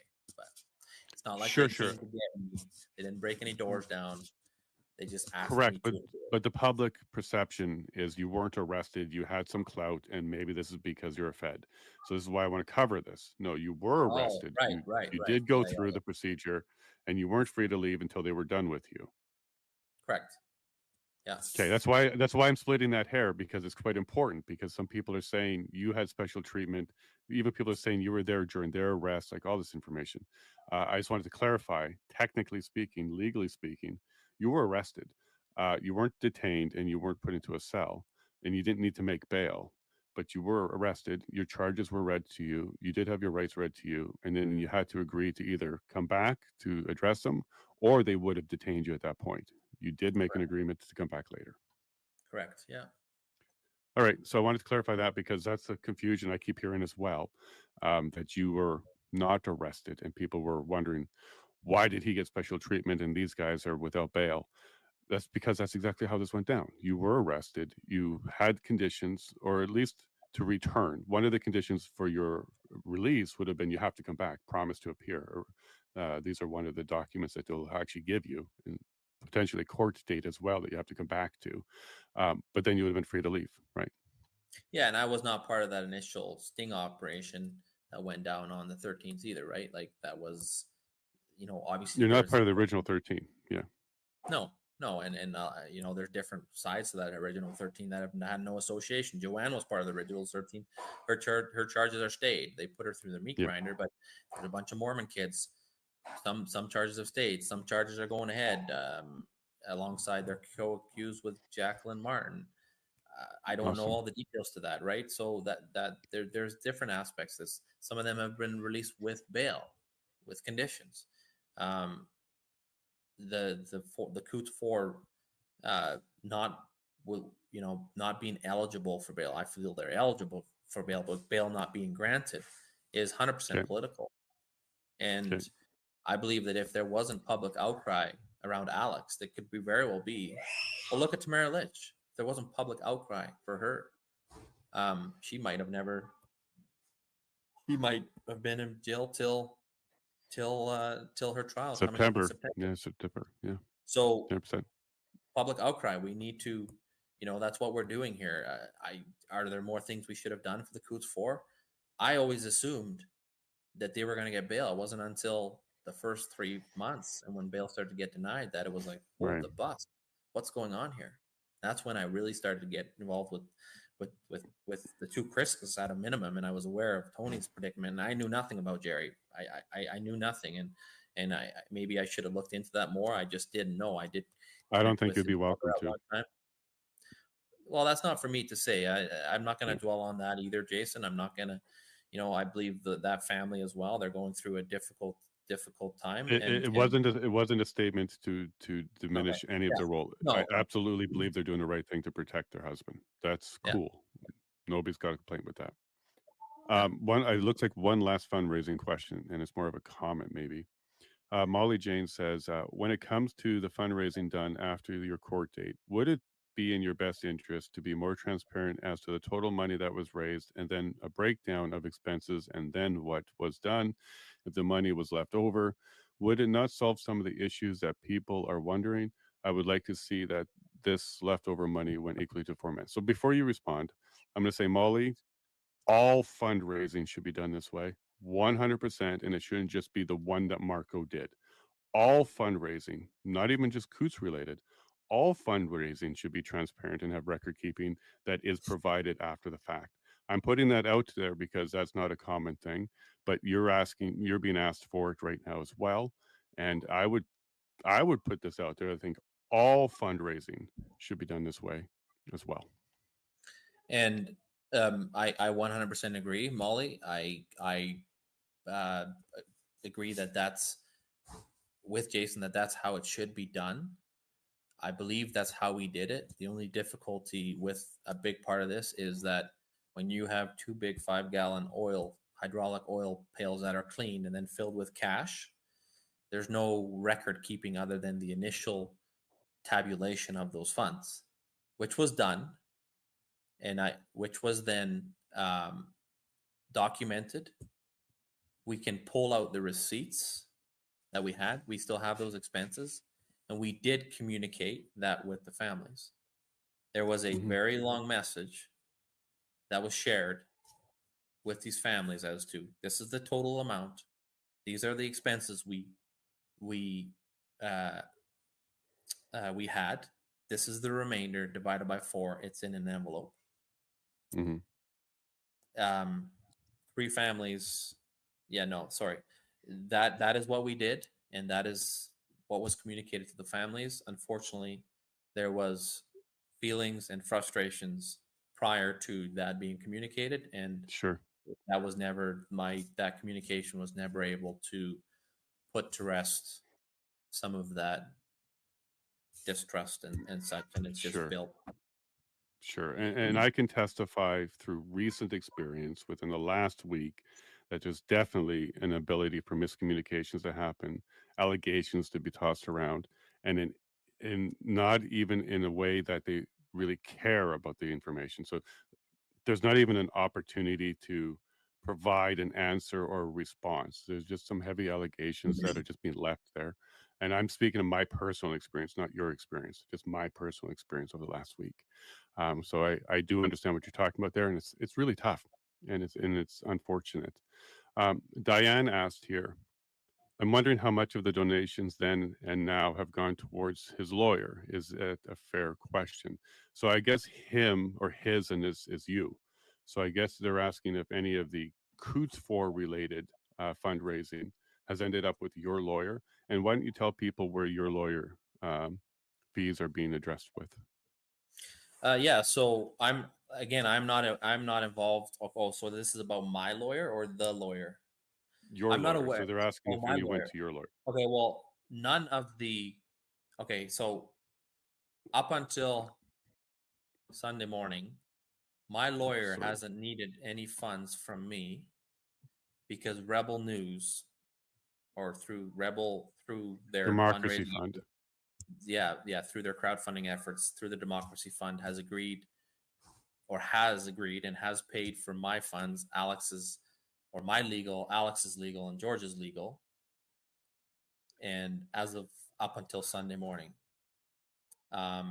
You're talking about like 2 days ago. Up to 2 days ago, your legal fees were covered by the Democracy Fund. My legal fees were covered by the Democracy Fund, which has been, for some people, a bit contentious as well. Why you? Why not them? Ezra, you're not in charge of making those decisions. I'm not in charge of that. I have objected to that. To the point where I got into a not verbal, it's through messaging, but through a verbal altercation with Ezra on Sunday, which climaxed Sunday, to the point where I am now out. Right. My legal fees are now no longer paid for because I challenged Ezra and his decision on the Coutts 4, and then I didn't agree. I understood why he may have initially decided not to help them based on the information he had, but I disagree with the fact that he continues to deny them legal financial assistance, considering all the information that is out there now. There's nobody that should not have, at the very minimum, public legal political enforcement that does not have questions now. There should be nobody, which is why I had been in conversation with Ezra, and he had seen a tweet I had made, and he was not happy with my tweet because maybe I should have been a little more strategic, but I had gone after him publicly and says, Ezra, I don't agree with your approach here, and I don't like this. And then he tweeted me privately. He's like, oh, so you don't like me fundraising for you? Right. And is it okay to say that I've seen those? Yeah. I shared a part of the conversation, the one text message with you from Ezra, to say that, he sent me, he wanted to call me, and I says, can you call me Monday? But, I was talking to Chris Carbert and stuff yesterday, and they were like, Marco, what did you do? You dumbass. And I was like, no, guys, this was going to happen. The reality is that Ezra Levant is playing games with public dollars, with crowd-funded dollars. And, he says, oh, the severity of the charges, none of them, some are civil, some aren't. My charges actually aren't civil. Mischief is not Correct. a civil charge. It's a I've been criminal fielding code those. offense. I've been fielding those as well. Like, there's so much Right. misinformation around Ezra and who he did fund. And by the way, I'm just going to step in here because I am also getting the same attack that you're getting right now around that information. I also publicly made some comments about Ezra around truckerlawyer.ca, which was the fund website. I made some public statements, and then since those public statements, Ezra has made changes to the funding and donations and even the webpage. I'm also aware of conversations that happened, and I'm pretty disappointed that this Sunday, like just a couple days ago, Ezra and you were debating on whether or not he should be covering some fees. And as a consequence to your position on that, you've now been cut off, and you now have to go ahead and, for the first time for your charges, address the covering of your legal fees. So to answer Diane's question previously, you didn't even need to fundraise for yourself. Ezra was doing that for you already. And now you're going to have to look at legal fees because of the push you made on behalf of the men with Ezra. You now have a consequence to your own legal costs. Did I summarize that correctly? You did, but in some way, this is liberating because I will go on record to say that Ezra has made a mistake, and he is going to, on my part, get an opportunity to correct that mistake before I go public with some of the details around some of this. I was part of that first phone call, February something, when Ezra phoned and said, I'm crowdfunding to send you guys a lawyer. I was part of that first phone call. I was not exclusive. I was part of 3 or 4 people on that call. There was no conditions. There was no fine print. I understand there's going to be something, but, there's no conditions to what he was going to help with and whatnot. There were no conditions to the amount of money you could give. He also put no conditions on the website telling how the money would be distributed either. He didn't say only civil hundreds charges. of thousands of dollars. The fundraising goals were met, and we did some rough numbers once. And I'd have to go back because I screenshotted that picture of truckerlawyer.ca, that picture on top with that white truck and that white trailer. Those are mine. He never asked me, whatever. I don't care. I'm just being a little petty now. But that was, I followed that fundraising, and I thought that's great.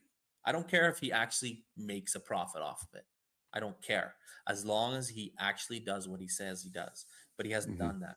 And if I look at the dollars based on the amount of donations, if we take, and I'm being conservative here, you could donate anywhere from $5 to $200, or you can put in other amount.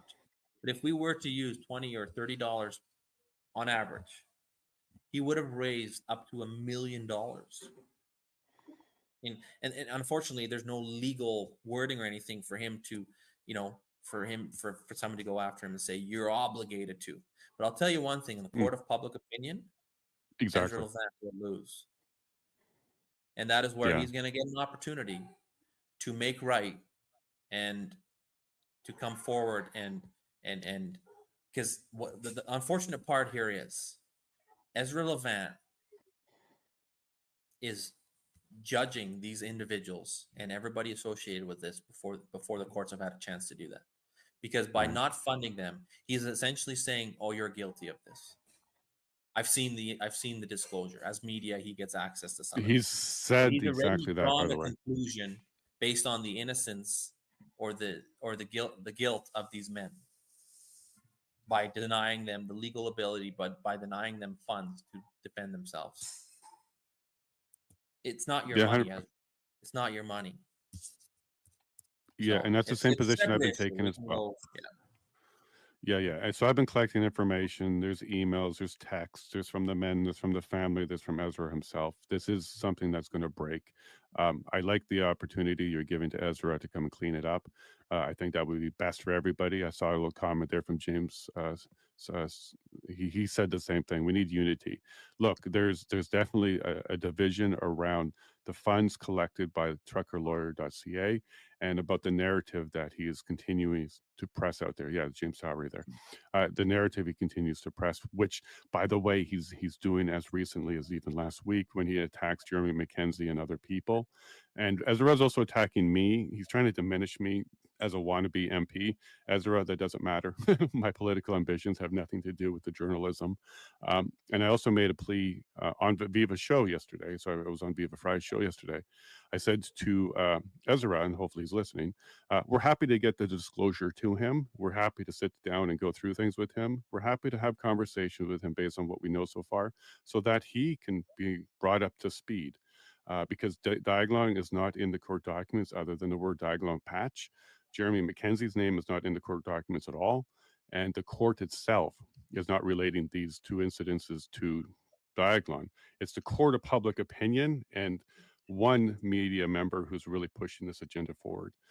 So I would like to redo that plea to Ezra. Look, we're happy to get you a copy of the disclosure. There's 100 gigabytes right there. There's more than enough information to be more accurate with the reporting. And ideally, this may open up the doors to remove that narrative that doesn't really exist, which is Diagolon put them in there. We hear that all the time. And it also will open the doors to potentially addressing the legal funds for the men. And there's more information to come out. I'm not trying to harm a single soul, but I can't be pressured to not tell the truth based on the consequences of telling the truth. I want to make that clear to the public that I'm not that type of person that's going to be afraid of the consequences that come out of the truth. I think the truth is more important than hiding behind the consequences. I just want to put out there, Marco. And are you have the same thinking on that one? Correct. Yeah. So that's a separate discussion around Rebel and all of that. But just as an update to that question, yeah, I've never used any of those funds for my legal defense because I've never had to. But as of Sunday, I now will. You're going to have to know. Yeah, so that's something we're going to have to address separately now. Potential more fundraising for you directly to cover the fees that were, or maybe Ezra will make some other decisions. I don't want to focus on that right now. Like Coutts I am not in the same position they are at, and I've never tried to make it about myself. I have, and I have always tried to do what's best for these men, and I can't even talk about. I have a difficulty talking about my own charges when. Okay, I may be in a tough situation next year and I may go to trial and I may be convicted and I may have a jail sentence. I don't know that. But right now, I went camping this weekend and those four men, like Chris called me a few times yesterday, Chris Carbert, and I went and actually seen him and I'm going to go see Chris Lysak next week, but they're in a whole different, their families, they're in a whole different situation. They're Chris Lysak's two girls and Chris Carbert's boy and girl. Like his boy just wants to come home, and what that man has been through, and that's not all men have been through a lot, but the loss that man has experienced, his father, his brother, his uncle, his aunt. I think Margaret and Jacqueline touched base on that Twitter space last week in relation to the loss these men have experienced, and. My wife got mad at me last night because I was supposed to go to barbecue. I went to the barbecue. It was a family potluck, and Chris called me as I was driving there, and I forgot to take the salad, and I had to turn around and go get it, and she was mad at me because and rightfully so, right? But I just told her after, I says, I'm sorry, hon, I get it. You're frustrated. I was supposed to show up. Everybody's waiting, but Chris Carbert's in jail. Yeah.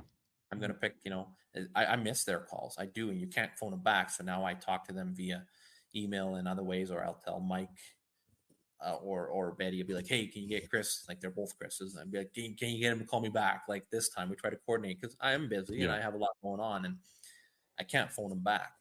They only phone you, but I'll take that 20 minutes. And then when it runs out, I'll tell them, call me back, and I'll take the 40 minutes. And there's times, where depending on what they're going through, that I don't care what I'm going through. It ain't nearly the same what they're going through. Not a chance. There's no comparison.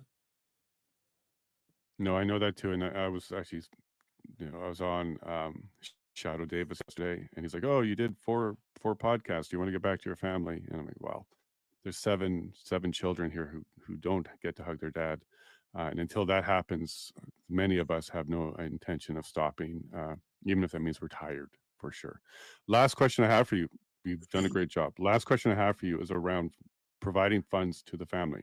There's a rumor out there, and I would like to find out if it's true or not, that you made some sort of commitment to send something like $10,000 a month distributed to the men, or something along those lines, where it was told to me that there was an expectation from you to continuously send money every month. Can you clear that up on what we may have said, or whether or not this has any bearing of truth to you? Yeah, so I know where this comes from. This comes from a New York Times article that reported a lot of misinformation.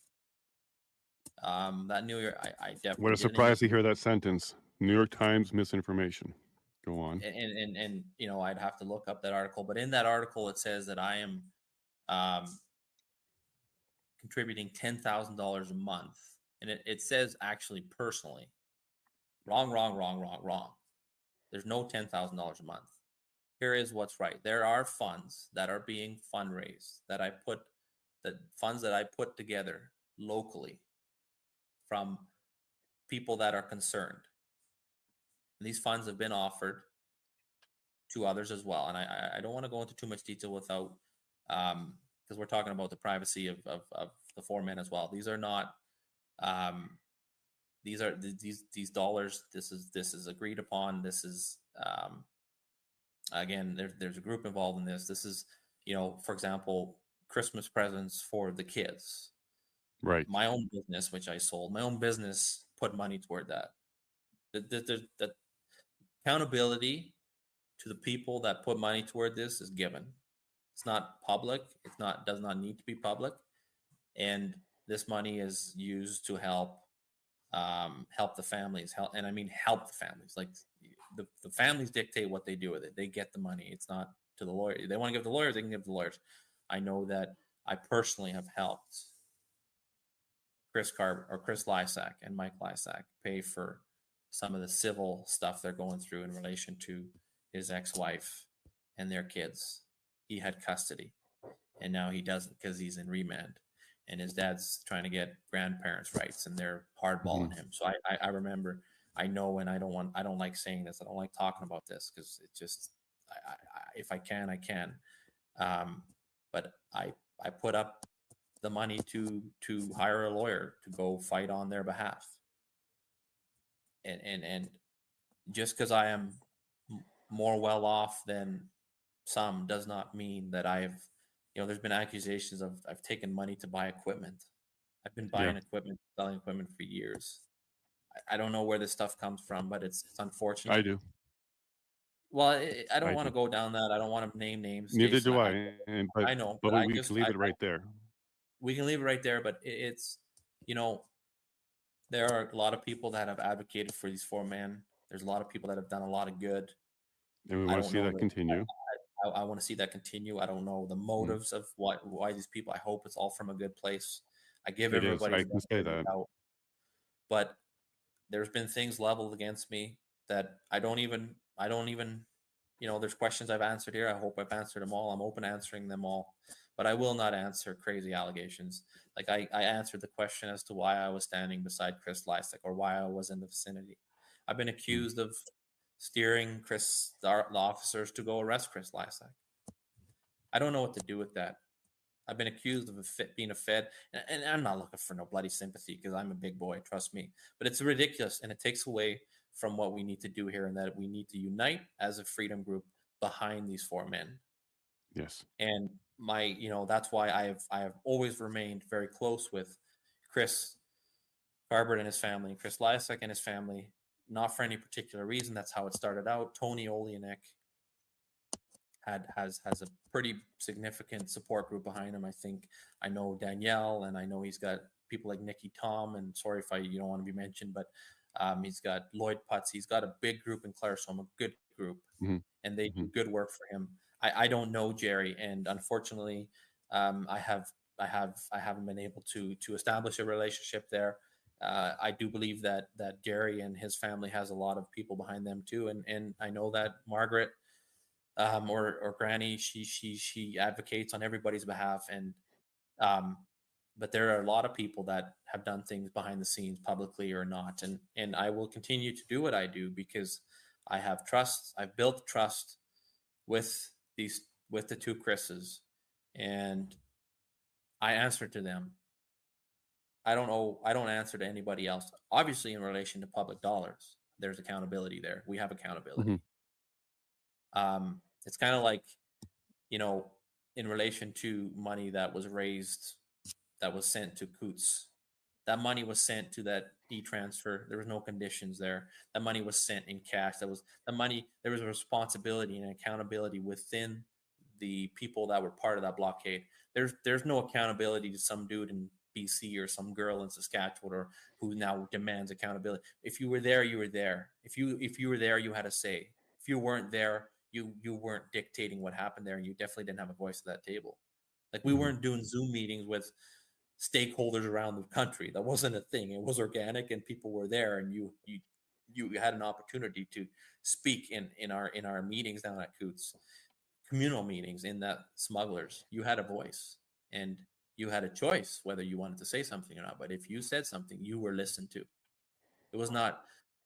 It was loosely banded and loosely structured, but there was definitely opportunity for your views and your voice to be heard. And that's who we listened to. We listened to the people who were down there. Absolutely. And then I'm just going to put this last thing to bed. You don't contribute through Margaret. You go straight to the family. So you will give it directly to Mike or to Betty. And is this how you get the funds to the family? Correct. That's how I've done this. But that being said, and this is not, people don't send me money. This is fundraising these are relationship I've set up. People who want to remain anonymous, people locally, people I know. I'm not going around collecting money on their behalf. This is money that has been designated for this purpose only. And because I know, there's others like that donate directly to the families. Like, I know that there's people that, like, large donors, they'll probably get in contact directly with the families, or just that family. Like, they have maybe they're a friend of Jerry's, or maybe they're a cousin of Tony's, right?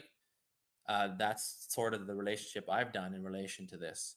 But I have steered when people ask me, how do I donate to the four men? When people ask, and I'll say this on record here, when people want to donate to the four men, I always steer them to the Give, Send, Go that Granny has, because I believe that money gets distributed four ways. Sorry, I'm moving my hand. 4 ways. So all official forms at this point are through Granny. Now, if there is something else set up down the road for one specific family, that's between that family and that donor. That's confidential. That's not for anybody to know. Now, anything public, like in the form of that Granny does it, there has to be accountability. There has to be transparency. Her Give, Send, Go is very accountable. Shows you the amount of money have been raised. You can go back real quickly and figure out the amounts have been distributed. I'm not questioning that. That is an official form, right? So that's how I view this. Yeah, and I'm on the same page as you, as there's public fundraising, there's bumper stickers, there's T-shirts, there's even a rally coming together and other events. That's great. Keep it going. And there's a presumption of innocence. This is a group that really wants to tote the presumption of innocence. There's a presumption of innocence that everybody's doing the right thing.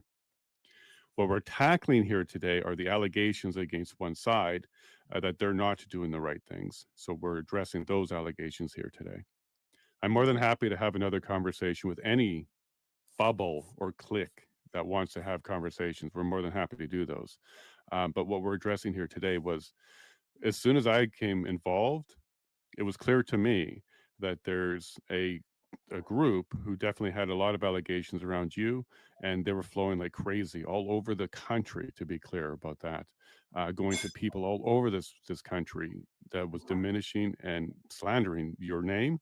And I was guided down the path of not talking to you and several other people. When I made it known that I was going to be talking to you, I'm put out too. So just to put it out there, I've never, and there's no message of it anywhere, did I challenge the authenticity of the fundraising by anybody else. And I would highly recommend everybody to follow Molly's advice there and be prepared to be transparent on it. And I also want to put it out there that there is no requirement by the family that all goes through one source. You can't contribute directly to the family if that's what makes you comfortable. It's happening all the time, and there's many people that contribute directly to the family. Did I say anything there that you want to correct, or Marco? No, I don't. I don't believe you have. I know that what Granny has done, what Margaret has done, her advocacy, and what she set up through the Gifts and Go was created as a convenience, as a very central point for people to donate to. I understand the frustration around money and the accountability and all of that.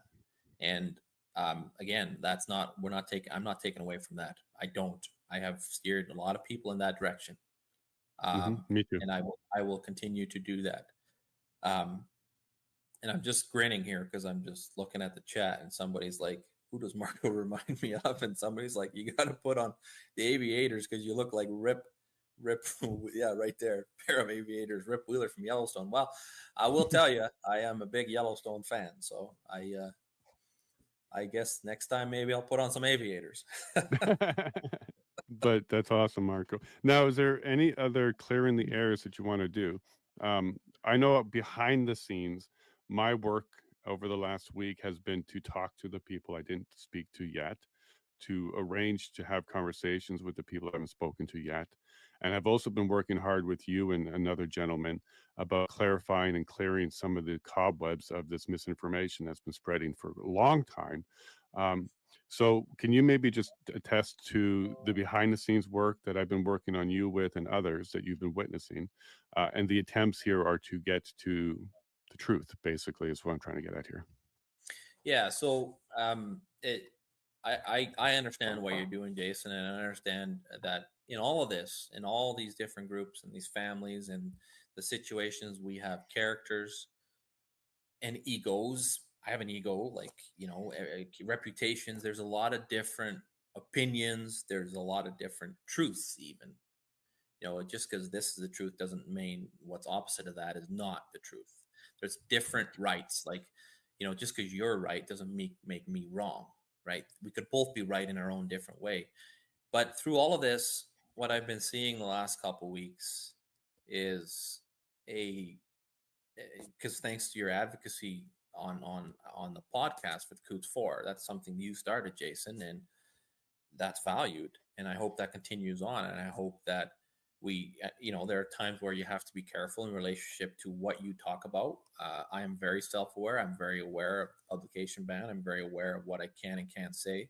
And I know at times to get to that truth, you almost have to talk about that, but it's very difficult. And when we're talking about people's lives here, especially the Coutts 4, but in some way,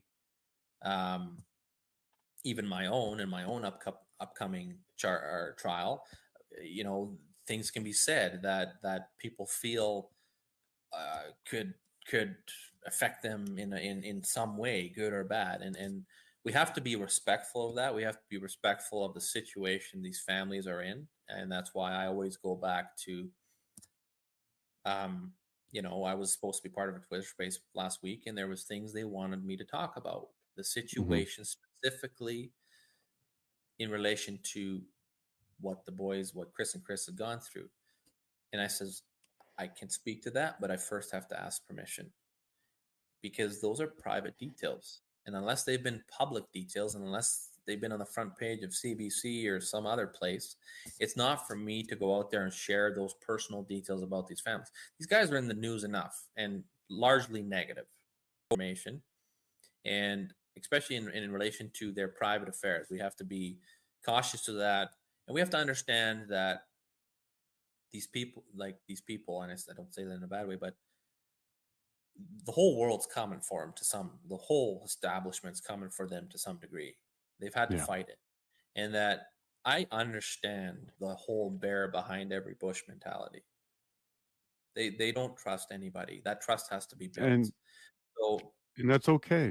And that's okay. Yeah, and that takes time. But and at times, they may have bad days, right? There's days where I've had lively discussions with those, but as a public and as those closer to the foreman in whatever role you play, from a friend to an advocate to a supporter to an involver to a co-conspirator to a co-char, whatever your role is, let's be respectful to each other, because all the rhetoric on Facebook, Twitter, in person, it takes away from the key message. And the key message is the Coutts 4. That's the message. That's the only message. Now, we're not the judge, and unless you're going to get called for jury duty, it's not for us to determine whether they're innocent or they're guilty. It's not for us. Now, based on the information, more and more things come out which answer a lot of questions, which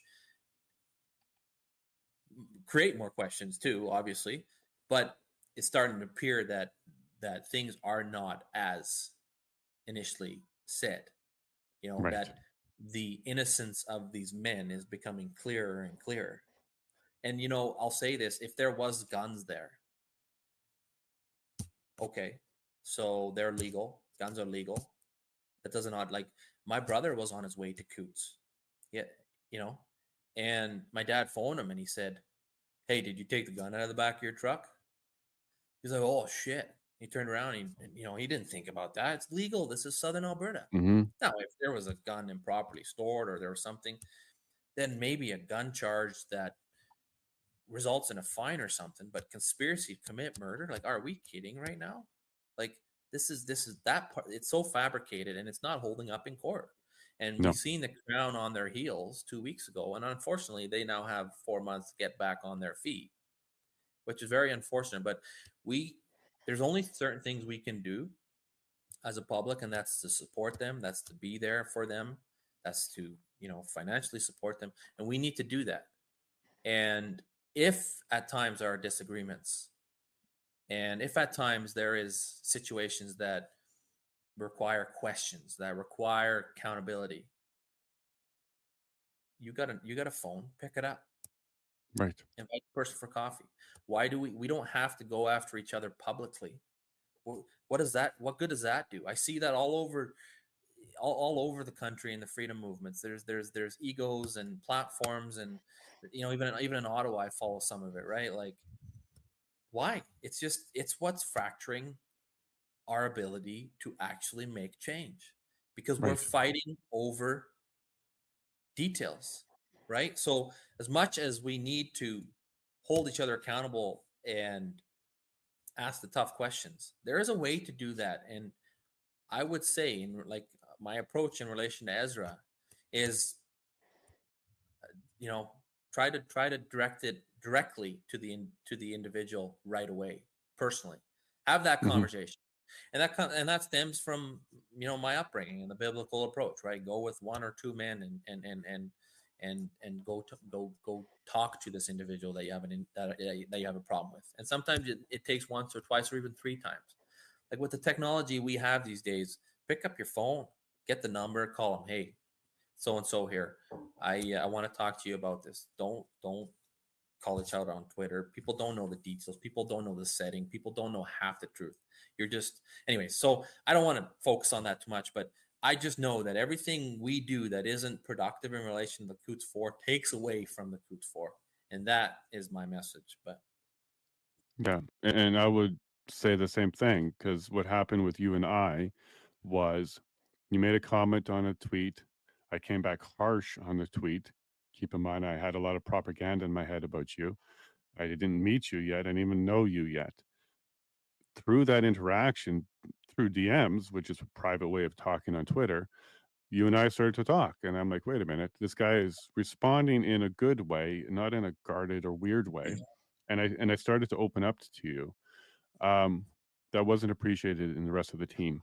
And I got an or else, and I took the or else, and now I get to see that the or else is materialized.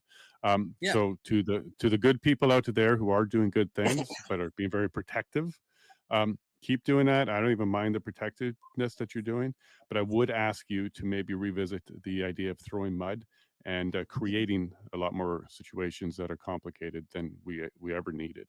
So I'm going to make that plea to people about me and about Marco and about anybody else that I'm going to interview in the near future.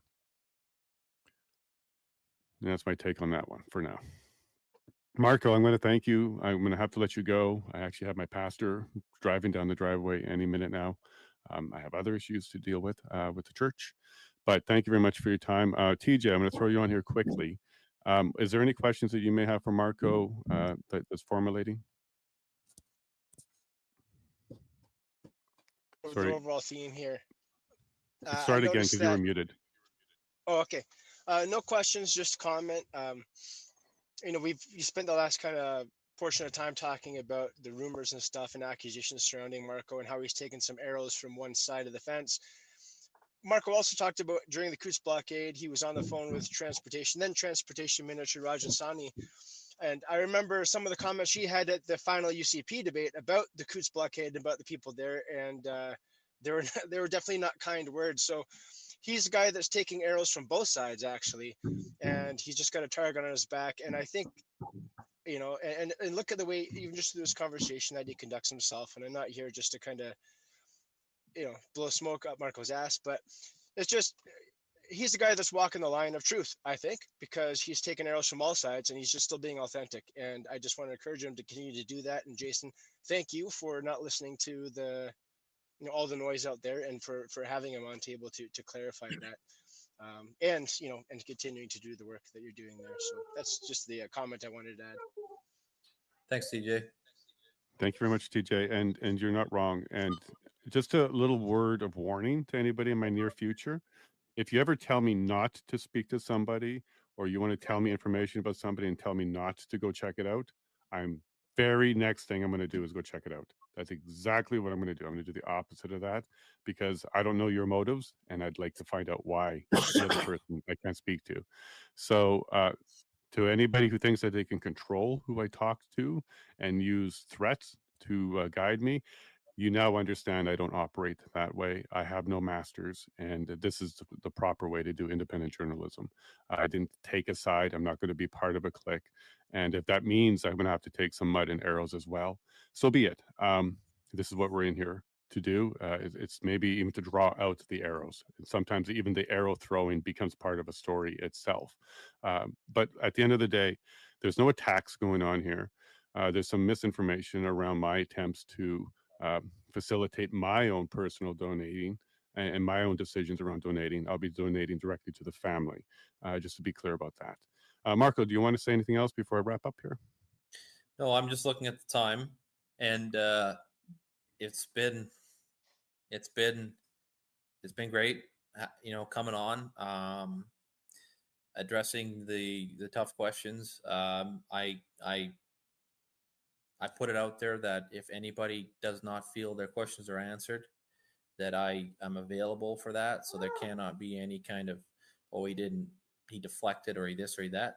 The reality is I am before the courts, the four men. There are a lot of details that are confidential at this point, and not a lot. We talked for 4 hours and 35 minutes. We shared a lot of details. Yeah. So there's that. And I am now, something that's in the back of my mind is I am now going to reach out to Bob Leylon and clarify. I want to make sure that I didn't do this, like that this was clarified. If I'm wrong, I will clarify that, and I will ask you to clarify that, because I'm going off of memory and recollection from 16 months ago. No, 18 months ago. And you know, that's shows you the plight these men are in. 41. 41 days. You know, it's tragic. But again, I'm going off my recollection. I hope I didn't screw that part up, but that part is sitting with me now because Bob commented and says, "Hey, I never talked to you," and I agreed. I never talked to him in person, but I do believe he was there. And if he was not, then I completely got him mixed up, and I will apologize for that. But again, it was also not done in any derogatory way. So I just I have no ill or hard feelings with Bob, and I don't want people to start to think that either. Great. And what I might ask you, and you can say no, but could you come back next Tuesday as well? So we'll give everybody a week to digest this, come up with the new questions. And if anything else wasn't addressed or answered, we will have another chance in a week. Yeah. I will have to check my schedule, which I don't have in front of me right now. I know we have weekish. Okay, so let's let some time pass. I will commit. Absolutely. I will commit to coming on as needed to discuss issues around Coutts. Like, you know, the truth will come out. You know, the media has spun their spin, and they did that, and the story isn't finished.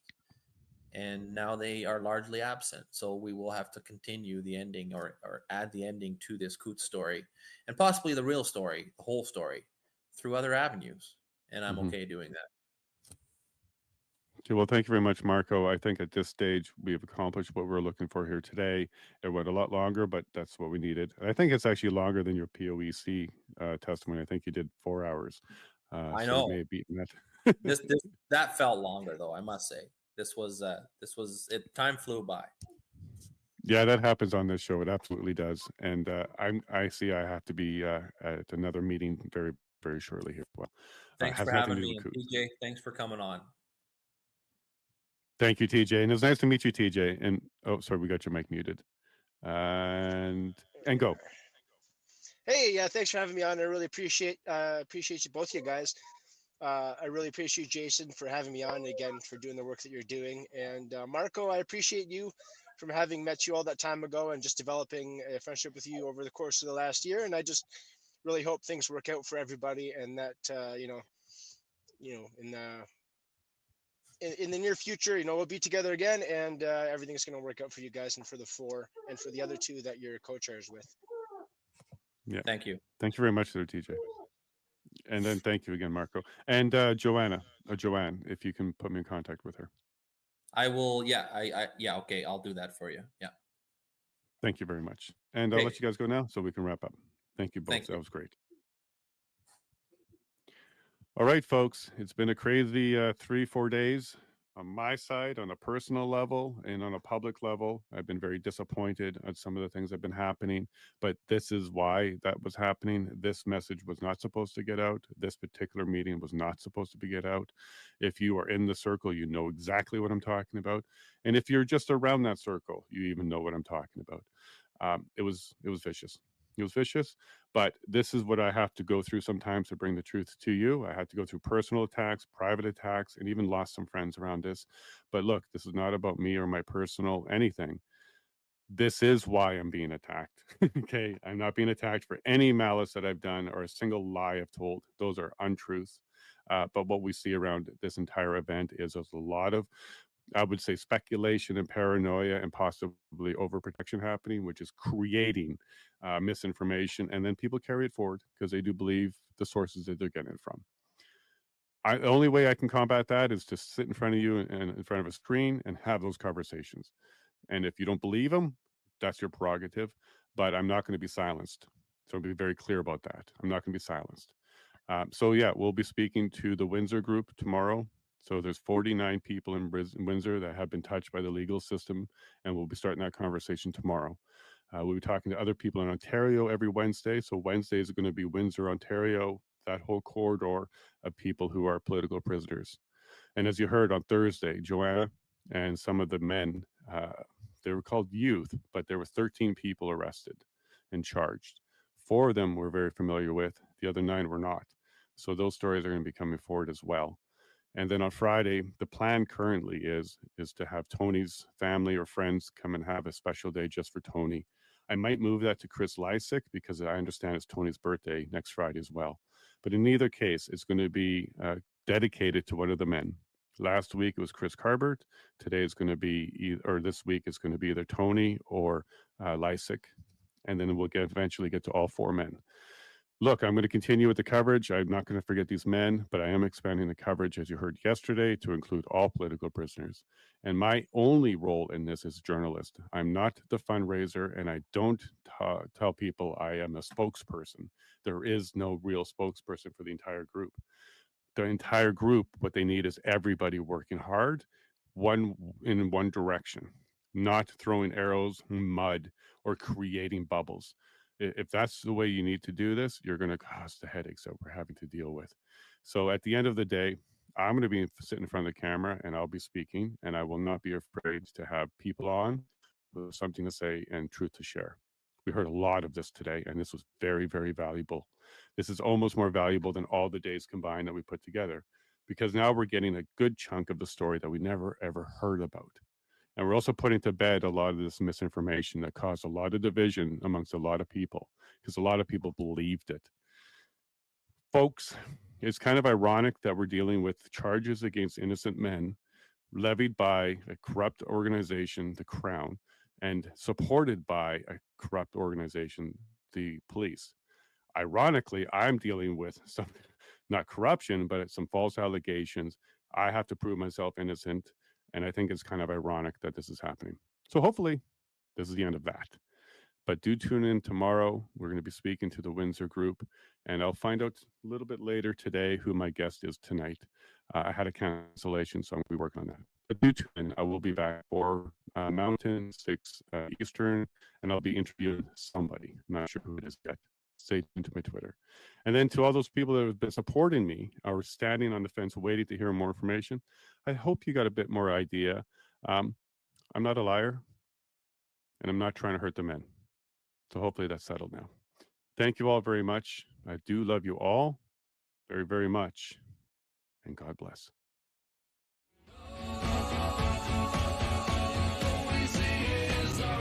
And that concludes Marco Van Huigenbos, bros.